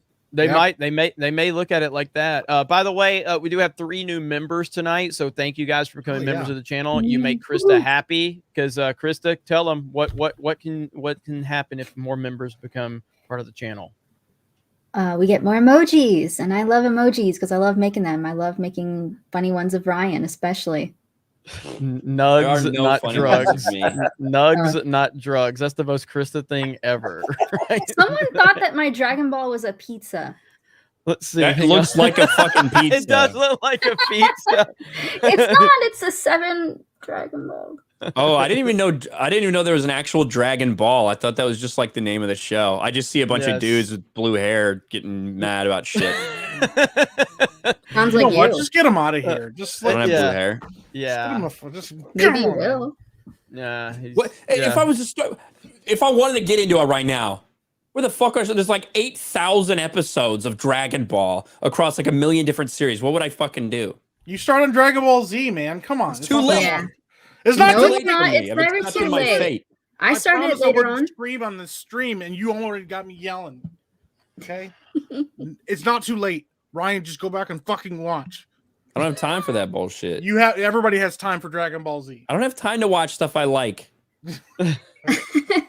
Well, there you go. Okay, I'm miserable. That's what he's always said. That's why when you know what Ryan has time for? Do you know what Ryan has time for? He has time for DSP.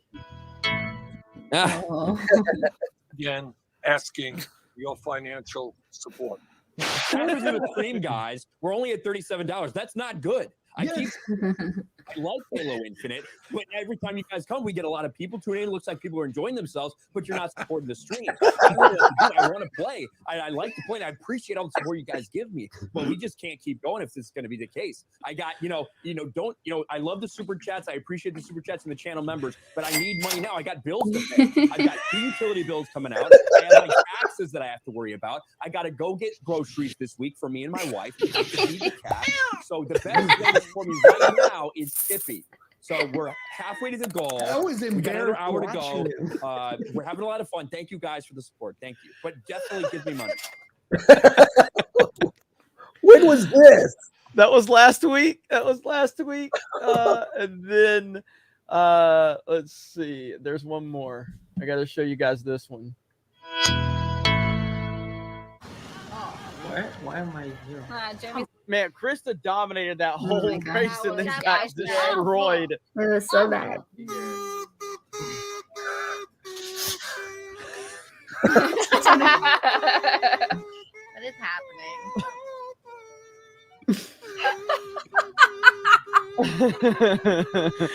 Sad kazoo.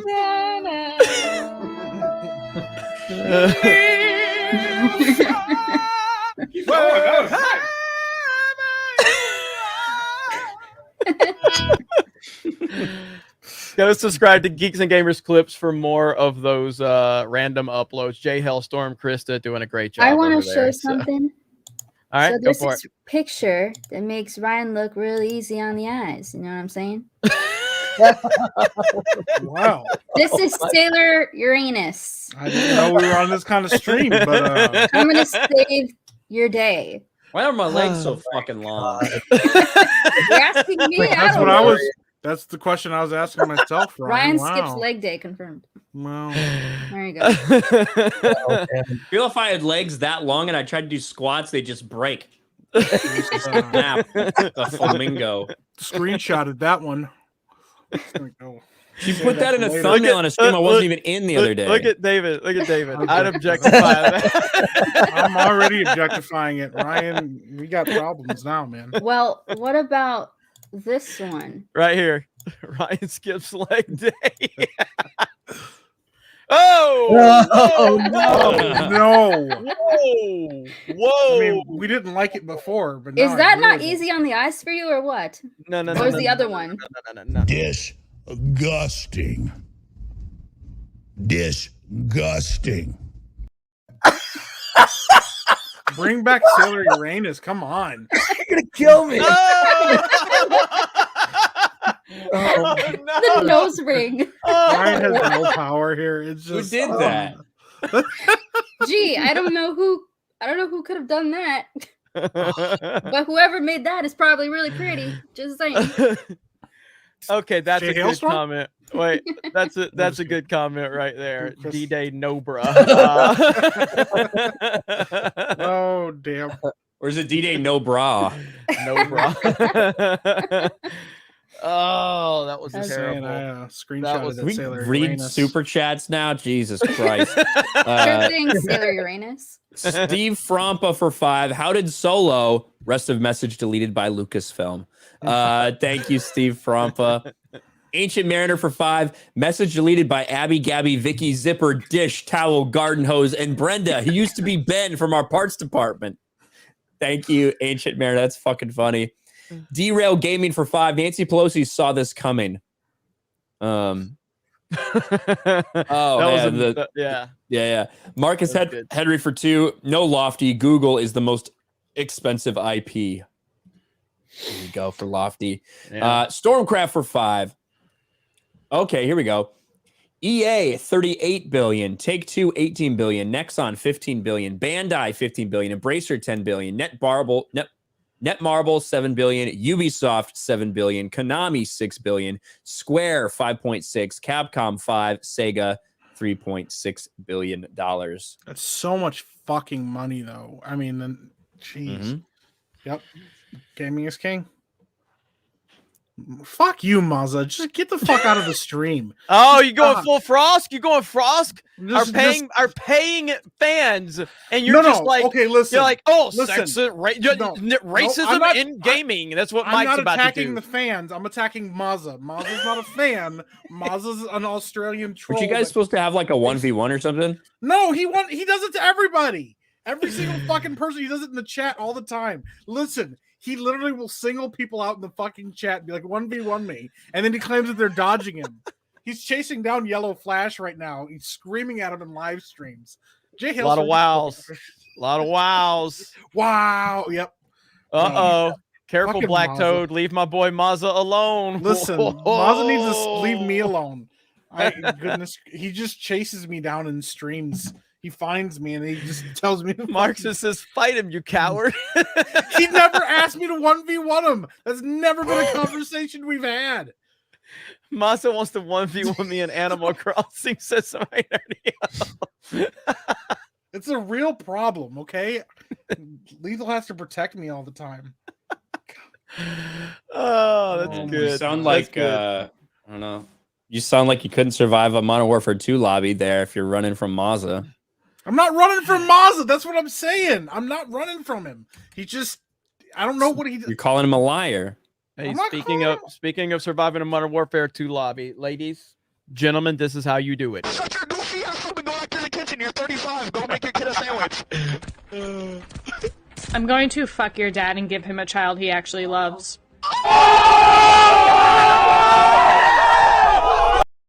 That was so good, dude. That's good. What is that from? What's it from?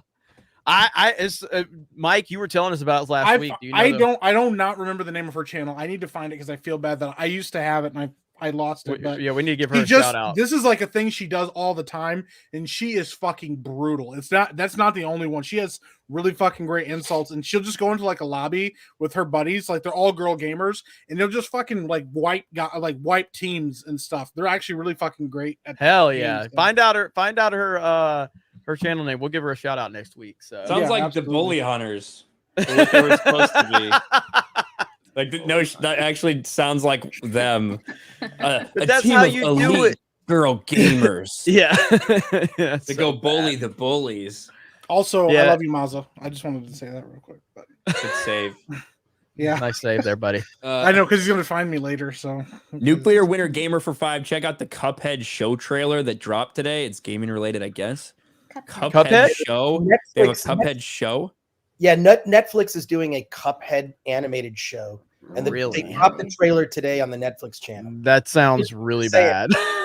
Yeah, there's another weird superhero show that's in season 2 that I didn't even know existed. That Netflix, I don't know. I subscribe to their YouTube channel. I could find it if you want. It's one where I don't want to get into it, but it's like you can tell they're like trying to make all the white people the bad guys in this superhero show, and it's less like it's just so tired. It's like, do something interesting. Yeah, everything's the same. Everything's forced. Yeah, maybe all the black guys the villains, right, Mike? That'd be bold. Well, no, just yeah. Well, you can't make black people bad though, because no, you can't. Nope. By the way, I found her shit.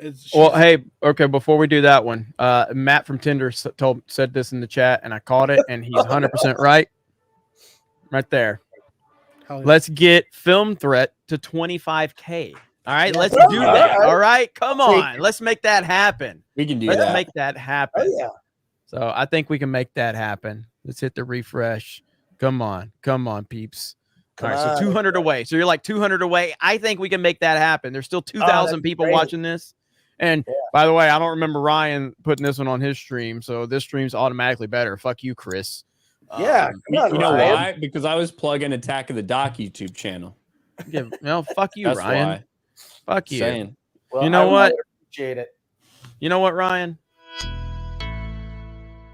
I should have had. What the fuck? I'm stuck! I'm stuck! No! I'm stuck behind this thing! What the fuck? I was stuck there too. What the fuck? God! His mouth is so fucking big. It's so weird seeing you without a beard. Oh my god. It's so 24-9. That broke so many controllers. Fucking amazing. Great. Very close. Very close. Yep. While we wait for you guys to subscribe there, Nate, Doctor for 5. Xbox tried doubling live price last year. Do you think they will try to do a slow price increase for Game Pass over time after owning all those IPs? Yeah, 100%. But at the same token, it might be like legitimately have that value at that point too, So we'll see. Mo Zamboni for 2. Microsoft owns GitHub. Just saying. Do they own GitHub? There you go. Microsoft seems to own every real quick thing at this point. That girl, by the way, her name is Cheer Girl with a U. She is everything that you wouldn't subscribe to on a Twitter thing. She's got her pronouns, her age, she's got the little rainbow flag. But you know what? Anybody that fucking scorches people like that in the Call of Duty lobby, I respect it. Yeah. I respect and also, I want to point out that insult doesn't ever in no way, shape, or form is like attacking him for being a man. It is literally her being like, that is the most like woman insult you can throw. And it's fucking impressive. Like that actually took some skill to throw that. She probably doesn't want a shout out from us. Sounds no, like not at all. But she got one. So yeah, but she got one. Yeah, get the fuck over it. Don't make her mad. Yeah, she'll come after you. Yeah, I know. She'll show up in a Call of Duty lobby. Trent Johnson, Microsoft literally bought Activision Blizzard for more than the GDP of Croatia. There you go. Oh wow. Jess SPD girl for $5. Is it just me or does Frost look like Taylor Swift in some kind of costume for one of her music videos? Yeah, I can see that with like the nose structure and everything. Like a Taylor Swift that I would never want to fuck. Yeah, I can see that. The Tactician Musician for 5, long-time watcher, first-time donation. Everything's going to shit in this crazy news. That's why I'm Nintendo. I can't see them doing another Rare. Yeah, Nintendo for life. Until they give me a reason, I will always support them. They may piss me off at times. They make bad decisions, but they still give me amazing games, and that's what it's all about. Jeremy's all about that Nintendo for life. He's NFL. Yep. Jeremy's NFL. Michael Come on, Willis guys, for 5. almost to 25K. We're almost there. Damn, you making me want Taco Bell, says Michael. I hope you got your Taco Bell, unlike those dumb fucks who made me wait so long. To Tim for $5. What company do you think Xbox will buy next, Ubisoft or Sega? Neither. I don't think they're really interested in either one. I mean, but what, you don't think they're interested in Ubisoft? Well, I mean, I guess they would be interested in them, but I don't know. It's like, why? They've got such a dominant stranglehold. Like at some point, they have to stop buying companies, or it will become, a monopoly. Yeah. Guess we'll see. So, Mike Hill for $5 is the reason why Ripa hasn't shown yet because he's running late at Taco Bell. Probably. Fitz Nimitz for 20. Off topic, but did y'all hear about the Russian dude that found explicit pics vids of his 6-year-old daughter on his friend's phone? Took his friend into the woods, made him dig his own grave. Oh yes. And perforated him. No charges. No charges. No charges. No charges. Yeah. Yep. Listen, you didn't hear about this, Ryan? I don't know. I did. Yeah. It was getting a lot of traction on social media recently. Jeremy Sears for 50. You think Elon Musk would consider getting into the gaming console hustle? No. Look, the man can literally, the man can literally do anything he wants. I don't think gaming consoles would be on his radar. But I mean, obviously, if he did it, it would be probably like the greatest thing ever. But no, I don't see him getting into that game, unfortunately. Elon Musk cares about extremely serious shit and also stuff that he can just fucking laugh at.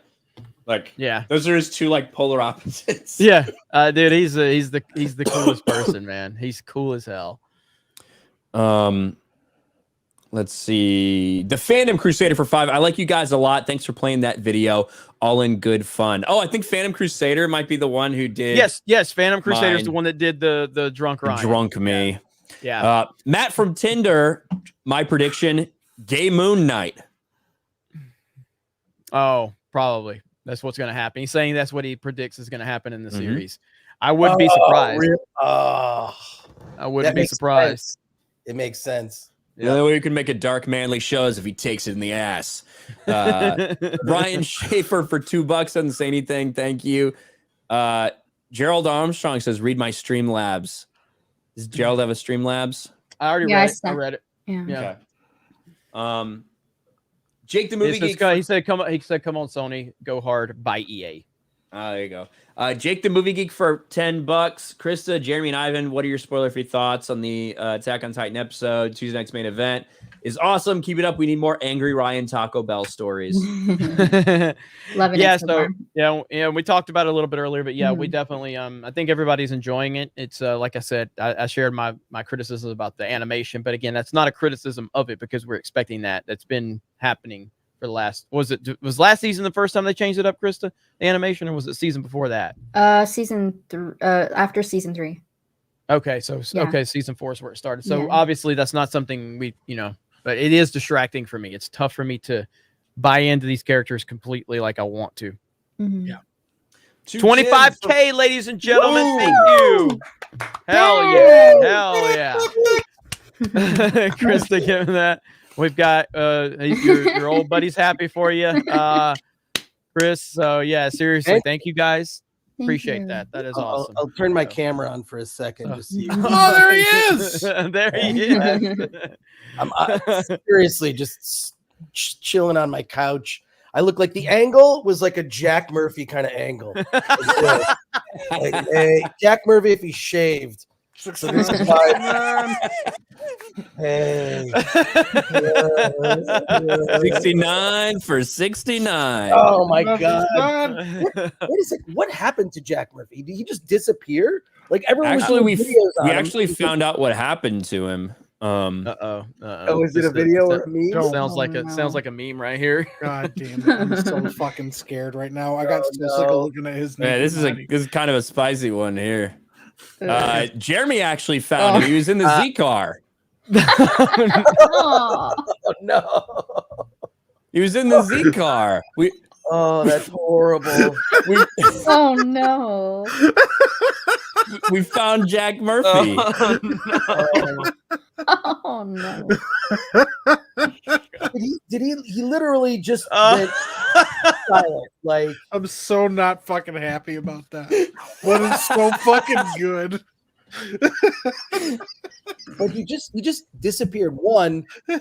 Oh no! It took no fucking time at all for that shit to get on the internet.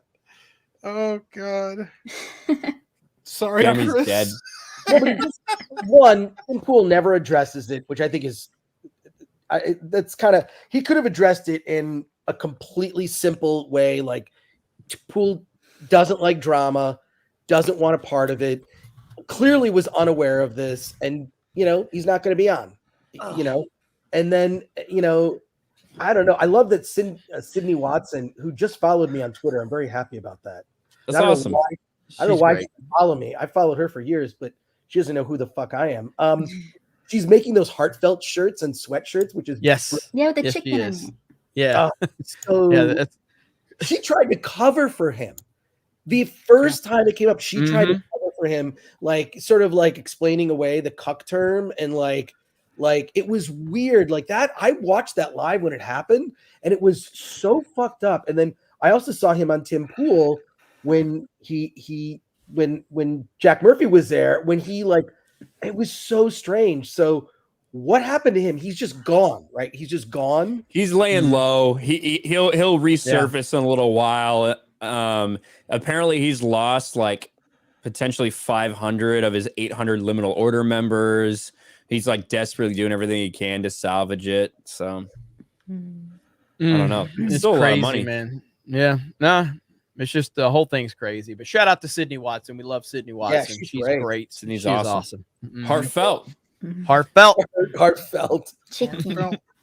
To Tim, Like, Chris is being so happy about these chicken emojis. Like when Quartering just retweeted a bunch of the, Chris retweeted it. I'm like, you don't even know what you're retweeting. That's what I said. That's exactly what Ryan said. Ratioed her. Hey, listen, you tweet out anything about chicken, I will retweet it. Okay. I even tweeted it out today. I said, Microsoft, just don't take chickens out of Call of Duty. That's all I care about. Just don't do that, and we're good. Still. No. See, this is why I don't play Call of Duty with you. But like she retweeted it and then she replied to Quartering. She's like, "I love this," and I replied, "That's because you don't know what it means." Yeah, literally straight up. No, Chris only kills dogs in Call of Duty. Oh no, don't get that one started. She's not happy. She's not happy about that one. So Never. don't meme her on that. To Tim for $2. He wants me to say booyah. Oh no, Ray Fisher. Thank you to Tim. Yeah. Eric K for 2. Everyone send some prayers for Tim F's mom. Oh, I think I heard about that maybe on Gary's stream or something. Yeah, Tim F's mom. What happened? I don't know exactly, but I was kind of listening to the background of the BBC. I think that might be where I heard it, but we'll keep Tim F's mom in our thoughts. Yep, definitely. Exile Martyr for $5. A black Joker will be introduced in CW's Batwoman. The DCEU is going to become the DCU. The new Trinity will be Supergirl, Batgirl, and Wonder Woman. Yeah, they've already introduced him, by the way. He's already in Batwoman. Yep. He has purple hair and it looks awful. And he doesn't even wear like makeup or anything. Yep.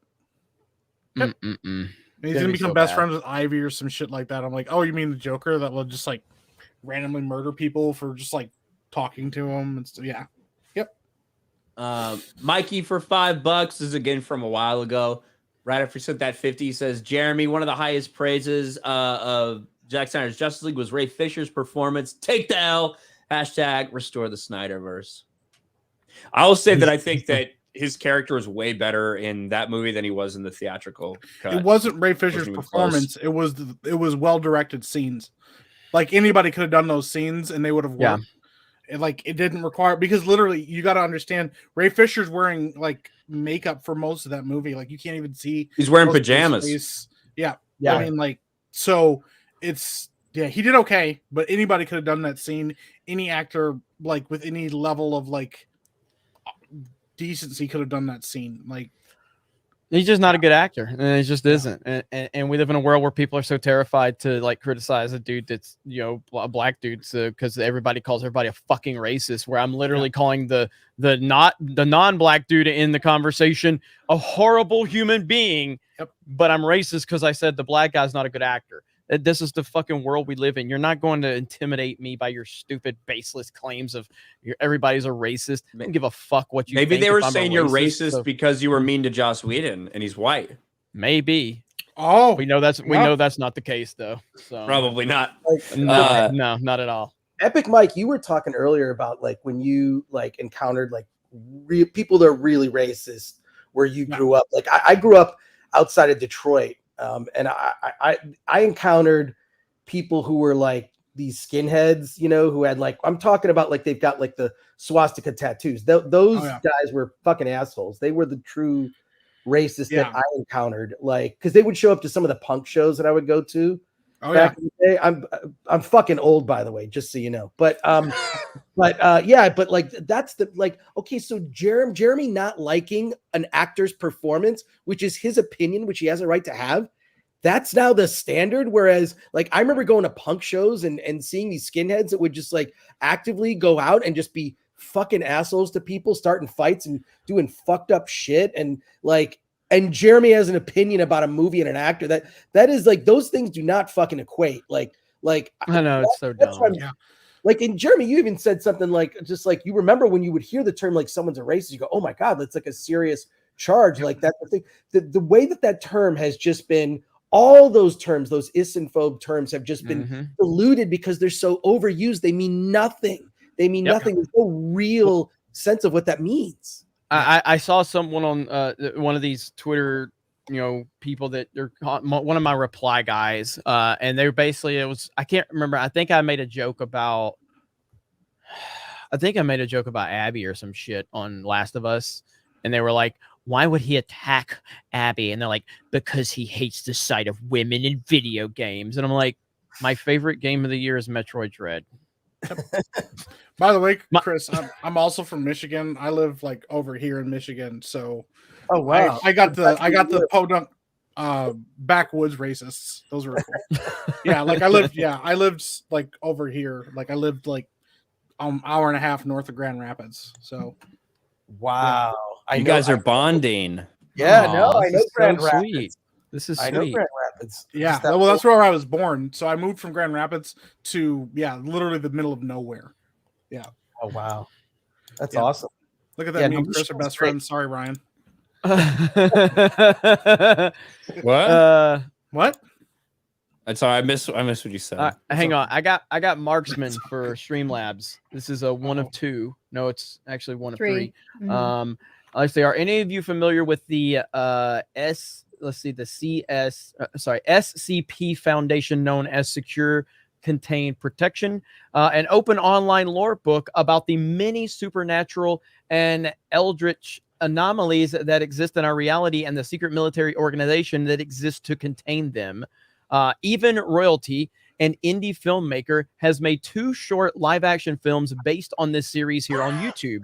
The movies, SCP Dollhouse and SCP Overlord. His latest Overlord was made in 1 week with 20 G and is better than any CW episode from any show. Evan is beginning funding for his final film, Heretic. A mole is inserted in a cult-based out of an apartment building, doubling as an art gallery. It's a project I think is worth support. And that's 3 different Streamlabs from Marksman. So it's on Kickstarter. So it's SCP Heretic on Kickstarter. So hey, I'm glad you're putting more information out there about these projects that are worth fans looking for. There's clearly a huge gap in the entertainment industry. So if you're interested, go check out SCP Heretic on Kickstarter. And I don't see I guess his YouTube channel would maybe be that. I'm not sure. Dollhouse, SCP Dollhouse, and SCP Overlord are the 2. I've heard of that actually. SCP Dollhouse. Okay. I've heard of that. And then a couple people are saying they're good movies. So, all right, good stuff. Thank you, Marksman. Appreciate that. Cool. There it is. You guys should look into it. All right, cool. The tactician musician for 10. I said on your Frost video yesterday, like, what if some Deus Ex Machina happens and Sony magically becomes inferior the next day? Then this happens. Like, now the gaming industry bends to her will. Kind of. This is a good point. D-Day Darwolf for 2. Disney Plus equals no edge, no balls. It's true. Ryan Schaefer for 5. Crazy. Activision got bought by Microsoft. Consider they literally started by leaving Atari for creative control. Oh, how the turntables. Yeah. Wyatt Mann for 2. Walt Disney is spinning in his cryo chamber. Thank you, Wyatt Moon. John Kakoza says, hail main event. Hail Krista. Hail George. Thank you, John. Good to see you, buddy. The Conrad for 2069. Recently started listening to Friday Night Tights. Longtime Nerdrotic fan. Got exposed to Chris Gore through Film Courage. Keep up the good work. Geeks and Gamers. Hail Friday Night Tights. Thank you very much to Conrad. Thank you so much. That is sorry. awesome. I'm sorry you were exposed to me. Everyone's seen Chris's Film Courage videos. They're like, they went viral. It was crazy, man. They get recommended to me all the time. I don't want to. I'm supposed to do another round of interviews. That couple, it's a couple that runs that channel, and it's all about like inspiring you to make your movie. So it's really good film advice. So I'd recommend that and Film Threat if you want to get into indie filmmaking. Okay. So, yeah. So Krista's gonna leave and she is gonna go over to her Twitch channel. So if you guys have not, please go follow her on Twitch. She's gonna be streaming. What are you gonna stream, Krista? I'm not sure yet, but I'll figure You'll it probably out. go. You'll probably go live and chat at first. Yeah, talk yeah. to everybody. Absolutely. She puts a lot. She puts all of her passion in her Twitch channel. So if you guys want to go over there and support her, she's great. She's done an amazing job. She's partnered. She's got all of her little emojis. And if for those that want to hear Krista talk, she'll talk a lot over there on her Twitch channel. So Too much. You are the producer of Tuesday Night's Main Event, the secretary for Geeks and Gamers. You did a great job tonight, Krista. Thank you. So go Thank play you. some games. Have fun. Appreciate you guys. Thank you all. Bye, chat. Good night, guys. Mwah. Bye. Take care. All right. There you go. The Ashen Luca for 5, ready to give Eric this money for the Ripperverse. Shout out to y'all and have a great rest of your show. Thank you, the Ashen Luca. Samurai Vader for 2. Hey, Rippa, Ernest Borgnine passed away. Borgnine. Borgnine. Oh, wow. Ernest Borgnine. Really? Wow. That was a long time ago, wasn't it? That was a No long one time knows- ago. He was from Airwolf. He was in Airwolf. So He's also in The Black Hole. Do you remember The Black Hole? Is it a Disney? Sean Connery joke? He's I don't also know, it might be a song, but- there's a really great clip that went viral of him because he was like he had to be in his 90s. He died So- in 2012. Yeah. He died a decade ago. He died a in decade ago. 2012. But there's a really cool viral clip where they ask him like, "What's the secret to living as long as you did?" And he just talks about he just said, and this was like on some like casual morning show. Goes, "Oh, I masturbate to porn." And he just said, Nice. You can find the clip. It's pretty funny. Nice. Well, I mean, so he was in Airwolf. Airwolf was like, dude, Airwolf was so fucking awesome when I was younger. I used to watch that show all the time. The theme song to Airwolf is legendary. Does anybody here know Airwolf? I know Ryan and Mike probably don't. Chris, did you watch Airwolf? You told me about it before, and I think I've watched the God, intro so or something. Cool, man. Is that about the helicopter? Yes. Yeah, Yes. you showed it to me before because I never saw it. Let them know, chat. Let them know greatness of Airwolf. Fucking awesome. But yeah, that's a young Rippa joke because Rippa he gave us the breaking news that Sean Connery had died, but it was actually a year after he died. So when I saw that, I kind of had a suspicion. Hollywood Scholar again. What's up, Jed? Is Joss Celebrity Ryan the jerk that gets stuff done and yells at women for messing his stuff up? Except Taco Bell causes bad craps, and JS was crap. There you go. Thank you, Hollywood Scholar. And I saw some people making the comments earlier because I did make a video on Yellowstone, and now I'm into about midway through season 3 of Yellowstone. I fucking love this show so much. Nice. Oh my god, it's so good. Yeah, I've watched the first 2 good. seasons. It's really fucking good. Oh my god, it's so excellent. Again, it's not quite Sons of Anarchy level for me, but again, that's about as high as compliment as I can give. But it's there. It's fucking good, man. Holy shit, it's good. So I recommend the hell out of Yellowstone. Have you seen it, Chris? I found that Ernest Borgnine clip. If you want to. Oh, sweet. Let's do it. Hell yeah, share It's it. right there in the. Or just put it in the private chat. Yeah, it's in private chat. Have you seen Yellowstone, Chris? I haven't, but I saw that you started watching it, and like I've seen other people like rave about it, and I'm thinking like, well, now I have to see it. It's good, right? Yeah. Oh, it's excellent. It's good. It's fantastic. Here we go. I got this clip right here. Let's see. Boom. Might be a little long. It's like 45 seconds. 45. Yeah. That's fine. That's fine. To the show, but real quickly, you're 91 years old. You look fantastic. You look like you're in your late 60s, early 70s. What's the secret? I don't dare tell you. Know me. My man's was dodging. I masturbate a lot. Yeah, I remember this. Thank you, Ernie. That was great. I actually heard that. Ernie, have you ever been on YouTube? Yesterday. What are you talking about? I love this guy. That one guy just died. He just My favorite part was after he says it, he shook his hand. Immediately after that, shakes his hand. Here we go. Know me. You don't eat me. I masturbate a lot.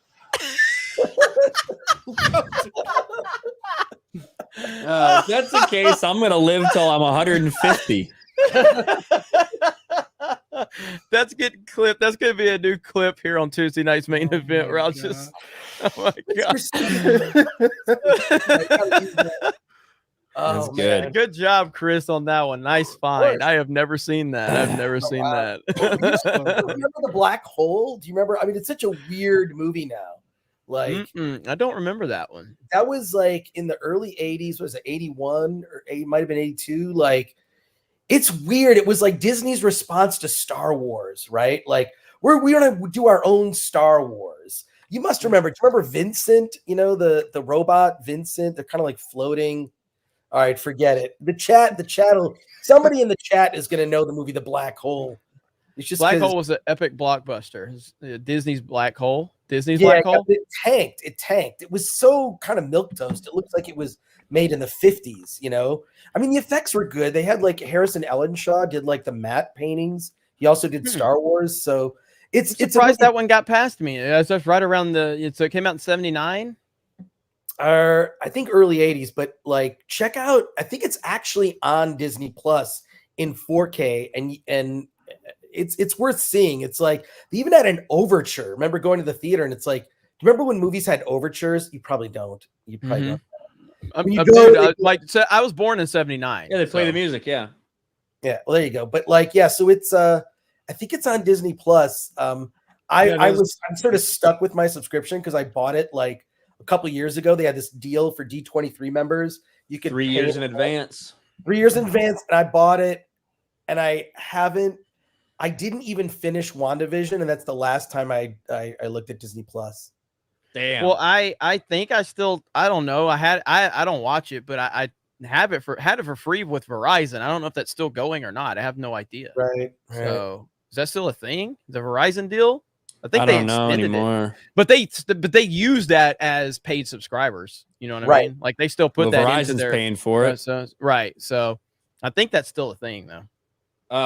Rules 1138 for 5. Sus and Tim got swatted twice after having major polarizing figures on. Marjorie Taylor Greene first, and then Annie Noah and James O'Keefe yesterday. Yeah, I mean, it's certainly a mystery, isn't it? Not a whole lot of people know the address there. Yeah. John Kokoza for 5. I want to throw my resume in doing production stills in that Boba Fett Alpha movie. That'd be cool. There we go. We got a photographer lined up now. It's all coming together. Yeah, it's all coming, and that's why I wanted him to make that announcement here because, you know, like I told him we got a lot of people that are connected that can offer something for sure. You know what I mean? And I do think that that's really cool that George is putting, you know, he's gonna put a ton of money into it because I mean, he can't make profit off of it. You can't make a dime. Can't crowdfund. Can't do anything. Well, I mean, yeah. So- Look, if George can lose the money because you can't profit from it, right? And he might want to make it shorter because there are certain rules about fan films. You can get away with doing a fan film if it's below a certain running time. So I would just encourage. I mean, I do plan to talk to George, but I do want to like legal advice. And here's what you can do. But I do know people. I have friends. A friend of mine who's got a special effects studio down here. His name is Fawn Davis, and he worked on episode 1. He has a studio where he builds models, and it's unbelievable. He did the bigatures. They don't call them miniatures; they call them bigatures, which he did for like The Dark Knight. It's fucking amazing. You see like these Batmobiles, but they're not small; they're huge, and a lot of the shots you would never tell they were what they call bigatures, right? They're larger sized miniatures. Just look up like Dark Knight bigatures. When you see the pictures, it'll blow your fucking mind. So it's awesome. Yeah.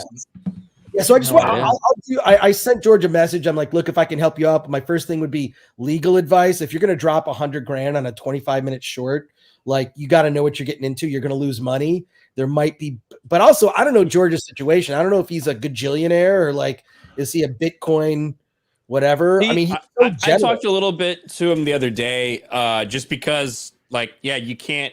If you're doing an IP like that, you're doing a fan film, you can't make any money on it. You just can't.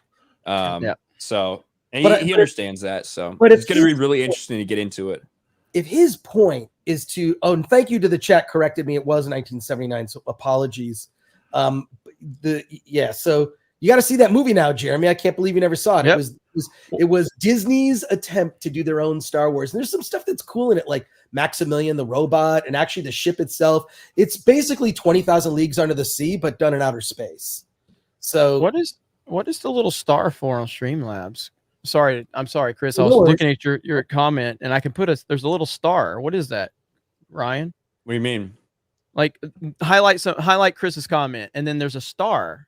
Well, there's a star on everybody's. What is that star on Streamlabs? I don't know. Hit it. Oh, I hit it for Chris. I don't know what it did though. Did it pin it? He's a star. I'm did a it, star? Chris. You're a I star. don't know what I did. I gotta, Comment again now, Chris. Comment again. No. What it does, Jeremy, is look up in the fucking left, right by live. It says starred. So I can that's go how back you to can it. save it. You can go back to it. So if you want to pull it up later. Okay. Jeremy's learning as we go. I mean, StreamYard has done a great job of updating their platform and making it a lot more user friendly. Awesome. Sorry to interrupt you though, Chris. I was too busy giving you the floor. No worries, man. Chat, so, the Sod monster for 10 pounds. Boba Fett in the fight with the Wookiee looks like Danny DeVito climbing out of the sofa, and It's Always Sunny. I actually did see some images of that, and you're 100% right. Sweaty Danny DeVito. Alexander Shibaliski for 10. I'm excited for the Ripaverse. Eric will take his universe very seriously. He absolutely will. It's going to be awesome. Yes, he will. Khalil G for $10. I would pay Ripa to look at the first 6 Star Wars films. What do you mean? I would pay Ripa to look at the first 6 Star Wars films. Am I missing something? I don't know. I'm pretty sure he's seen Star Wars. You know what I love about Ripa is whenever you turn on one of his videos, there's always a dramatic pause. Do you never notice that? Every time he's like, was like, the other day. No, it's great. Yeah, so great. It gives it's because it's all clipped from his live show. Yeah, that's what it is.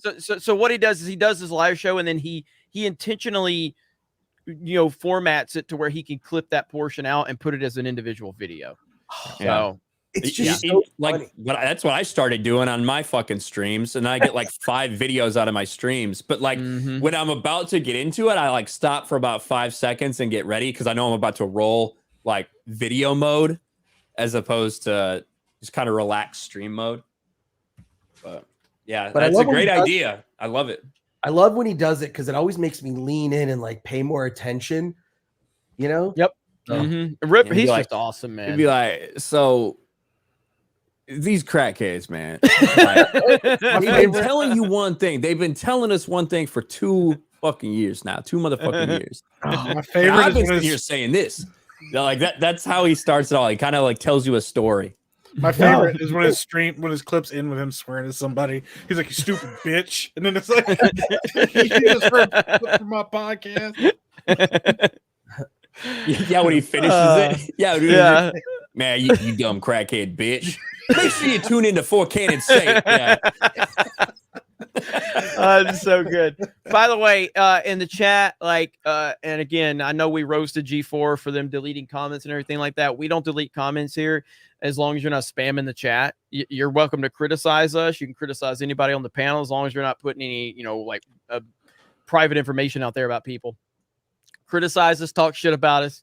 That's fine. Just don't spam the chat. The mods have been, directed to get rid of spam. Nobody wants spam. So that's it. Everything else, fair game.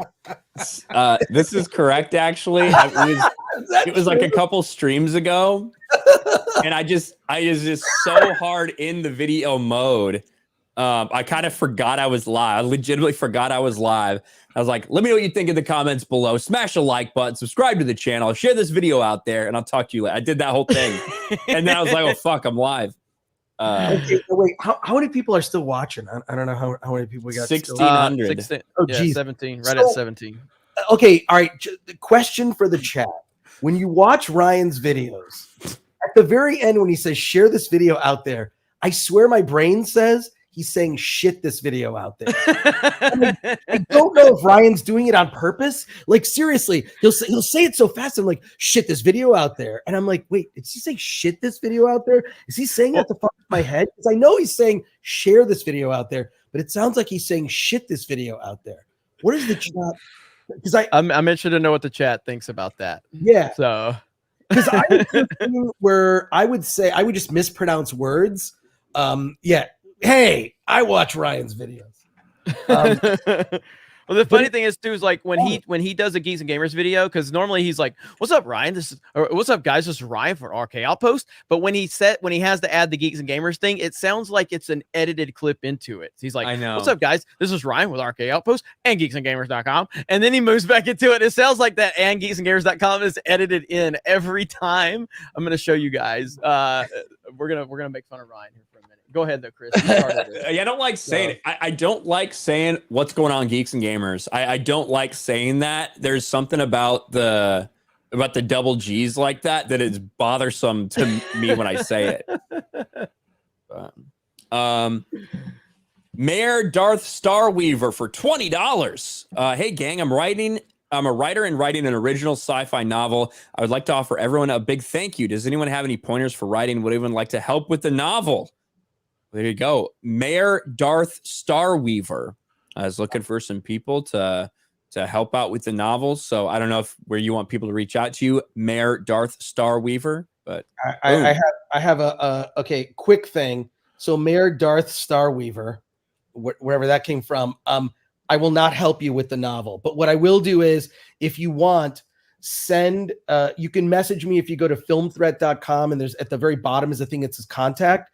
Message me, remind me to send you an essay I wrote about how to write a book, which is basically how to get yourself in the habit of writing a book. Because you don't write a book, you write pieces of a book every day.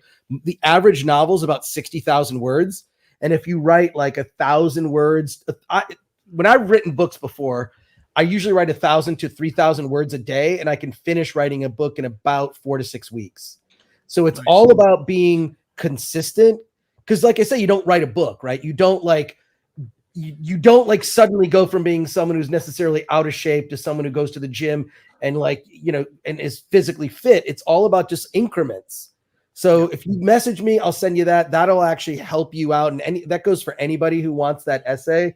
I think I mentioned that on one of your streams, Ryan, a while back. So I'm happy to send that out. And I've sent it to a ton of friends of mine who went on to write their own books. So, and the whole thing is, the other thing is you shouldn't be worried about it if it's your first book, because if you try to write a shitty book, you can't fail. Think about that statement, I guess, for a second. But the whole thing is to the people that George Lucas just didn't do Star Wars. It was years and years of, and also, by the way, writing the first Star Wars, he did it. It took 3 years of his life to write the first one. And then he had this couple come in, Gloria and Willard Huck, and they rewrote it and kind of punched up the dialogue and added a lot of the humor that's in it, right? But like, it's just about consistency, and that would be my real world no BS advice. So there you go. Oh yeah, There you go, man. And another thing that Chris is directly responsible for me making fun of Ryan right here. Here we go. Listen to the RK Outpost intro, and then listen to one of Sports Wars. Like, it sounds like the Geeks and Gamers part is edited in. It's so hard for him to say it. What's going on, guys? This is Ryan with the RK Outpost, and it was only a 4-minute rant by an extremely... Now we go to this one. What's going on, Sports Wars? This is Ryan with the RK Outpost and GeeksGamers.com. And Dallas... It sounds like it was edited. Well, I had to. It is edited because I had to edit it in because. Oh my god! Because Jeremy said, "Hey, I think this is a conversation we had a long time ago." He was like, "Hey, when you make videos for Sports Wars, can you add on and GeeksandGamers.com?" He told me to do it. It's under his direction. That's the reason it's happening. Oh so he's to blame. I know it was popping a little bit because I shared it. I didn't share it through the Chrome tab that time, so I had to switch windows. I don't know what the hell. Actually, John Matrix texted me the other day. He fixed his with the popping, so I'm gonna have to see what he did. But yeah, it's so funny. It's Chris's fault that I'm roasting him. Let's see. Fantastic, Mr. Knox says Red and Finn could have been great characters, but Ray and Finn could have been great characters, but were wasted. Ray ends up being a Mary Sue, and Finn was turned into a possible badass to a wuss at the end. Yep. Yeah, Finn is just a fucking simp who never got any pussy. The worst kind. We only need 8 more likes to hit 3,000. Let's hit 3,000 likes, everybody. Appreciate that. Ryan's joke got completely overshadowed because of those. Mike liked it. Like at least like Anakin Skywalker is a simp, but at least he was slaying Padme. Yeah. Like so Mike's just laughing because he doesn't want to be called a racist. So yeah. Well, also it is pretty fucking funny. Anakin actually got to smash and yep. Yellow Flashes here for $5 says KK is on her way out. Don't worry. The gang signs in Boba Fett were an insult to her. She's also going to win an award, so she's for sure getting fired now. Yeah, exactly. And I actually Chris was there. He popped into the live stream. I guess someone made again the theory that Kathleen Kennedy's for sure on her way out this time. Because she's getting a Lifetime Achievement Award, that's an indication that she's getting forced out again at the great Jon Favreau and Dave Filoni. However, I happen to recall back in 2018 when she got a Lifetime Achievement Award at the Oscars. She's still here. Yep. So I guess I don't know what to tell you. She'll leave when she's ready to leave. That was Cameron Pasha who that was his theory is that they start to give her all these accolades, and then the whole idea was just to well, great job, see you later. But I mean, the way I looked at the sort of legacy that she left is, look, the sequels, she's responsible for that. And what is going to come from that? Look at all the things that have spun off from the original trilogy alone. What is going to spin off from the sequels? Where do you go from there? It's not only is it done, you killed any enthusiasm that have been lifelong Star Wars fans that saw it first in the theater in 1977. I was a freaking little kid, and I just blew my fucking mind. I mean, it changed everything. It changed how you played on the playground. It changed just how you related to other kids. It was the thing that connected everybody. And this sequel trilogy is just it's divided fandom. It's everyone, that last movie, everyone fucking hated it, both the critics and the audience. Where do you go? I don't know. No one wants a Rey series. I think that Daisy Ridley's over it. And you can even see when they were doing press for Rise of Skywalker, I remember watching that shit. They did not seem into it at all. They kind of knew. They knew it was shit. They knew it was shit. And God, it was really sad. Anyways, shout out to Yellow Flash too. I watched there was a live stream. I think it was maybe Saturday night. He had on some people that I know. And so just say hey to him. I thought this was pretty funny, and pretty savage when I saw it. Okay. But then he follows up with this. But then he follows up with this shit. Fuck. It's just an equal opportunity fucking roasting all of us. Make fun of the black guy now. Yeah. Shows you really mean it. Yeah. Really commit to that. No, fucking do Exactly. it. But yeah, like the fact that, listen, there's a lot of people who have also said she's gone repeatedly over and over and over and over again. Every year she's leaving. Yeah. But the fact that she's getting an award, I think if people are thinking that this award is somehow symbolic of her leaving or them really giving it to her on the way out of the door, it is like, it's a shared award, lifetime achievement award for Lucasfilm's success with George Lucas. Yep. On the 50th anniversary of Lucasfilm. That's what this is. That is yet another insult to George Lucas and his legacy. And if anyone thinks it's anything other than that, I don't know why. I mean, won't make fun of the black guy. He won't make fun of the black guy, by the way, just for the record. It's crazy. It's crazy. I mean, well, man, it's so funny that freaking Marsha Lucas comes out of the woodwork. I mean, yeah, I haven't heard from her in years, and lays down a mic drop fucking comment in that book. I gotta forget the name of the book, but like the comment was so biting, like it's just it made me sad for what could have been, because I don't know about any of you, but I have been dreaming up what the Star Wars sequels would have been in my freaking head since I was in high school. Like, what would those movies be if they ever made Star Wars sequels later? What would they be? What adventures, what continuing adventures of Han, Luke, and Leia would have existed? And it's bullshit that at their age, they couldn't come up with a story that was, because when you look at like the Star Trek movies, they're all fucking old in those, right? Yeah. Like those Star Trek movies 1 through 6. Yeah. They're old, it's like 10 years after the original Star Trek series, which was fine. But, like it's the biggest missed opportunity in movie history. And Kathleen Kennedy bungled it by putting her personal agenda ahead of the audience. Yeah. And that is, and the fact that cannot be spoken aloud and that she isn't fired, I think that's the outrage, is why is she not fired? Yeah. For look at the merch. The merch just sort of sits there, right? Like, well, I mean, in most stores, the merch hotel they're opening up right now. Yeah, people have this. They think the sequels are getting erased. The hotel that they spent millions and millions of dollars on, it's based in the sequel trilogy. You're doing these undercover ops for the Resistance. Like, yeah, they're committed to it. That's what it is. Except in their extended universe where they went back to the High Republic, because they're like, I don't know if we can do any more with that sequel shit. But yeah, I mean, the High Republic looks like horrible fanfic. I mean, all that shit too. All I've seen is the art. I've read some of the summaries of the books, and it's just like, I don't care about anyone in this story. Like, I just objectively, I'm looking like, I don't care about anyone. Why do I care? Yeah. Like, I mean, fuck. And there's just so much great EU stuff that they just pissed away. Like, the Zahn books, or at least some version of the Zahn trilogy, that could have been the sequels. That's what they're doing in Mandalorian. Like that they're going to take that. That's the story they're going to do in the little Filoni, Favreau stuff they're doing.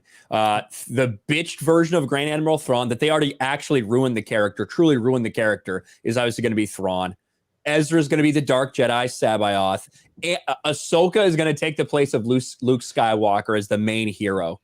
And I think Sabine Wren is going to be kind of like the Mara Jade in terms of helping Ahsoka out and stuff like that. It's fucking dog shit. It's embarrassing.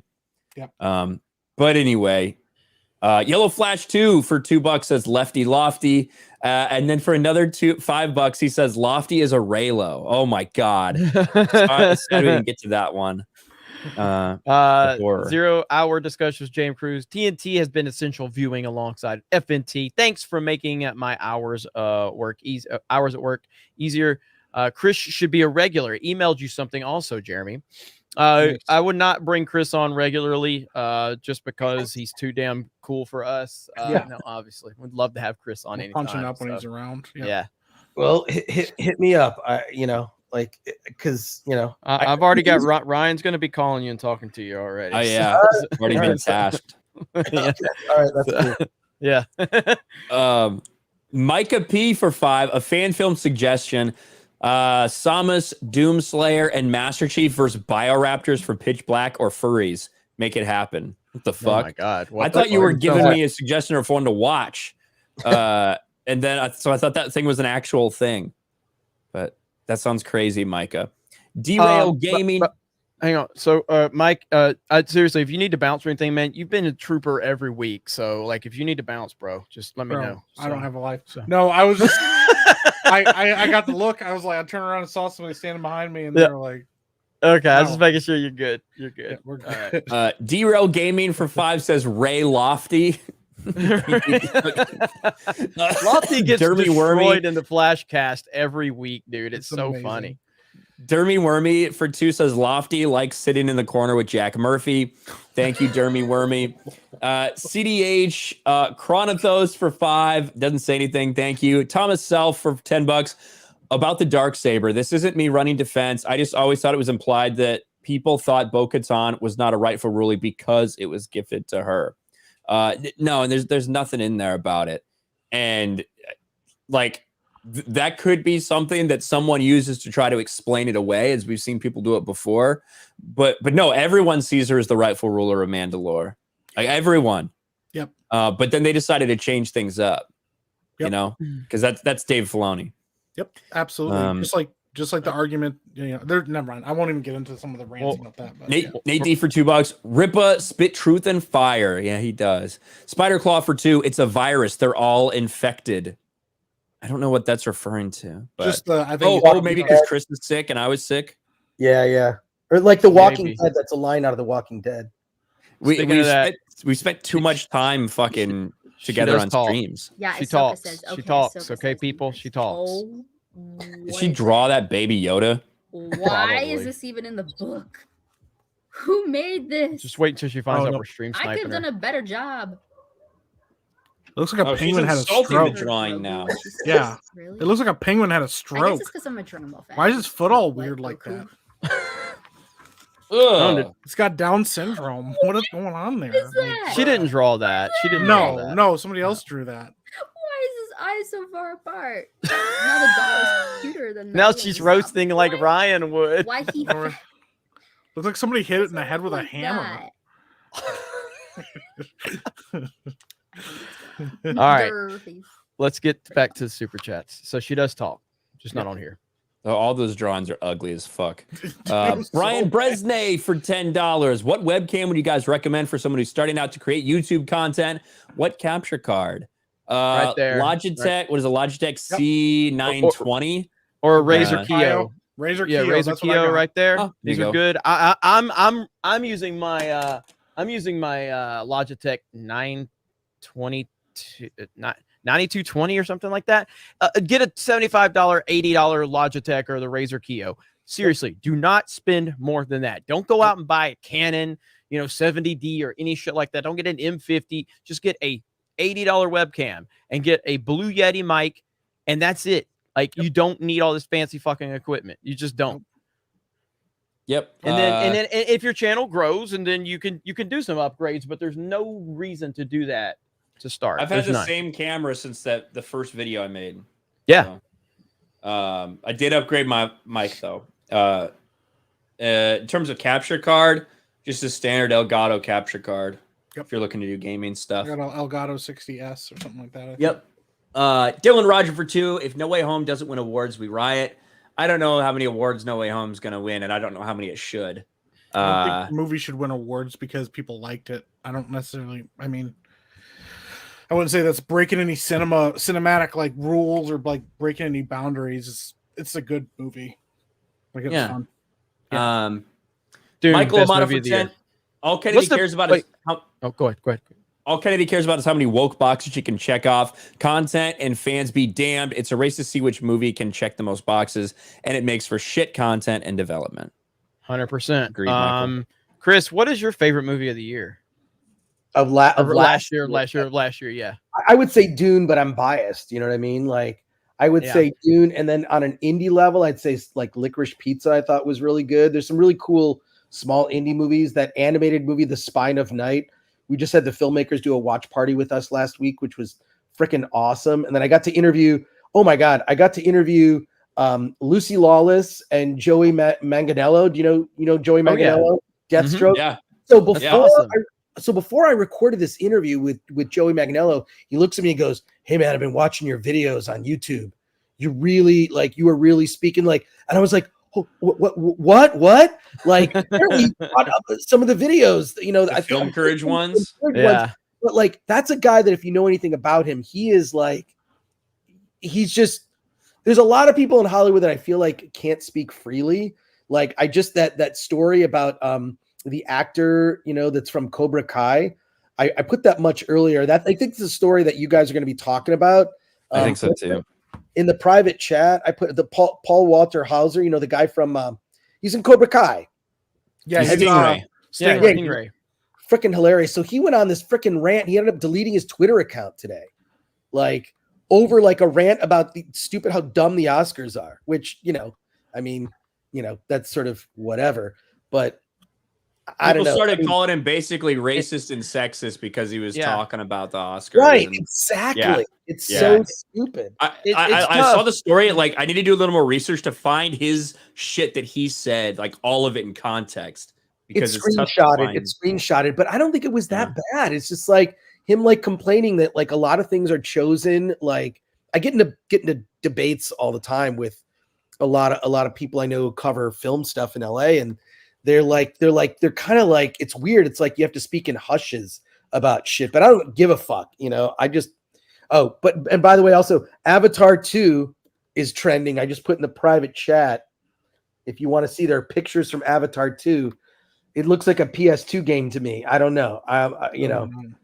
It's just Jay's going to be really disappointed. This does not look good. This does not look good That's at all. what I was saying. I mean, I love James Cameron, but are these like roughs? That can't be footage from the movie. It must be. It looks like a Well, I mean, it's actually him, so I don't think that's in there. That does not look good. That looks really bad. Now, again, I've seen Avatar once, man. Like I think it's a beautiful film, but it's nothing I ever wanted to go back to. No.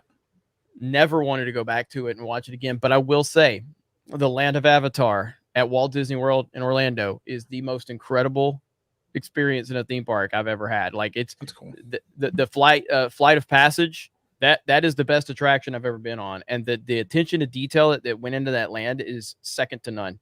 And it just makes Star Wars Land look that much worse. Not that it needs anything to make it look worse, but it's just that, so that's the best experience you'll get out of Avatar is going to that theme park. It's really tough to tell with these still images in a movie that's going to be completely fucking digital, Yeah. It is tough. I mean, look, the first one, again, have you watched it recently in the last few years, Chris? Yeah, it doesn't. The effects don't hold up. I mean, they don't hold up. Yeah. Okay. I watched it on a plane on my phone, just like a couple months ago. I bet it looked pretty good. Look, I still love the spectacle. It's the best 3D movie I've ever seen. It looks like a Viewmaster viewer. Like it brings you. There's a way that they did the 3D where they kind of bring you in rather than have it pop out, which is like a cheap like trick. But I still love the spectacle of it. The effects don't hold up just because of the technology at the time, so whatever. As for this one, I feel like James Cameron. I mean, come on, it's James fucking Cameron. That's his middle name. Like, I think it's going to be pretty awesome. So it's at least worth seeing for the spectacle. And like, also, as you pointed out, the land, right? They got that land is like, you don't even have you been there? I haven't been. We got to bring Chris Gore. Park Hoppin is going to bring Chris Gore to Orlando. He's going to hang out with Drunk 3PO, and they're going to go to the Land of Avatar. I'm not going to there, but I'll hang out with Chris. Not at the fucking park. I just want to go. Look, I know there's going to be an Orlando meetup. I'd love to go to the Orlando meetup, but I want to go, and I just don't want to wear fucking masks. I hate it. I'm in California, although more and more there's like, I know lots of places where people don't care. They don't, they don't harass you, whatever. Yeah. It's like the public is over it. And it's like it's just a few cities that are kind of like holding the entire country kind of hostage with like these rules that I think a lot of people are kind of like, I just believe in personal accountability, responsibility, and and you make your own choices. I'm not going to force mine on yours. Don't force yours on mine, and just you do what you want. Yep.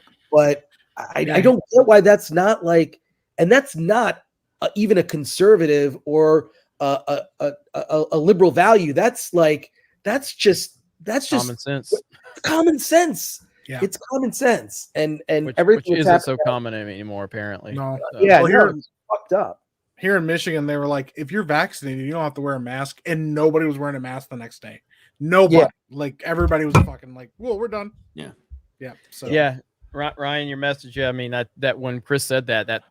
So Yeah. I remind me, I got to talk to you about that the Orlando meetup today. But that Yeah, just yeah. I was like, I need to make that as make sure that wherever we're doing that meetup, we're not doing masks. So it's got to be some Basically, the only places in Florida that I know require masks are when you're at Universal or at Disney and you're inside someplace.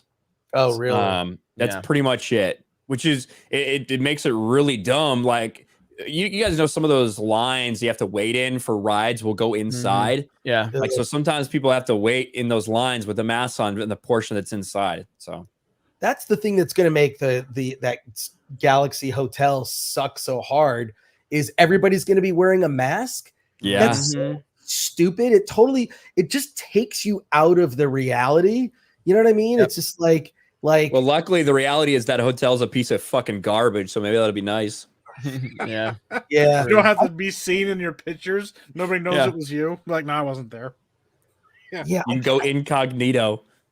I can't imagine it's going to be fun. It sounds like it's just going to be fucking miserable. Yeah. For sure. Did you got these Odyssey super chats from Radicalized I got- Ryan, Jeremy? No, those were the last couple I was gonna get to. I didn't get to HT. So Miyamoto Masashi is the samurai. Ivan is referring to, I believe, may have spelled his name wrong. Yeah, a lot of people were saying that when Ivan was talking about that story. And then we've got Necro Warlock says, what do you guys think about Dr. Disrespect making his own gaming studio and making his own games? He is just as sick with what's been coming out. So he said he'll do it himself. I'm pretty damn excited to see what he and his team Midnight Society make. 100%. I love Dr. Disrespect. Dr. Disrespect is awesome. The guy he's a professional wrestler persona in the gaming world, and it's perfect. So I'm loving what he's doing, and I'm looking forward to seeing what he's going to create. That's going to be fantastic. So yeah, we'll see how that goes. But yeah, we got Radicalized Ryan, $5 on Odyssey, $5 on Odyssey, and then $25 on Odyssey. So thank you so much. $35. Appreciate that. Appreciate you guys on Odyssey as well. Thank you guys. My radicalized brother right there. That's right. Radio for $2. Martin was my jam. Thank you, Radio. Good to see you. Yeah. Eric Miller for 10. You have to ask the question, is it art or propaganda? Because art can be interpreted multiple ways, but propaganda only introduces the narrative and can't stay away from that, or it's not effective. Very interesting thoughts, Eric. Not wrong. I can't believe we still got 1,500 people here at 1 o'clock in the morning Central. amazing. So that means so it's 1 Central, 2 for Ryan. I mean, Chris is still like 6 p.m. He's just chilling. No, you know. it's no, not I know. even 11 yet. It's still bright out there. But yeah, it's awesome. So thank you guys for being here. I remember when the show first started, we get like 1,200, 1,300 people watching now. We're consistently around that 3,000 mark. So appreciate you guys so much. Yeah. Hell yeah. Mike Hill for 5. Sanford and Son was my favorite show to watch. That's awesome, Mike. I used to watch Sanford and Son reruns on Nick at Night or something. Such a great intro. Gene Dumas for Canadian $50 says Dynamite. Thank you so much for the $50 super chat, Gene. Appreciate that. Steve C for 20. I think might have read this one. I'll read it again. Epic Mike, what a fucking rant, worthy of a super chat. Oh, well, thanks. There you go. Very subdued. Radio for 5. It's like when Idris Elba's character was said to not be black enough because he didn't have enough black friends or eat Caribbean food in Luther, right? I believe that was in the TV show Luther, where they're like, he didn't come off, he wasn't black enough yet because he didn't eat Caribbean food. Yeah, I Holy remember. fucking Yeah, shit. I was like, what the fuck is this? Bird up. I'm still here watching because Frost won't let me fap to G4. The comments are so funny in those. Like the most recent, well, I don't know about the most recent one. They did a Death Stranding review on their X Play channel not that long ago, and it was Frost and Sessler, and it's bombed with dislikes. But one of the comments is like, "I really enjoyed this review. Very thoughtful and well thought out and constructed. My only criticism is that I didn't find enough jerk-offable material. Please fix this, G4." It was just like such a serious comment. It was so funny. Oh man. Uber driver of the apocalypse for 5. You guys seen the story of the kids being kicked out of Ronald McDonald House because of vax status? Disgusting. I think it was in Canada, right? Yeah, it was in Canada. Yeah. It was one. What I heard, it was actually only one family that got actually asked to leave. But then once it spread, all these other families were like, "Well, what the fuck are we gonna do?" And they're like, "Oh, well, you're not vaxxed either. I guess we should talk about that." So there has been a lot of that ratio though on their videos. I've seen that a lot. Yeah, that's awesome. Minor Zircon for 5. El burro de la verdad. I think that means the donkey of truth. Pretty sure that's what that means. So that was for Ivan. Tomani for 20. Remember the scene in Robert Townsend's movie Hollywood Shuffle where the black Latino actors were taught how to properly act black and Mexican by those white experts? That scene was farce in 1987, but reality in 2022. That is so true. That's so true. Wow. They like to tell you how you're supposed to view the world around you. It's pretty great. What would it take for Geeks and Gamers to move to Texas? Well, we are currently looking to expand to Orlando. I'm currently in Pensacola, but I want the base of operations to be in Orlando. That is in the process. Very stressful, very expensive. Don't know how the fuck I'm going to pull it off, but we have some awesome support behind us. Texas, like, I don't know if it's even possible to consider, like, in the future to have a Texas location, but it's part of the bigger picture is to have different locations in different places. In a perfect world, you would think, oh, we'll be in California, we'll be in New York. No, fuck that. We'll be in Texas, we'll be in Florida. So I would love to make that expansion in a few years. But yeah, if you got $5 million, I mean, if you want to buy my fucking house and move me, I literally bought a house here because Jeremy's Orlando.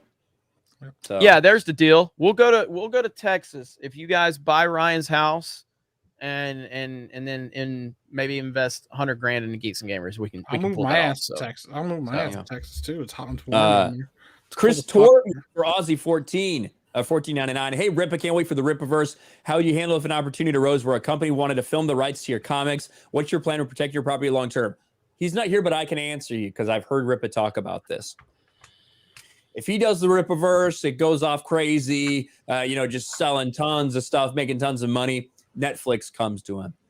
Netflix says, Young Rippa, we want to buy the rights to Rippaverse so we can make some movies out of it. Here's $20 million.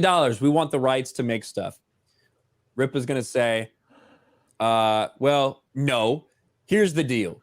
You'll give me $40 million. You're going to give me twice of what you said you would, and I am coming on board to maintain full creative control over these properties. Fuck yes. Only then will he consider doing something like that. He said it flat out. So, hell yeah. Go. M. Cook Jr. for 5. Great convo tonight, panel. Thank you very much, M. Cook. Nate D. for $2 says, you got a beautiful soul. Nate D. Ashton Clark for 10. A lot of those decolonized folks are prejudiced to white folks and light-skinned minorities. You're 1,000% correct.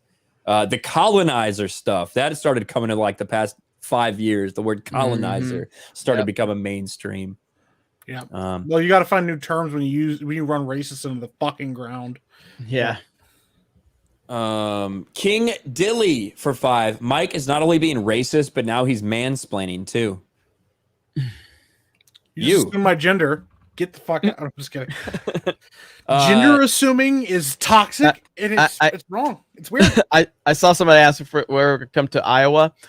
We're willing to go wherever we can meet people. We've done it several times. Ryan literally drove across the country when he moved and did. How many meetups did you do? I probably did like 6 meetups at different places. I did one in Arizona, so Phoenix, New Mexico, Oklahoma City, St. Louis, Chicago, Nashville. Damn. I did Hell meetups yeah. all across the country when I drove here. And obviously we did the Vegas meetup for Friday Night Tights. You know, we did the Geeks and Gamers meetup in Boston, and we're trying to do this massive meetup. We also did the meetup in Arizona, which was a thing we threw together last second, me, Gary, and Ryan. We had a massive turnout in Arizona. Shout out to the in-game bar in Arizona, the great Kevin, who has supported us greatly. So love Kevin. And the thing is, like, we pay for all the food. We pay for we give away merch for free. We don't charge you. And, you know, like, that's a discussion we've had, like, about like this Orlando thing. This is going to be a big deal. This is going to be so big. And we're going to have to hire, like, so we're going to have some well-known people there. Okay. People that you all know that aren't necessarily on YouTube to people, you know, we're going to have to hire some legitimate security. Like not some serious, not like a rent-a-cop, like some legit fucking security. So it's going to be expensive. We're not going to be charging, but we don't know how to pay. I don't know how to lose my ass either. You know what I mean? Like, it's going to be crazy the amount of money that we're going to have to do to put this together. But we want to do things for the fans because that's what we're here for. And we know we get super chats. We know we get a lot of ad revenue. That's because of all of you. We appreciate that. We try to give it back as much as we can. So, but it's tough. It's tough. All the traveling you're doing is time. The traveling is time away from content. Time away from content means we're not getting money. We're not growing, and you need that. But it's there to give back to the fans. So it's a balancing act. So we want to go as many places as we can, as long as we can justify it financially. Yep. So, and as far as I've been to Iowa a couple times. I've hung out in Altoona a lot over by Des Moines. So. We just won't come to Ohio because nothing. I mean, I've talked about this. You learn from other people. Learn from other people, whether that's mistakes or whatever. But like, I remember 5 years ago, and again, this is no disrespect to Chris, because I never thought Chris would ever acknowledge my existence, because Chris Gore, he's Chris fucking Gore. But yeah. On a much like different level, like I did follow guys like John Campia and Christian Harloff and the Collider guys. I don't remember those guys like ever talking to the audience like we talk to the audience. I don't remember them, you know, being transparent and open. They felt unobtainable. You know what I mean? They felt so larger than life next to, like, and it would just felt so, and I don't want to ever feel like that to people. I want to be as transparent and as relatable as possible, because while I liked watching those guys back then, I never felt like those guys were ever somebody I could walk up to. If you see me in public, come up, walk up to me, shake my hand. If you don't like me, come up to me and say, I fucking don't like you, but at least watch your content and appreciate what you're doing. Cool. Like, that's fine. You know what I mean? I have no problem with that. You come up, talk to me. I had a guy come up, talk to me at Five Guys the other day. I've seen him around town a few times. And I have no problem with that. No problem at all. So it's cool. My daughter thought I was cool for the first time ever when somebody came up with Whataburger and they're like, you Jeremy from Geeks Gamers. That's great. Yeah. I know exactly what you're talking about. There's a weird thing where like certain people get an attitude where they reach a certain level and they don't like, I'll talk to anybody. I don't give a fuck. You know, when I was on G4, I talked to anybody. I didn't care. I actually prefer talking to the audience than like these sort of phony fucks that are in this industry. Like, they get annoying. You know what I mean? So, and also I just want to be around people that are as passionate as I am about all the stuff that they're about. So yeah, like I know what you're talking about. And, you know, I see that and I just kind of like shake my head. It's just like, I don't know. Anyways, I'd like to come to one of those meetups also, because isn't there like, I mean, there's some really big cons in Florida. Have you thought about doing like maybe just a panel at a convention, like MegaCon or something? Like, yeah. Nick Ricada's got me connected with some people, but I'm always under the impression that people hate me at these places. So I don't really want to I don't want to reach out and they're like, oh, you're that racist from Geeks and Gamers. You're like, no, what? No, I'm just, oh, you're the guy that says fuck diversity in Hollywood. And I'm like, no. So I never want to reach out to those people. And because of, I feel like most of them will hate me. So that's and maybe that's just me being talk. There's a couple people who have reached out to me and, who have some connections at cons and stuff like that and have suggested it. I think it'd be really cool. I think like our main focus right now is getting the Orlando meetup set and getting to Orlando. You know what I mean? But I think in the future, a lot of that stuff's really possible, especially with the turnouts we've continued to see whenever we do these meetups. Like, I'm really. just telling you, like, look, I've seen Campia has been going to San Diego. I've been going to San Diego Comic-Con since since '89, right? And I started doing panels there about the mid '90s. And I just do panels, right? So I've been doing it for years. So I've kind of built an audience. Campia's built an audience, you know, doing stuff like that. It's as simple as just sending in, here's my pitch for a panel. I did one panel that was really popular. I called it The Dysfunctional Skywalker Family. And the whole thing was about how fucked up the Skywalkers are. It's like space divorce, domestic abuse near volcanoes. You know, I just sort of keep it lighthearted and kind of just funny, like goof on it. But like, it would get like a huge crowd. So I don't know, like, I bet if you just come up with like I can send you some pitches that I've sent to conventions before. Feel free to, you know, just like make it your own. Like it's not what you would do necessarily, but you kind of get the format. Like I even invited Jeremy from the Quartering once to a panel. I didn't realize he doesn't really travel or go to conventions. Like I just assumed that, oh, you're going to be at San Diego Comic-Con. Like, well, he's had a few bad experiences. So. No, I didn't know that, and I found out later, and I was like, oh fuck, like people have like tried to assault him, like some really effed up stuff. And I'm like, I mean, look, I don't care if people don't like me, that's fine, but like that kind of thing is like, I didn't know that when I asked him, like, hey, you want to be on a panel, and he was kind of skittish about it. Yeah. So the nice thing is Jeremy's never alone, and we'll just beat the shit out of anybody that comes along. Get him, Mike. Get him, Mike. By the way, yes, you can come up to me and tell me you think I'm a phony in public. I have no problem with that. No problem whatsoever. Most people don't find me super approachable in general. Well, so at Star Wars Celebration, and that's the first time I ever went anywhere where I was kind of like I couldn't even walk. It was crazy. Like it was just I was getting mobbed. Nobody said anything negative to me except for one person. One person while I was live streaming. I don't know where the fuck this clip is. I was live streaming. He goes, aren't you that guy that makes up fake stuff? Rah, rah, rah, rah. And I challenged him back. And then he goes, oh, that's cool. You kind of responded in a cool way. And that was it. But like I did track down people, other Star Wars YouTubers that have criticized me to confront them. And I'll continue to do that. If I see you at a convention and you shit on me on YouTube, I will walk up to you. I will shake your hand and I will ask you about the lies you've spread about me. Yep. Because here's the thing. I'll do it. 90% of people, and this is like 90% of people, fucking terrified of conflict. And most of these YouTubers don't want to meet you in person and say shit to you. They'll be your best fucking friend because they're scared they're going to get their ass beat.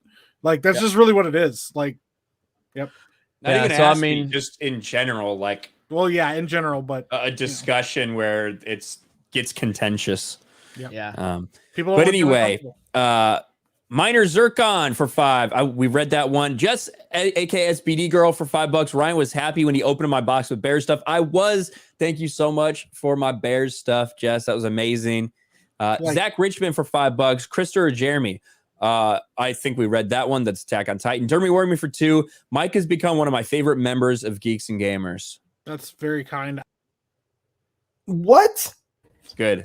Sorry, get him out of here. Get him the fuck out of here. Go ahead, Mike. Go ahead. Mike. I have no idea why you guys like me, but that's really nice. I appreciate it. You guys are awesome. You guys have welcomed me with open arms. So I've had meetings with everybody on the team this past month, and when I was talking to Mike, I told him, I was like, you have a fucking awesome personality. You're hilarious, and you know your shit. And I want you on Tuesday night's main event. And he was like, really? Mike is great. He really has been a welcome addition. So I will tell you this because we're talking about accessibility. I have like really, really fucking bad anxiety. You wouldn't know it talking to me, but I have like really fucking bad social anxiety and shit. So this was terrifying in the beginning. And now I'm just like, you know what? Fuck it, man. We're just going to go for it. And the fact is, it's funny because I know I'm going to get made fun of and picked on, but it actually makes it easier than like trying everybody like walking around in eggshells around everybody. Like Ryan's an asshole, but I know Ryan is being honest with me, and that if Ryan really didn't like me, he would just fucking say it to me. Like that's the nice thing. I don't have to worry about people bullshitting me when we're hanging out on like a stream or something. So yeah. Well, Ryan's an asshole, but he's our asshole. Yeah, he's our asshole. That's right. And Ryan's never been an asshole in the way that I've had people that pretend to be nice are assholes. So See, that's the thing. I don't, and this is mainly because I've been in this area for so long.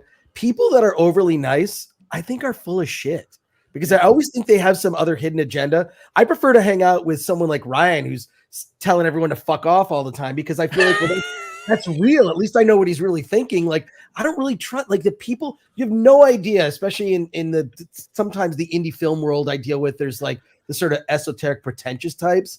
Yeah. And they're just so nice. And I'm like, I always think to myself, well, what do you want from me? You know, like, do you want Film Threat to review your movie? Fine. We review everything. Just send it here. Like, you don't even need to be nice to me about it. Like, just like, that's part of like our mission statement is to do that. But like, yeah, I have a weird distrust. It's like this sort of like, I think it's a Michigan or a Detroit, like bullshit detector. Mike, you would know about this. Like, if someone's overly nice, I feel like they have a hidden agenda. Whereas if someone is just like a real person and not full of shit, like those are my kind of people. I hate to say that, they're few and far between in this industry. That's just the way it is. I mean, you know, Gary talks about that kind of stuff, you know, on his live streams. He'll get into the sort of time he had in Hollywood briefly. And I'm like, oh yeah, that, you know, I've had experiences like that. Or it reminds me of like, yeah, but I just sort of lucked into, you know, people just casting me and shit mainly because I didn't care.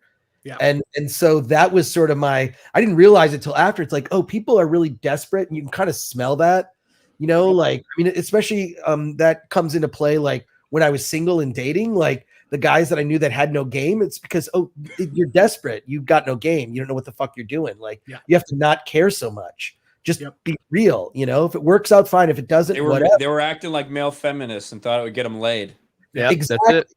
But that kind of thing is how most actors are. Most actors are these sort of weak-willed, spineless, like, you know, I'm an empty vessel, just I'll be whatever you want me to be. And they're desperate and like that comes off, right? So when I first started doing TV, I didn't realize like I didn't want to do it because I was really busy at the time. Like my kids were young and I was like raising them and I was like working on a book and TV kind of interrupted my schedule. So by me just not really giving a shit, I just kept getting more jobs, so which eventually led to wherever. So yeah. Anyways, I'm kind of loopy. I took NyQuil about 20 minutes ago. So this is so fucking.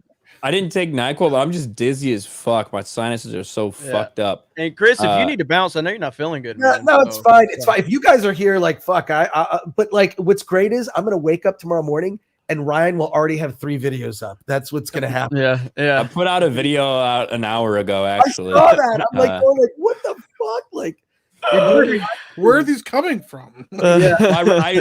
I had 15 minutes before I had to be here for the stream, and I recorded a video for my channel and for Sports Wars, and then I edited it during the stream and made thumbnails during the stream and put them out during the stream. He is 600 away from 100K. That's 600. It'll happen by FNT this week. On Friday. You got to somehow make it thing. Yeah, I think we'll see. Maybe tomorrow, but I think Thursday. You know, we'll see what happens. It's coming Friday, soon. Sure. It's gonna be awesome.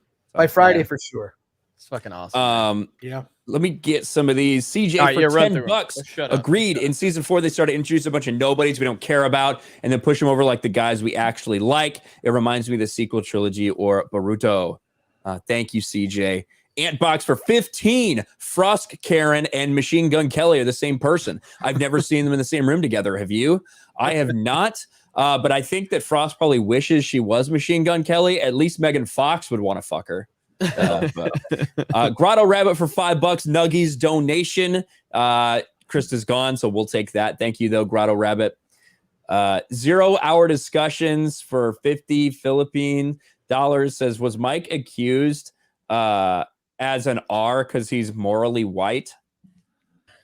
Racist? I got accused of being a racist because I said I didn't like Candyman.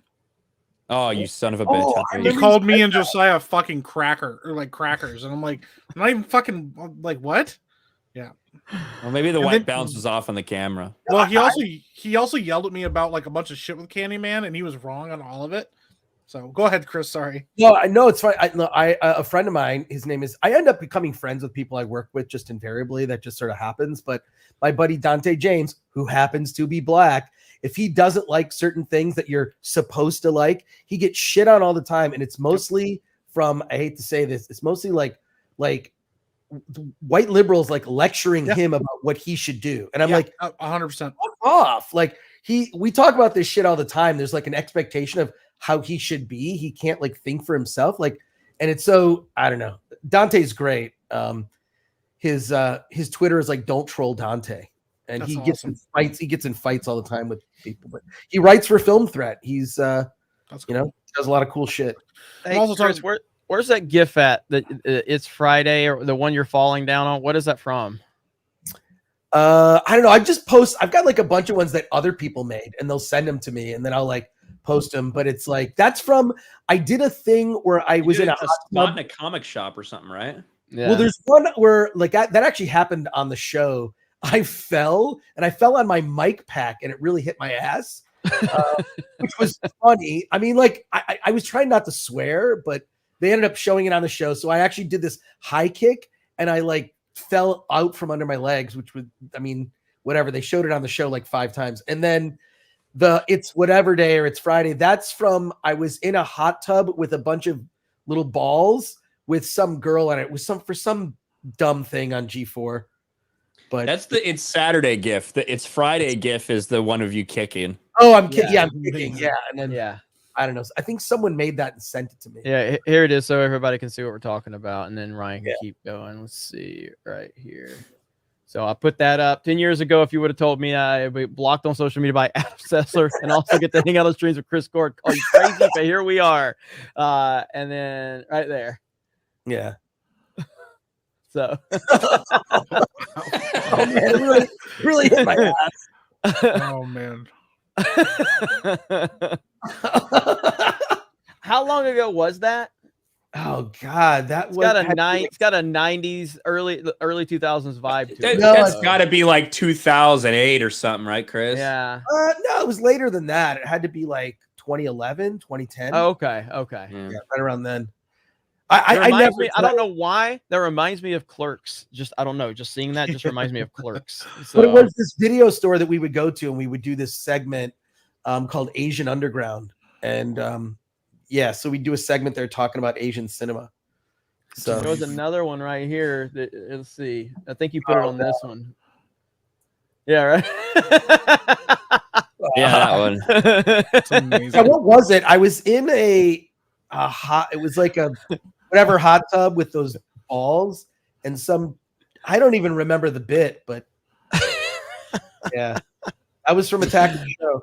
Some of those sketches on Attack of the Show were nuts, but they were so fucking funny. Yeah, the stuff G4 is doing now is so unfunny. It's terrible. Yeah. Super. Well, they even like So started cringe. they started like a D&D stream, and then they like get up and fucking act out the scenes. I'm like, that's like the most boring part of D&D, because like nobody's fucking asking you to like act out scenes. It's just weird shit, man. Yeah. Apex Caliber said would take 2 sell to Microsoft or Sony. I didn't think Activision would, so anything's up in the air at this point. I don't think so, but you never know. Multi-topic talk for Canadian 5. With Microsoft getting Activision, will Call of Duty get better or worse? I stopped playing the series since Modern Warfare 3. Nice stream, by the way. Is Chris Gore gaming as well? I think that has a potential to get better from all this. Yeah, I think so. But if not, it's just going to maintain. Chris, What are I mean- you gaming at all right now? Well, what I did hear. not really. Go ahead, Chris. Sorry. No, I play. You know what? The game I go back to over and over and over again. If you've never heard EDF, Earth Defense Force. Oh You my ever god, played- that's amazing. Yeah. I haven't played it, Yeah. but I know of it. EDF is the best. Multiplayer with that is so good. It's basically you like killing like giant ants and flying saucers and huge mechs and robots and shit and like just and it's weird. It's this Japanese game. It's kind of a cult thing and I think it originally came out for the Xbox, or it came over from Japan to the Xbox 360 and whatever. So there's PS4 versions I've downloaded.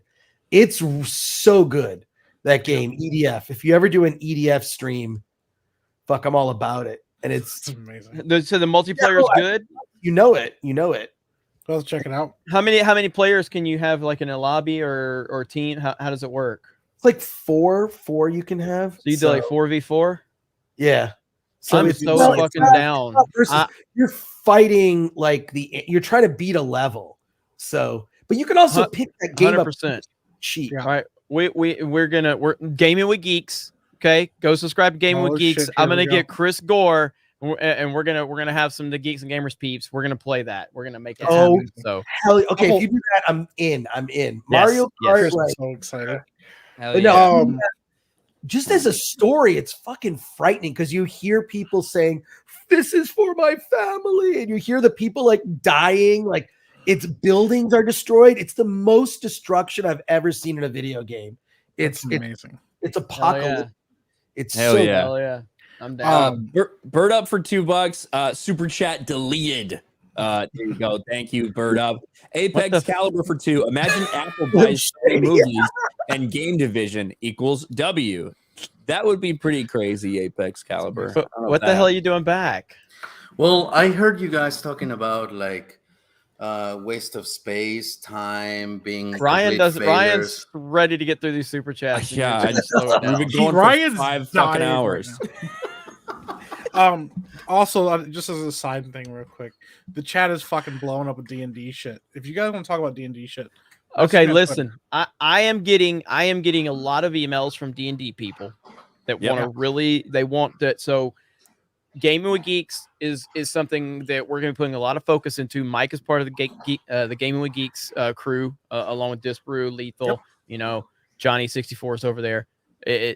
Go support that channel.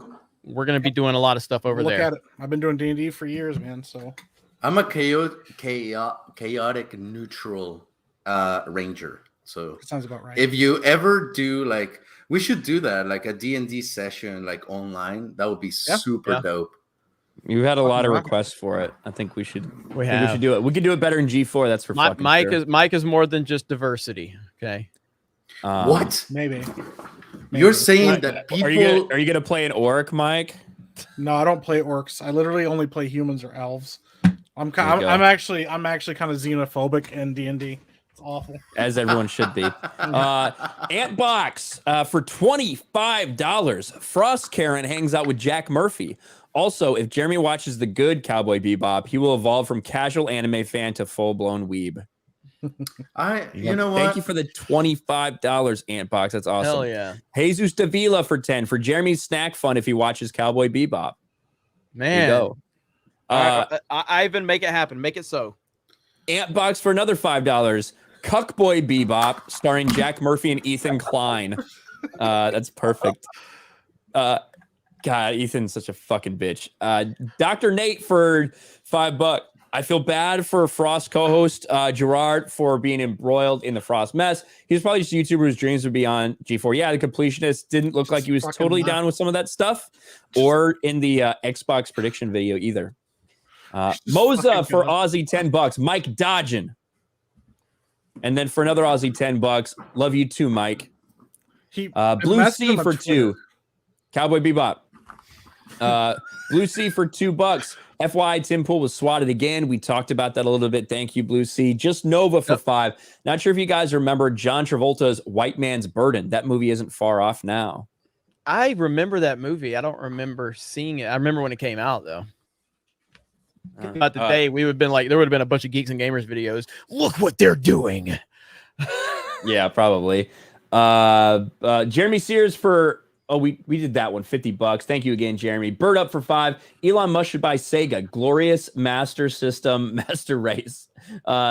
Thank you, Bird Up. Elon, I could see Elon Musk doing it if he thought he could get a laugh out of it.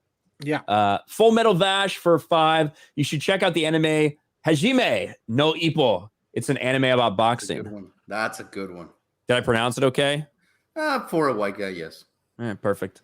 That's the only way I'd want to pronounce it. Nick Kielman for $5. I doubt Microsoft will get into any trouble for a monopoly like they did in Windows 95 antitrust lawsuit in the 90s. The swamp is so crooked. They don't own enough of it to be considered a monopoly. Like, it's a big purchase. It seems like a lot with all the advances they made, but it's just not the case. Helva is here for $5, a little alien, and says, yo, what's up, Helva? Good to see you here. Kaiju Blood God for $5. I do see Moon Knight's multi-personality sort of being used as a trans allegory. One of his personalities might be a woman. some I of actually his- think it's in the What? books that he does Yeah. have a personality that's like a He has- girl or something. He has one that's a little girl, and then there's like 2 other ones. I don't remember what the other 2 are off the top of my head, but yeah, he has multiple personalities that do different shit. Yeah. So. Lucy for 2. Can't wait for Chris Gore's new documentary. I told Chris that I think that all the recent controversy for G4 is only going to make people want to see Attack of the Doc even more to see like what the good old days were like. All right. Well, we'll see. We'll see. We'll promote the fuck out of it too. It's going to be awesome. Hey, Chris, comment in the chat again. I'll rinse you too, just so people can see when you comment. Oh, I just put a little EDF comment in there. Should I do that again? See if I can find it. Let's see. Drunk 3PO Oh, I got Junior you. for $2 says Jeremy looks homeless. There you go. Thank you, Drunk 3PO What? Junior. They just throw shit at you. Like, Brother Natural for 2. You guys should collab with MBG. don't know who that MBG. Do is. you guys know who that is? I don't know who By that is. chance? Not sure. I am going to see MBG. about. I know some people asked about Theory. I'll see if I can get Theory on here next week if you guys want. I'll see if he's around. okay, so I'm already fangirling enough about Chris Gore. Let's not bring Theory on here either. Taker 610 for 2. Jacques Murphy says Sacre Bleu, Monderia Rouge. There you go. Okay, Thank it's you. getting out of control. Jeremy Sears for $5. Watch a documentary from the 60s about far left tactics. One of the main tactics was shit down conversation. I think you mean shut down. But hey, shit down conversation by oversaturation of specific words. Yeah. We're seeing it play out in front of our eyes. So that doesn't surprise me, Jeremy. Tomani for 5. Serious message. Tim Pool is just swatted again. You guys be careful. I hope this garbage never happens to you. It kind of actually happened to me and Jeremy and Jay while we were on the road. We were telling people we're going to stop at this place on the side of the road when we were driving up to Boston, and the people called ahead and told the people we were coming in and we were armed and we were going to rob the place. But luckily nothing came of it because they said, you guys seem like good people. That's because you're white. Let's just be we've had it. Oh yeah, obviously. But we've had it happen to us, actually. Yeah. That's, being on the internet, the shit you deal with on the internet. That's one of them. Emails, DMs, shit like that. All the stuff that Frost is bitching about. That stuff happens on the internet. It's just part of it. You just got to deal with it as it comes. It does. Doesn't make it right, but it is just, it's a known quantity when you're doing this kind of thing. Bird Up for $2. Airwolf and the Equalizer, boss level 80s themes. Dude, the Airwolf theme is so fucking awesome. I wish I could play it right now, but I'll probably get hit. Airwolf, dude. God Brother Natural for 2. Do you guys believe in God in the afterlife? I do. I do. I pray to Christopher Nolan every night. God damn, don't do that. That's not Inception is the afterlife. I have my beliefs. I choose not to really get into that publicly. But not according to Chrissy Mayer. Yeah, Chris. Jeremy's upset about Jack Murphy because he's really religious. What the fuck are you talking about? Talking about his shit. That's why Jeremy's so upset over a man shoving a dildo up his ass, because he believes in God. It's basically what Chrissy said. He got as offended as Odin did. 0 hour discussions says TNT has been essential viewing alongside FNT. Thanks for making my work hours easier. Chris should be a regular. Emailed you something else, or also Jeremy. Yeah. Everybody's like, "What is TNT? What is TNT?" It's everybody was saying this would be called Tuesday Night Tights, but I'm like, I'm not calling it Tuesday Night Tights. No. It's not. It's got to be its own thing. Is way fucking cooler. Tuesday night's main event. Well, so Tuesday night's main event is a play on Saturday night's main event from the old school WWF days. Now, I'm an old school wrestling fan, and I always heard Saturday night's main event. I'm like, how could you not want to watch Saturday night's main event? Thanks, Christian. That's awesome, man. That's good. Corey. And so so that's why the Tuesday night's main event. It's about that is to have that wrestling feel to it from back in the day. Absolutely. Michael Amato for 5. Avatar was 13 years ago. Does anybody really care if there's an Avatar 2 at this point? Because it was so long ago. I don't think anyone no one would have cared 5 years after, to be quite frank. And I think the fact that there's like 5 more of these movies or something coming is crazy to me. We'll see how they do. Not just the movies. They're going to be spin-off novels and like there's a lot coming. Toys, like they have been planning this for years. I don't want to say too much, but I know people involved, and it's like this has been in the planning stages for a long time. So you better hope he makes that money back. Stuff to explore in the world of Pandora. I just didn't find Avatar particularly captivating because it was Dances with Wolves. I just don't understand why they didn't go hit the ground running with it. It's taken so fucking long to get a sequel to the movie. Like, I mean, you just got like the video game for Avatar, like kind of a year or a couple of months ago, right? The video game? Yeah, there's a video game. Like there's one in development. It hasn't launched yet, but they revealed it like 6 months ago or something like that. Yeah, it's coming. Like, they should have released it 10 years ago, but maybe, I mean, it could all be calculated. James Cameron keeps making fucking movies that make $1 bajillion. So look, Ryan. Look, Ryan. What does it say? Wait, is this live? No, just that. That's live. She's coloring. Live. Yeah, Baby Yoda. She's coloring upside down. What the fuck? Eating she pizza. is. She's just coloring it in. So Baby Yoda's eating pizza. Why's she coloring upside down? Baby Yoda should put that shit down. It doesn't belong to him. Very into drawing. Big into drawing. There you go, Ryan. Does that make you happy? Are you now a Baby Yoda fan? Pizza, dude. Pizza should be the bridge. No, Baby Yoda should take his fucking hands off that shit. Eating my pizza. Get the fuck out of here, you little worthless sack of shit. I hate Baby Yoda so much. What a dumb thing. What a dumb fucking character to build your little stupid shit around, just to hand it off to Deadeye's Luke Skywalker, where everybody fucking comes all over themselves because you see a dead-eyed, bad CGI Luke Skywalker that literally acts nothing like Luke Skywalker chop down a bunch of fucking droids. Amazing. Star Wars is saved. Jace Fox for 50 Norwegian krones. Hail G&G. Good to see you guys. And Book of Bobby Fat sucking sucks. So hail to everyone from 540 Studio. Thank you, Jace. I will say this. You want to hear something positive about Book of Boba Fett? In Mandalorian, Boba Fett Timur Morrison was not in shape to play. You could tell it was like a last minute thing. Yeah. He definitely got in shape to play the character in his show. So you got to give him credit for that.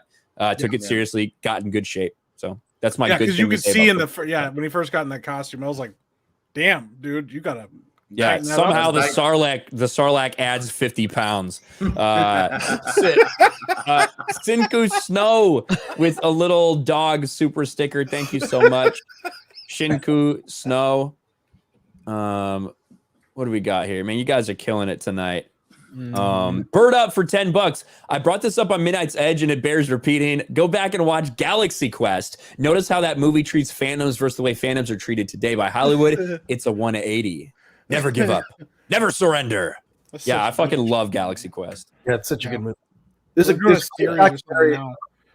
documentary about the making of that movie that I'm spacing. I'm sure it has heard about it actually. Yeah, I've heard about it. It was just recently that it came out, wasn't it? Might just be called Never Surrender. I think that's the name of the doc. But a shout out to Bird Up, which is one of the best segments on the Eric Andre show. That Bird Up segment is so good. Eric Andre is fucking brilliant. I can't wait. He's in the new Jackass movie. Yeah, I'm kind of excited to see that. Yeah. It's called Never Surrender. These guys probably don't fucking watch Eric Andre, but I fucking love it. God, Eric, it's so good. It's so fucking good. It's I'm going to give a shout out to Jeffrey, and that's all I'm going to say. I'm not going to say anything else, but on the website, like 100-year premium subscriber. Thank you. 100 year? $100 a year. $100 a year. So, an annual. I'm sorry. I was trying not to say anything I shouldn't say on information. So yes. Man, you said 100 year. I thought you're starting to do like fucking timeshare deals on G&G Premium. It's the way it's because it just says $100/year, and I'm trying not to say anything I shouldn't say. Like spoiler alert, literally, you're not gonna last that long. So, thank you so much for that, Jeff. So That's you awesome. can become an annual subscriber to the website, or you can do $10 a month. Now, again, you can also just be a user on the website and join our forums. You can jump into the discussions. $10 a month is the premium membership, and you can subscribe as an annual member. And we just appreciate that. You can give more if you want. You know, it's a minimum of 10. You're welcome to. We've had people that's given more, and ultimately that'll get you access to the live streams we do. And we're actually talking about doing more of a template like this once a month for our premium members. We're just talking, bullshitting, answering your questions. More laid back thing. There'll only be about 40 or 50 people watching that. You know what I mean? So it's a lot more interactive. So we're working on doing something like that too. Yeah, if you donate 500 euros, I will personally come to your house to give you a foot massage with my tongue. I'm fixing to donate You that know right now. how cheap that is? 500 euros for you to fly across country and lick someone's feet. Hey, all we're asking is 500 euros. Hey, my palms are sweaty. Just saying. Knees weak. No. Arms heavy. It's not okay. It's just not. But my tongue drops, and they keep on forgetting who's the best licker in town. I don't know who created Pokemon Go, but I'm trying to figure out how we get them to have Pokemon go to the polls. That snapped me back into reality. If I was licking random super chatters' feet, there would be vomit on my sweater already. I guarantee that. Rick Grimes. I'm so mad that I messed that joke up. I saw it get mad. Yeah, I did. Rick Grimes for $5. When is Ryan going to start his OnlyFans? Enough requests, I'll fucking do it. Some young guy for $2. I'm moving out from California to Tennessee. What's Tennessee like? I can tell you about Nashville. I fucking love Nashville. I thought it was awesome. Tennessee's great. I would love to live there. Tennessee's my great. My aunt just moved to Tennessee, and she fucking loves it there. So, I think you'll really enjoy Tennessee. Yeah, you're not Get the living fuck in out of California California. Derek Mullins for $5. Michigan people do have a huge BS detector. The LA people either really liked me or hated my fucking guts. So there you go. Thank you, Derek, confirming the Michigan bullshit detector. VP Gearchin for $10. Been watching for a few hours now. Time flies by. It does in some ways. That's true. It's been 5.5 fucking hours, which is nuts. Multi-topic talk for Canadian 2. Can't wait to see how that gaming video with Chris Gore goes when you play EDF. That'll be really fucking cool. That is going to be cool. Gaming with Geeks. Make sure you're subscribed.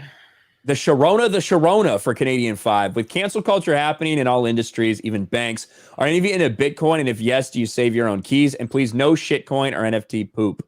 I own a very small, minute amount of Bitcoin. I'm not really into crypto.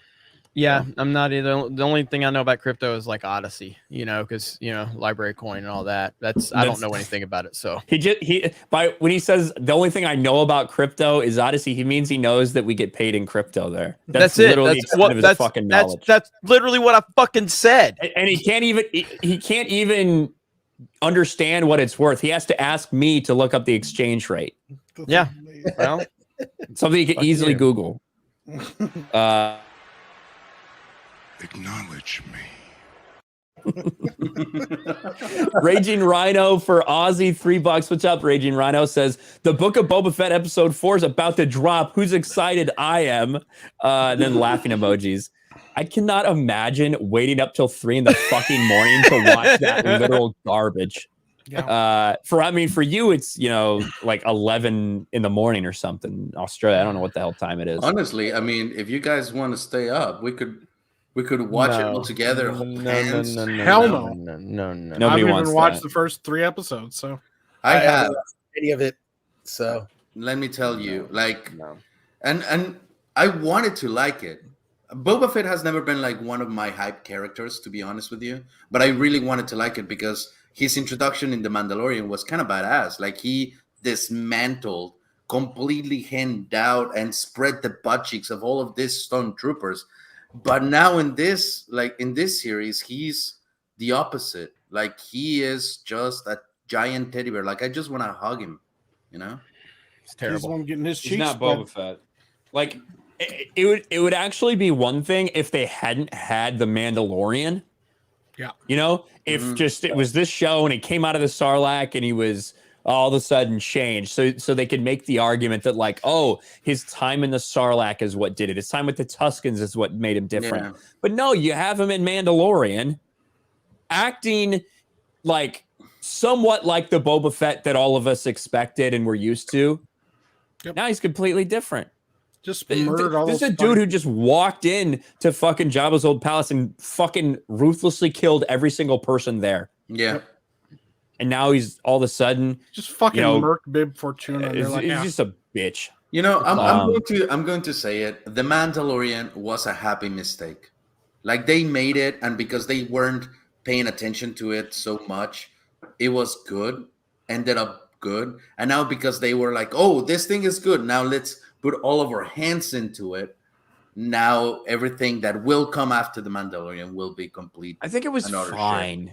You know, I think it was fine. But like that's your fucking shining star in the midst of a bunch of dog shit is the Mandalorian. And that's the thing. Fine. When everything's bad, fine looks great.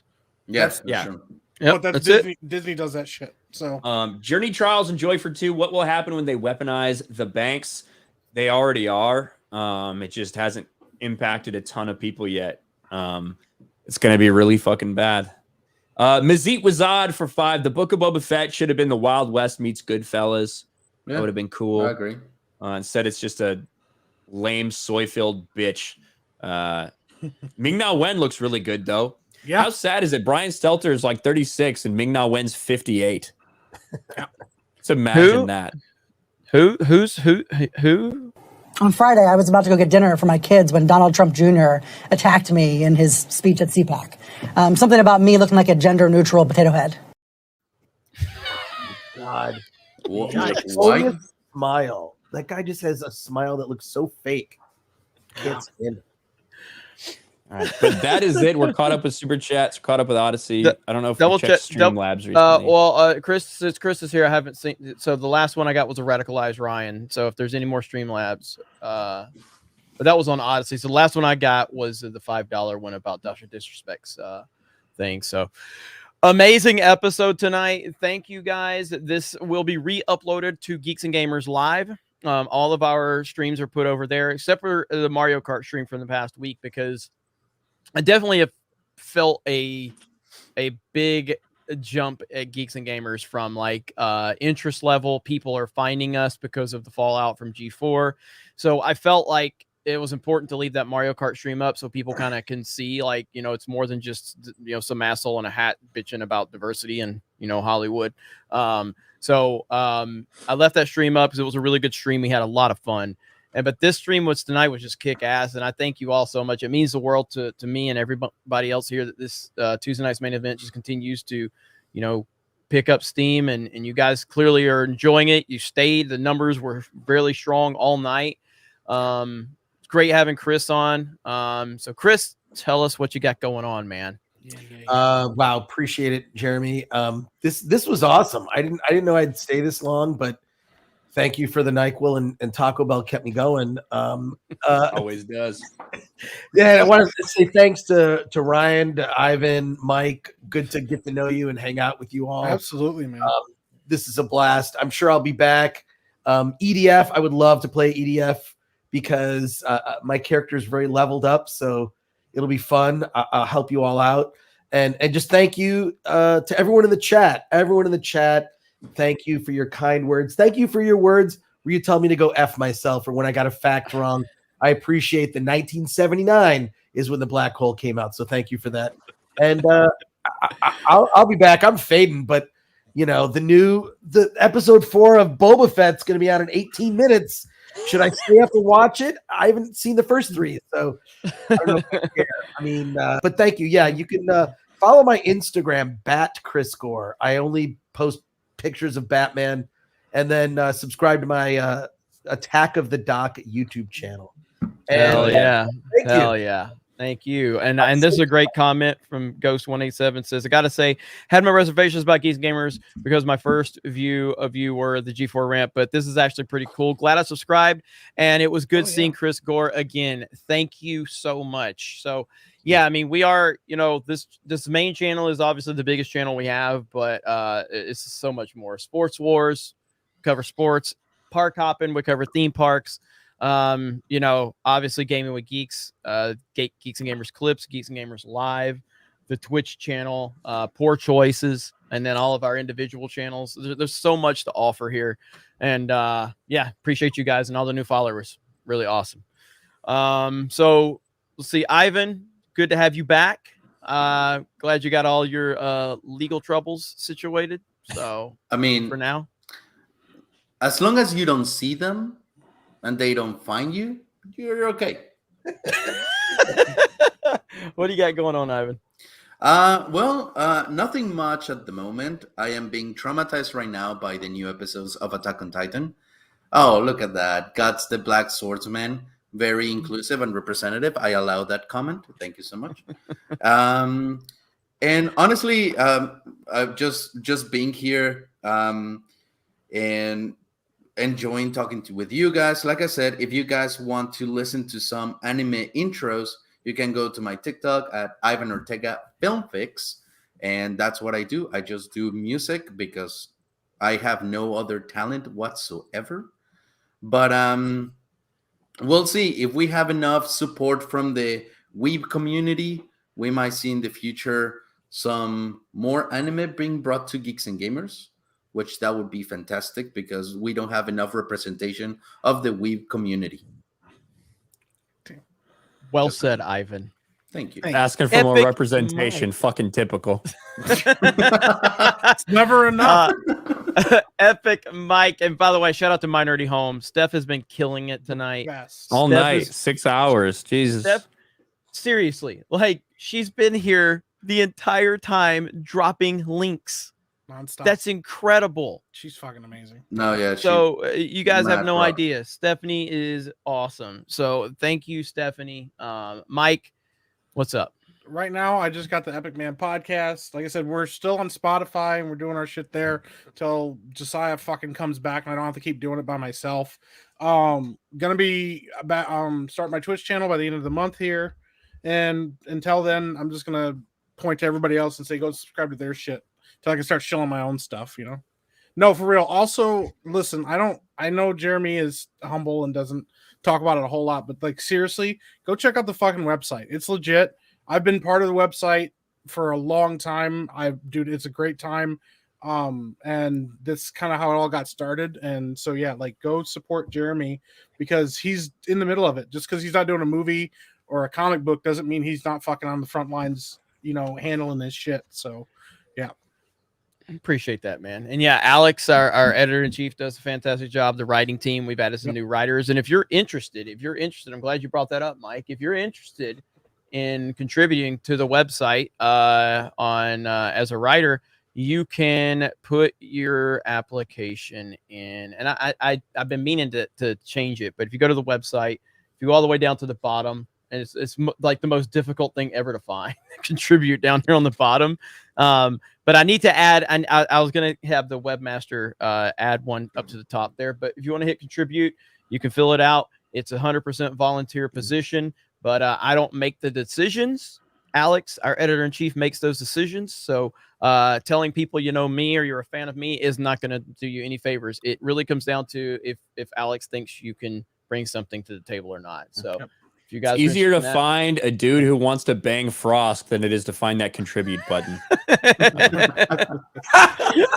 It's true. It's true. Yeah, just go ahead and make sure to check that out because there you go. There's a chance right there. Jeremy just gave you guys an opportunity. If you can fucking write something, go write something, and you can get your voice heard. Like nobody else does that. So that's it. And I don't care who the fuck you voted for. I don't care. If you voted for Biden, great. I think you're a fucking idiot, but you're welcome to have that opinion. Just like I think you're an idiot if you don't think Tom Brady's the greatest quarterback to ever live, because that's how normal people think. Yep. It's not serious to have that opinion to go like, oh my God. No, like it's okay. You can totally have a different opinion than me. All of us have different opinions at some point or another. Ryan sits when he pees. I don't. But Ryan does. That's his decision. It's a fact. He won't even refute it because he knows it's fucking true. I mean, we all know that Ryan enjoys the heck out of some Sailor Moon. He has his waifu pillow that he pillow. Waifu. Waifu pillow. You said waifu. No, waifu. Pillow. No, I heard you. You said waifu. Well, if you actually had some functioning ears, you would have heard correctly. I heard. My headphones aren't any good. My ears are fine though. How's your English, by the way? Perfectly normal. Better than yours. That's for sure. Well, correct me if I'm wrong, but I've been in this country just about the same time that you've been in school, which has been, what, 9 years? I don't know what's happening. How long do you think we go to school? I don't know. If I had gone, I would tell you. Just for Steph. Just for Steph. This was her doing right here. Fucking Ryan eating singles. Oh my god. I love that. See it. Let's see it. Pressure's on. What is music? Two chips like this and fucking Yeah. Turn to the side.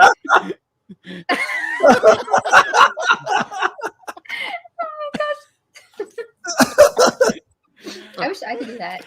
I can't remember. Was that Stephanie or Krista? But there was another one with Steph, wasn't it, Ryan? Which one was that where she made you make all those faces? Which one was that one? Remember that one? I don't know if all these are fucking clipped out. See, Ryan knows better now. Like he's just like, I'll never fucking trust you guys again. See if I can find it. Let's see if I can find it. Steph in the chat for her member chat for 60 months says, "Hurry up, assholes!" Trying. My nerdy home for a super sticker. It's a person with their mouth open and drool coming out. Oh. We thanked her, and then we just stayed on for another 30 minutes. Oh shit! That's her name, right, Steph? My nerdy home. Mm-hmm. Well, I just want to say, like, from the bottom of my brown heart, thank you. Like, for real, thank you, because you. What? No, I'm legit. Why is your heart brown? That's the thing. I just don't understand the brown. Because heart. it's inclusive. No, that's not normal. You need to go to the doctor. She's Mexican too, you know. I didn't know that. Yeah, I know. Racist. You sound like a racist. I assumed you all knew each other, but I mean, she might be my long lost cousin for something. Like, I don't know, but I found probably. It. Shout out to Steph right here. I found it. This is her doing right here.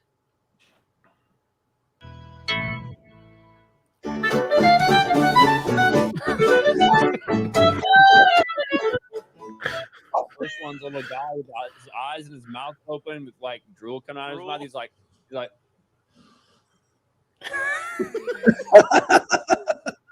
A guy who looks, he's like sweating. He looks concerned. He's like,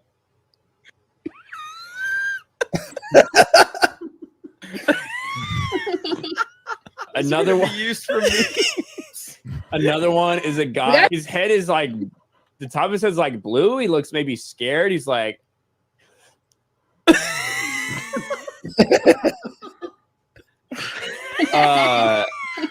another one, the jaws just dropped like a, I don't know, like.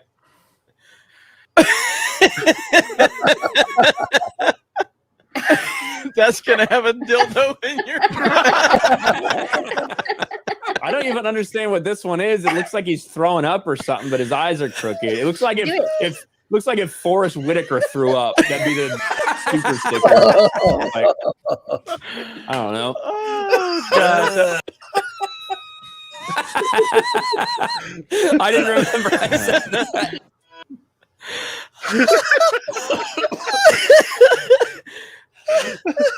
I didn't remember I said that one. That's pretty good. So Stephanie sent all these weird face emojis. She's like, make Ryan do each one of these, and that was the result. They were super stickers, yeah. Oh my Dude, God. Fucking amazing. That Some cheap entertainment. It's so fucking All right. good. All right, we gotta wrap this up. Yeah, let's wrap this thing up. Thank you guys. Pleasure having all of you. Please go subscribe to RK Outpost. I mean, in all seriousness, all the jokes aside, Ryan is amazing. He's a machine. He does so much for me, for Geeks and Gamers. I don't know where I'd be without him. Like, and all bullshit aside, like you know, he's done so much for Geeks and Gamers. You guys have no idea. No matter what he's doing, no matter where he's at, no matter what's going on with him, if I call this dude, he will drop anything to do something for Geeks and Gamers. That's the truth of it. He really will. And, you know, 100K, brother, proud of you. You're almost there. So thank you. Thank you. Yeah, I appreciate it, guys. I never thought I'd be here, and I'm only here because all the people in the chat and all the people on the Geeks and Gamers team supporting me. And, of course, Steph, who does so much for me also on my personal channel. It's the only reason I'm here. So it's fucking awesome. Shit. Good shit. Well, thank you, guys. Great Tuesday night's main event. What the fuck is this? I don't know how to can't highlight it. It's just it's a drooling face emoji. I don't know what it is. So it's got. Please, this one is another one. It's got like money coming out or barf or slime coming out. So I'm not doing that face. I'm fucking over it. All right, guys. Thank you so much. Appreciate it. I'll send you out with this one right here. Here we go. Good night, everyone. Bye. Such a goofy asshole to go back to the kitchen. You're 35. Go make your kid a sandwich. I'm going to fuck your dad and give him a child he actually loves. Oh!